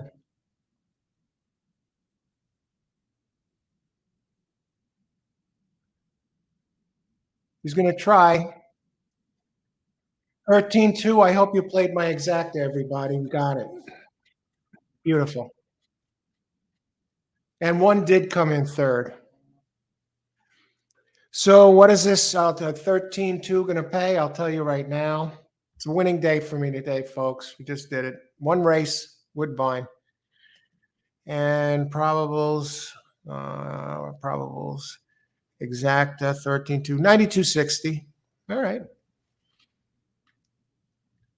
13. That 13 made it look easy, but he was alone speed there. The one was coming. Castellano did get bet down to 4-1. No sign of Chad Brown. All righty. 11 did show up.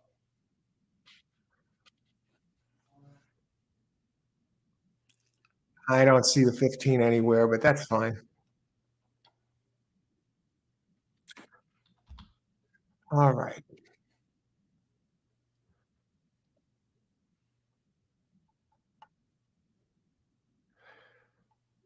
Okay. Yeah, that was the four horses I used on in the show I recorded this morning, and I explained why I liked each of them. And gets this. That's a Mark Cassie exacta.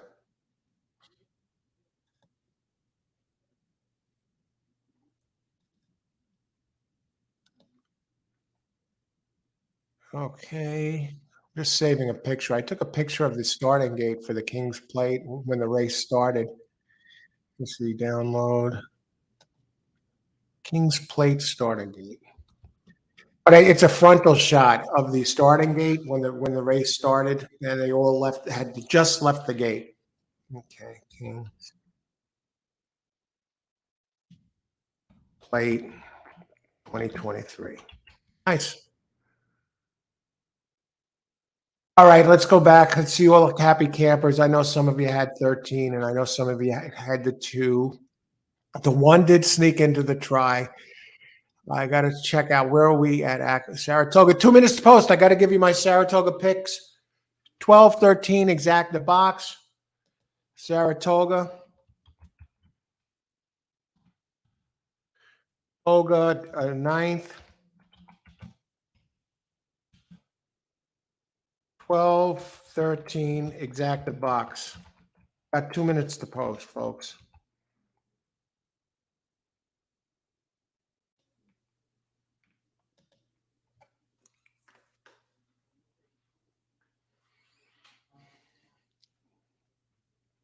All right.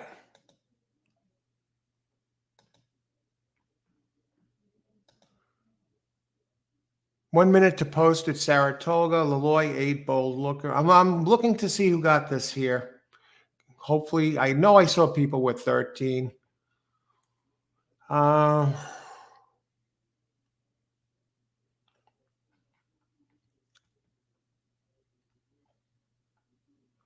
There's my play right there. I got the exacta. Now, I haven't scrolled back far enough yet, but 2, 11, 13. So 13-2 gets it done there. Okay, who else?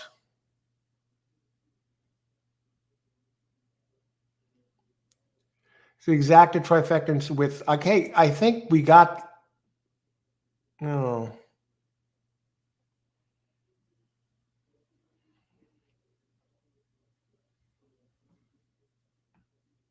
Okay, Alberto got the exacta done there. No 1, but you did get that exacta. Good job. Excellent. Who else? Superman had the 2 in there. 1, 2, 6, 13. Okay, here we go. Greg, who came in third? 1, 6. Okay, you got the try and the exacta. Great job, Greg. There you go. 2, 13, and 1 in there. Excellent. That's how it's done, folks. Who else? I think we got them all covered. They're just about in. I have 12-13 box here at Saratoga. Who does everybody else? Okay, they're in the gate. And they're off in race 9 at Saratoga. I got 12 and 13 in exacta box. And they look so much stronger than the others in here, but who the hell knows, right?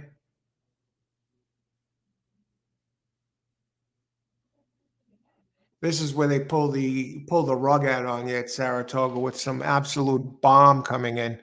Fight Fiercely, the 13 gate runner, even money. I could only make a case for those two for the win spot, and it was a virtual coin flip. I like 13 a little better, but I just box them both. And they're running fourth, fifth right now, like a team down the backstretch in a beautiful sunny day over at Saratoga today.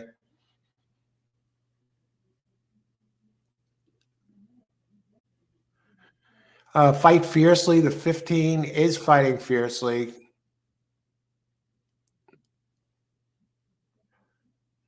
I expect the 12 and 13 to go by these like they're standing still.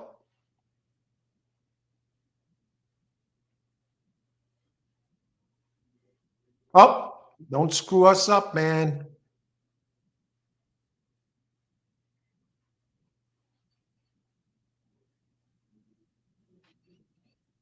Hopefully the longer one hangs on.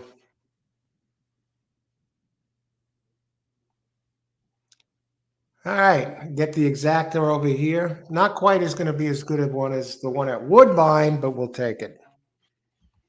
And that 12-13 exacto, it will pay 12. Money supply, none other than Chad Brown defeating Todd Pletcher. And Flavian Pratt defeating Irad Ortiz. And that 12-13 exacta will pay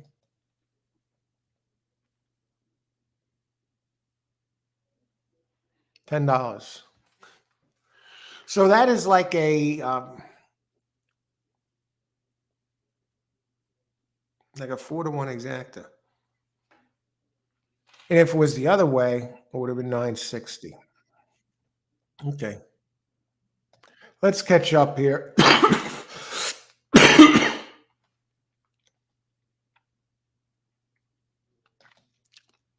Jennifer, nice call. Al Cassie, exacta. Yeah, unbelievable, right? That guy, what a great trainer he is.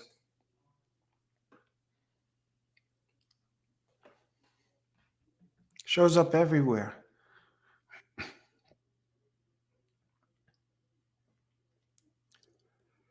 Okay. Yeah, I guess, with everything, this was not, that was a rough race over at Sarah. Not a rough race, but, with the buzz going on and with the King's Plate Stakes, and here we had the ninth race. It was off the turf with a million scratches. So a horse race is a horse race. We still have one. We're down to the last race of the day here. Race 10. And I want to thank everyone for joining us today. It's been a fun Sunday afternoon. The King's Plate Stakes, the one race at Woodbine, actually overshadowed pretty much all the races over here. But that's to be expected. It's almost like the Kentucky Derby. So it was fun that we got to go over and take a look at Woodbine for the big event.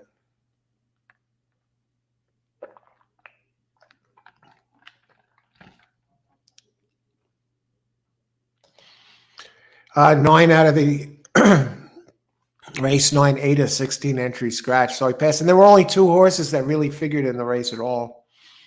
So who got third? Number 5 or something? 4. And they threw a bomb in there in the third position. Flavian Pratt gets his second win today. And for those of you scoring at home, wow, Flavian Pratt just won the last two. He won the 8th on Digitize and the 9th. And you see that? I would have had that pick 3 if I got knocked out. I had the 9 and the 3 in the 7th race, but I did have the 7 and the 8th, and I did have the winner of the last race. Even then, it's probably not going to pay much. What are the winner of this? Wait, this Mount Up. Yeah, the 4 horse. What is the pick 3 going to pay? Say $1, $74. If I had used the 4.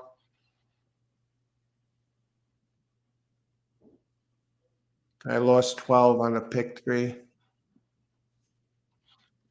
No complaints. I love that 9 horse.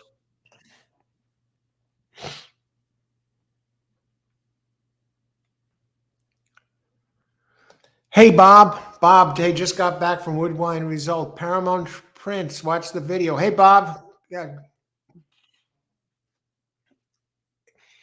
18 with paid huge had 20 on. What's 18W? Did 18 come in third? Bob, in the or 18 to win paid huge had 20 on it. Where? Thanks for watching thanks for watching the video. Oh, I'm glad you enjoyed the video. 18 to 1, I meant. Oh, okay. 18 to 1, I meant.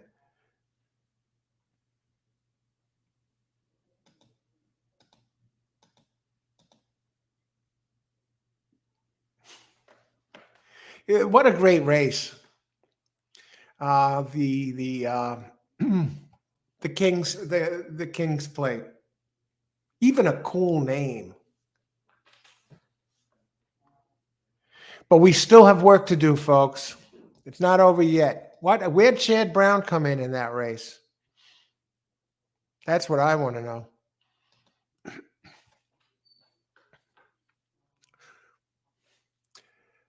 All right. This race, I'm torn between the 10 and the 9. And I'm looking at 5 a little bit. Well, let's talk about it. Let me bring up the PPs. Saratoga race 10. Can you believe it's the 10th race? We started at, 12:45. So we're out here 5 hours. I don't know where the time goes.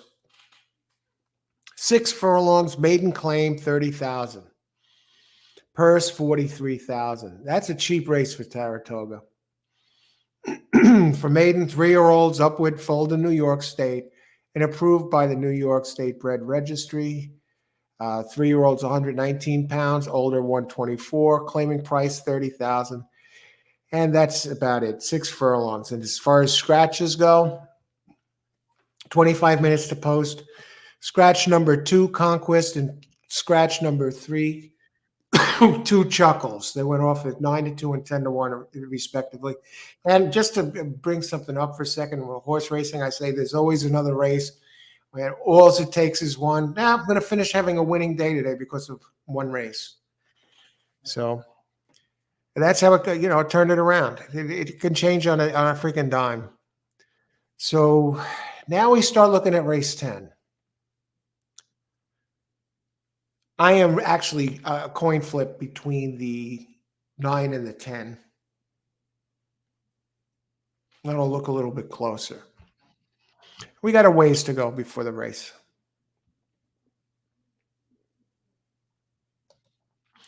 Omar here. The man is here. How's it going, Omar? What do you think about 6 in the last race at Saratoga? I will take a look, Omar.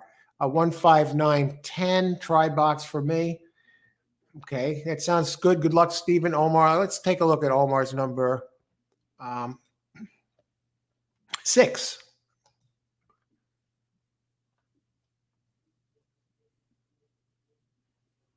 No, wait.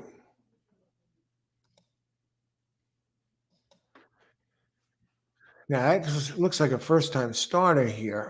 Hey, Toby, Junior Alvarado. I'll tell you what I think about it.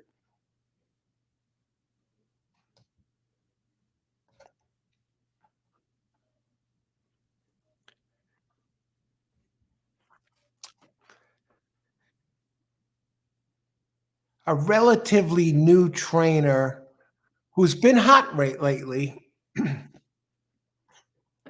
Over his last 15 races, this is James Hooper, the trainer.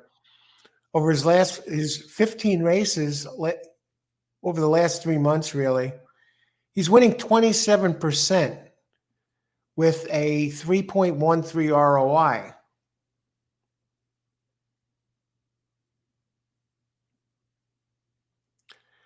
So you figure he's won 4 out of 15 races over the last 3 months. With Junior Alvarado, they've worked together 4 times and they've won once, so they're winning at a 25% clip. Overall, James is as a trainer, going back, he's won 15 races out of 99, 15%. So he can win. fairly strong sire. Sire is Alpha. And Junior Alvarado is up, who is 11% at Saratoga. Now, this is a maiden claim 30K, first-time starter. And on dirt, though, James Hooper has a 17% winning percentage. So he's a good dirt trainer. And I want to look a little bit at his workouts. Hey, Toby. Yeah, James Hooper, though, get this, he has no starts for 2023 yet, so the numbers I'm giving you are in the past. This one does have a show workout at Saratoga, 3rd of 20, 4 furlongs and 48 seconds on August 14th, so 6 days ago.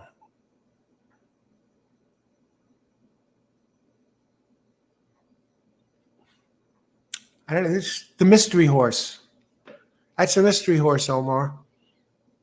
I mean, the trainer's pretty good when he spots them, you know. And James Hooper,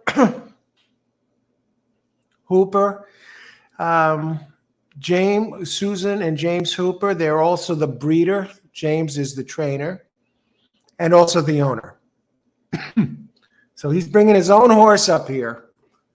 Unless that's his wife, I don't know, but he's involved in the breeding of this one, Hey Toby, and the trainer. And right now on the board, he is taking some money, not much, but he's taking some. Open 20-1, currently 12-1. So the trainer is also the breeder and the owner. And he does win when he spots them, so kind of an interesting angle there. Good luck, Omar. I hope that helped. Thanks for joining us today. On Stephen, okay. Now I'm going to talk about these ones that I like here in the 10th. I'm torn between 9 and 10. Difference between the two of them, 9 seems to be going the wrong way. Started off quick and has gotten progressively slower. But he's dropping in class. Chalky Cat, you cat lovers out, cat horse players out there. Carmouche up for Edward Barker. Barker, get this, the trainer at Saratoga is dreadful. If you want to go back a ways, Edward Barker, a 3% trainer going back 178 races. 3%. Do you want this horse? Or do you try and beat it? 3%, Edward Barker. Whereas the 10, Mudville 9, has Michael Trombetta, high percentage trainer, and he sticks Jose Ortiz on top. And this one is unlike Chalky Cat. This one is moving in the right direction. It's getting faster all the time, working back towards its fastest race, which was its maiden race at Saratoga. And this one, though, stays at the level.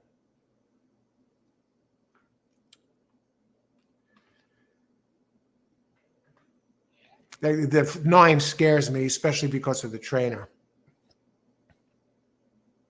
Hey, Toby, number 6. Tell you, Under the Knife is dropping and gets Irad Ortiz, the 5.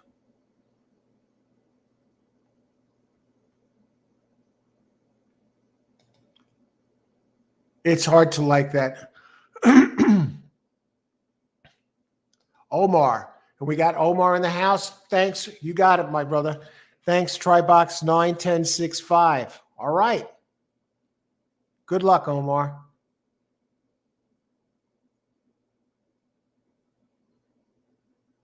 And Scott, race 10. Super effective box, 10 cents. 1, 5, 7, 8, 9, 10. Worst horses are 4 and 6. I think the 6 looks interesting. Omar just had me really look into him a little heavier. And the 6 has the owner and the train. The breed is the 6 has the trainer is also the breeder and the owner. And he does win when he spots them. The last time, very strange. It has some nice works too. And it's a first time starter. The one that scares me, Scott, is the 9. Is Barker. I mean, he's 2023 going back 8 races. He's only 6%, but you go back about 170, 180 races. Barker's only 3%. Chalky Cat. This is such a weak field. I mean, the first-time starters really don't have to beat anybody special. Is the 4 the other one? 4? 4 is horrible. Yeah, I agree. 4. 6, we can't say anything about it yet. It has some positives. The breeding suits the distance. You have Alpha, who's out of Bernardini, and you got the trainer and owner and breeder, and it's like the family affair. They're sending them up to Saratoga to, all right. Who else? Leloy. So you got the good luck there, Scott, with that. 7, Sin Nombre to win. Let's take a look at that 7, Leloy.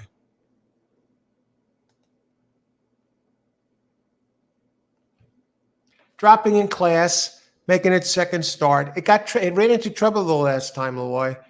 It got bumped. It got steadied. It got stuck, get this, running 8, 9 wide early. I think this one is live. Raymond Handel, what I'm looking for is somebody to use instead of the 9. I don't want the 9. I don't want any part of it. And you got Ray Handel, second time out, wins 17% with a 209 ROI, and Joel Rosario, who seems to have his head back in the game. He's winning at a 17% clip. I expect better things from 7 this time around. What kind of price are we getting on 7? Right now on 7, yeah, he's taking money. 12 to 1 down to 5 to 1. And that 9, Chalky Cat, I think there are people getting caught up in the cat name.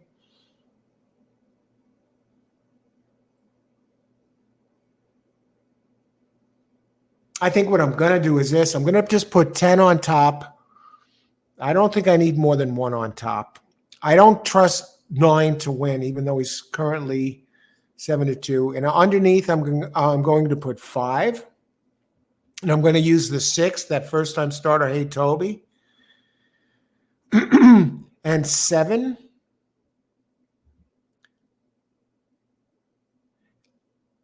And 9. 10 over 5, 6, 7, 9. 5, 6, 7, 9. I think that's enough to get this done. Now, here's the thing. Now, the 1 is taking money, so I got to think about that.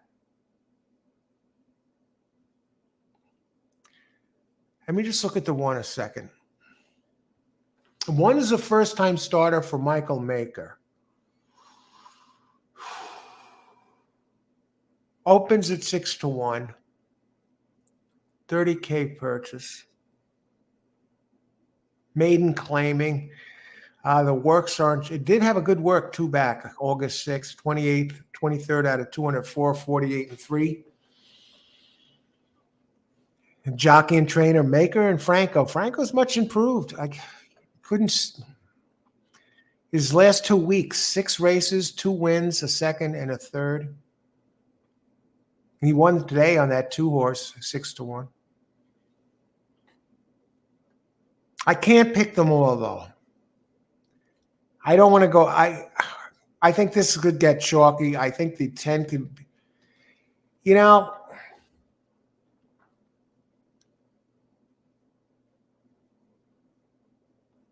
I think I'm going to leave the 9 out of this. I just want to check the pace. 9 is losing by 9 has never hit the board. Is taking a big drop.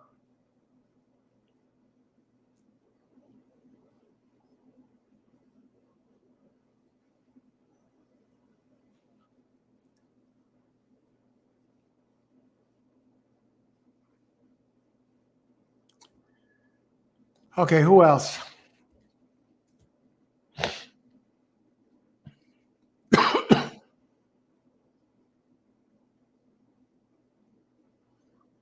Okay.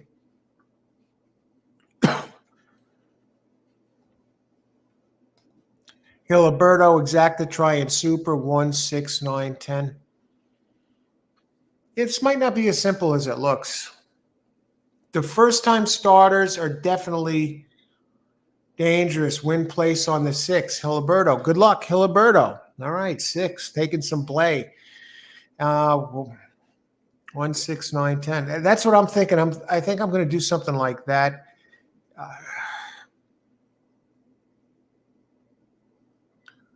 Only I ditched the 9.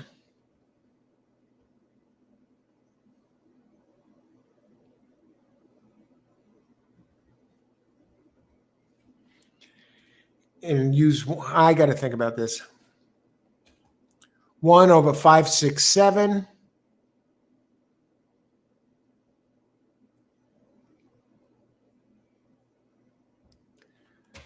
All right, thinking about it. Terry, 5 horse. Okay, good luck, Hiliberto. Some nice hits today. Hiliberto, great job. And we got 11 minutes to post. Let's look at the body language of these. 10 currently on the board at a tentative 5-2 favorite. We only have 1, 2, 3. Number 6 now continues to drop. Hey, Toby, now down to 10-1.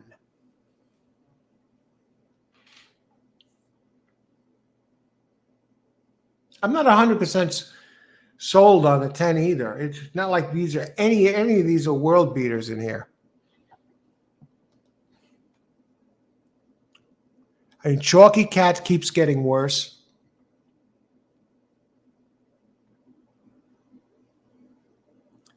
Now, here's the problem. I'm beating Edward Baker to death like he's a dog of a trainer because he only has a 3% record at Saratoga.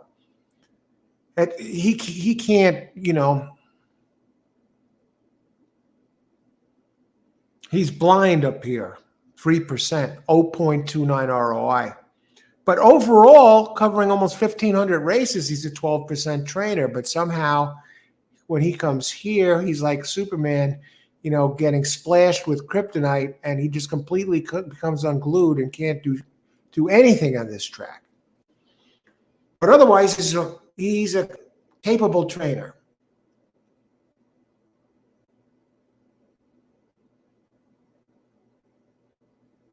Which makes it scary because the horse is dropping from maiden special weight to maiden claim. I think that's the only one that's making a drop like that in this race.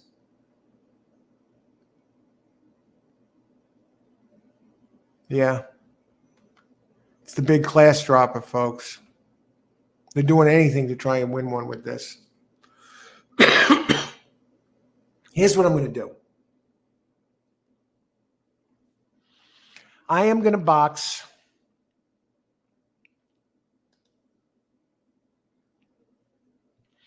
okay, both Serling and Maggie Wolfendale. Did this guy, did that other guy really get fired from Saratoga?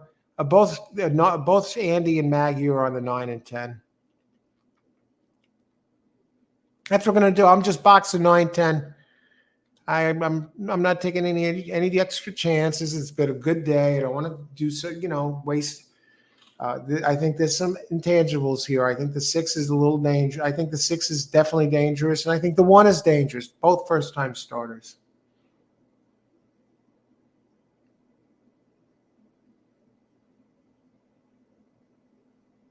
And you got Irad on the 5. 8 minutes to post, folks. Call to post.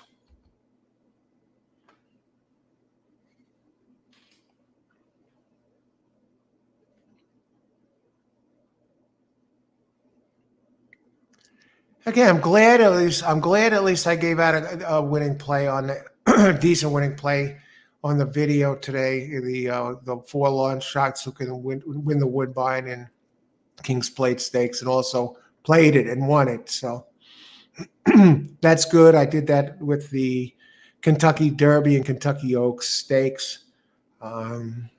Kentucky Derby Mage did a video on that. So maybe we'll get I'm going to see if I can get a guest on this week. Travers Week.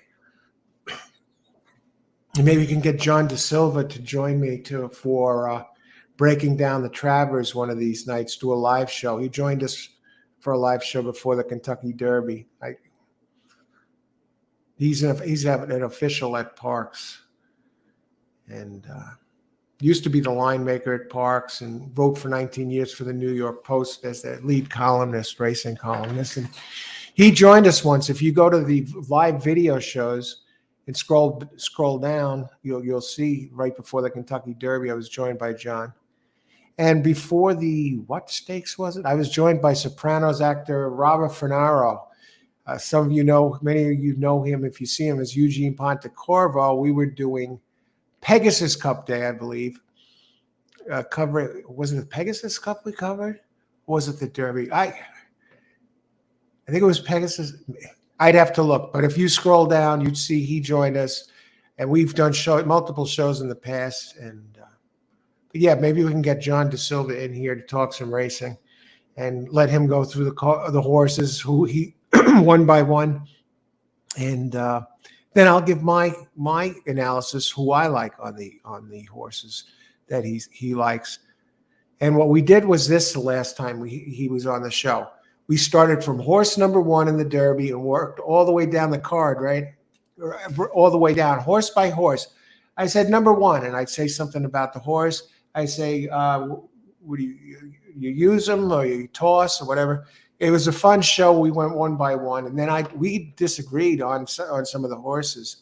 And I actually had Mage for the Derby, and he didn't like Mage, so that was pretty cool because I liked him as a threat to win the Derby. And I gave him out on a Derby show too. So it was something like today with the King's Plate. What I did was I said 5 horses that can pull the upset in the Derby. And today was like 4 horses that I could pull the upset in the King's Plate. And I wanted to do 5, but I wanted to do 5, but I was like, I couldn't find another one that I was that confident about to use as one of the contenders, including the Brown entry, because the Brown entry never ran on the Tapeta. So I said, you know what? I'm not going to force it. I'll just do it 4. I know it's a weird number, top 4, whatever, but that's what I did. I'm not going to, bullshit anybody and try and squeeze a horse in there just to make it 5. Anyway, we got 5 minutes left. It's been a blast. Thanks, everyone, for joining the show today. Let's make it a good one, Put a couple grand on number 5, and, hey, go out and buy a new car tomorrow. All right, seriously, let's go. 3 minutes to post.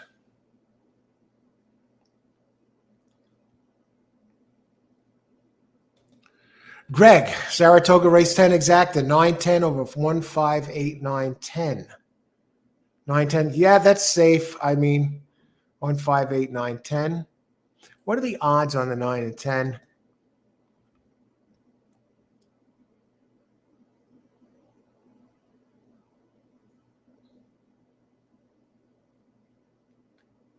Yeah, let's have a little fun here. Let me look at what the payouts are. Good luck, Greg. And Jessica is in the house. Jessica, hi, Jessica. 5, 6, 9, 10. Good luck, Jessica. Enjoy the race. All right. Jessica Solokowski, welcome. Thanks for sharing your selection with us, Jessica, and everybody out there. I got to get the 6 in there after this write-up and everything else. And I got to get Irod. And how do we work this?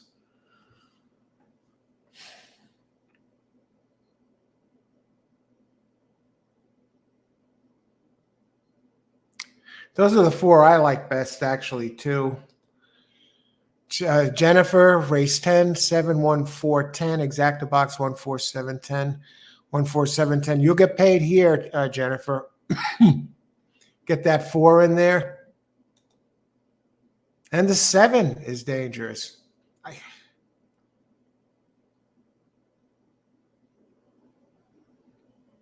And the distance here is 6.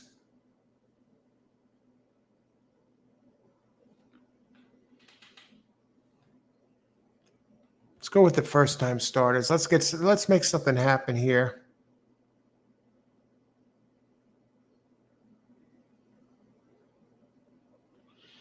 I just got to check the 5 one last time here. 1 minute to post.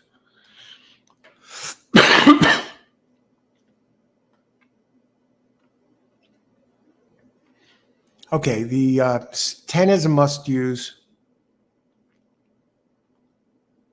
10-5. 5, 6, 10 box, exacta box.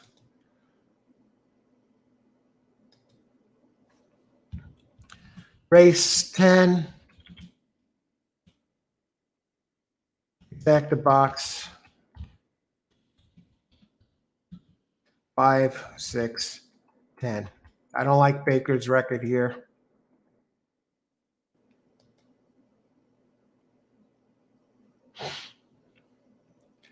Okay, 5, 6, 10. Let's see. Scotland, I like in the Travers, maybe not to win. I don't know the field yet, Stephen, but Angel of Empire, guess what? Angel of Empire is not going to be in the Travers. He's maybe pointing to Philadelphia, in fact, where he's from, the Philadelphia Derby or Pennsylvania Derby.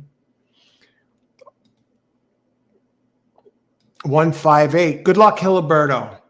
All right, it's crunch time, folks. Good luck, everybody. Enjoy the race. Let's make some money here. Let's go out on a good note. It'll be a good note either way. Enjoy. God, this is, I think, what, one of 4 summer nights left this year. Sunday nights, summer nights. Another month, that's a real bad sign. When you see a horse that doesn't want to go in like this, it's expending energy. You know, maybe you want to cancel the bet while you still have a chance if you're using it. That's the thing. And it was just pointed out earlier on the show that, yeah, that's the bad thing about that. If it breaks through the gate, cancel it. It falls down before the race. Look, 6 doesn't want to go in either. It's not a bad sign. That's a bad sign, and I got him.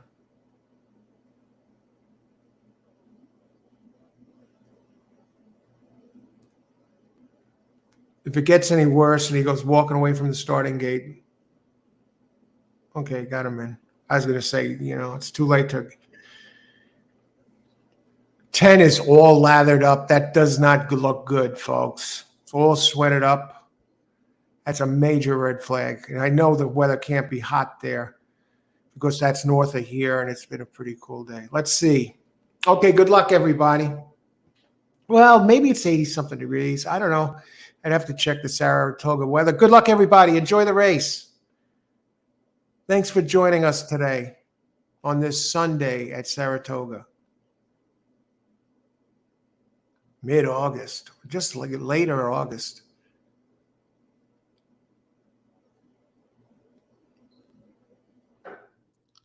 Come on, just jam them in and start the race. Who's the one? I wonder who the troublemaker is that doesn't want to go in.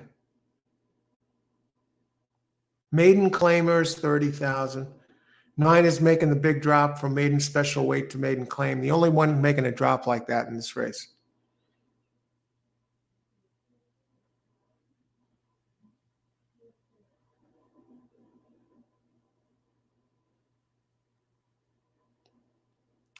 Talking about body language now, I didn't like how the 10 looked all sweated up. I didn't like how the 6 was fighting to get in.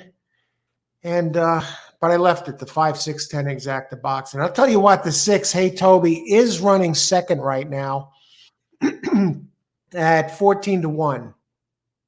Followed by the 7, Non-Hombre. The 10 is tracking both. The 5 with Irad Ortiz under the knife is on the rail. And Hey Toby, number 6 at 14-1, starts to get a little separation, but he's still running along with Irad Ortiz on the 5. And now 6 gets a little daylight. Okay, 6 goes into the turn leading the race. Now that's actually 7 who's with the 6. Now Irod takes over, and Hey Toby fights back. And here comes 10. Okay. 5. Now 10 is playing a linebacker here as they head for home. And holy crap, it is going to be 10, 10, 8. And 6 is going to run third. Hey, Toby, great job. I'll tell you what, he gave it a hell of a run there. And I didn't like the 8, but hopefully some of you had it. Woodside Warrior, 10-1 shot. Dylan Davis on the 8. I thought we had it there because it looked like somebody did a great block job on the others. I mean, 10-8, 9-5. Yeah, the 9 was 10. Let's see what the odds were on this. Probables. 10-6 would have been 68. 10-8, 23-20. So it's like a 10 and change, 10.5, 10-1, 10.5 to 1 exact. 23-20 for $2. 10-8-6-9. Tell you that. Jose wins a lot of nightcaps. I tell you, I was looking good there.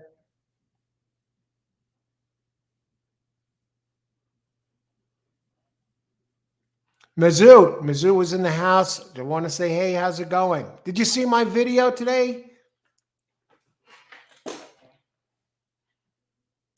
Okay. It was about the plate, whatever. King's plate. How's it going, Mizzou? Chalky Cat. I'll tell you what, Baker's invisible there. Who else? Who got the winners here? Somebody has to have had this. Actually, the 8. Exacta, Greg. Nice job, Greg. Got it, John. Very clean races. Nice picks here today, Greg. Great job. 10. He had 10-8. There he goes.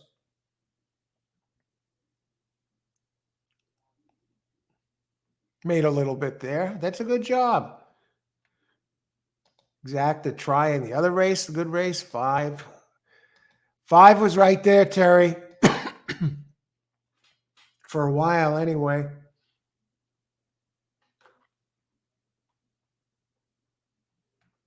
Nice job on that 6. I'm telling you. Omar turns us on to that 6. Comes in third at 14-1 there. Good show prices. Okay.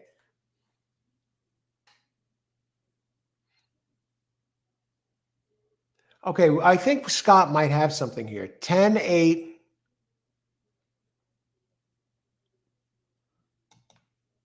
I hope you got the 6 in there, Scott.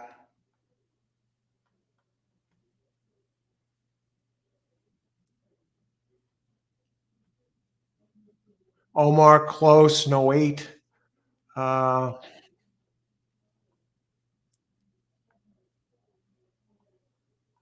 Okay, I think we got everybody covered here. Oh, Greg, you're welcome. Thanks. Thanks for joining us. I'm glad you enjoyed the show. And I want to thank everybody who was here today, and shared and enjoyed join us today for a great day of racing. Really, the highlight was it was terrific racing at Saratoga, but how can you not get pumped up about that cup, that King's Plate Cup? Great show, Al. Thanks. Oh, you're welcome, Jennifer. Thanks for joining us. Have a good night. You too. And everyone, have a great Sunday night, and enjoy.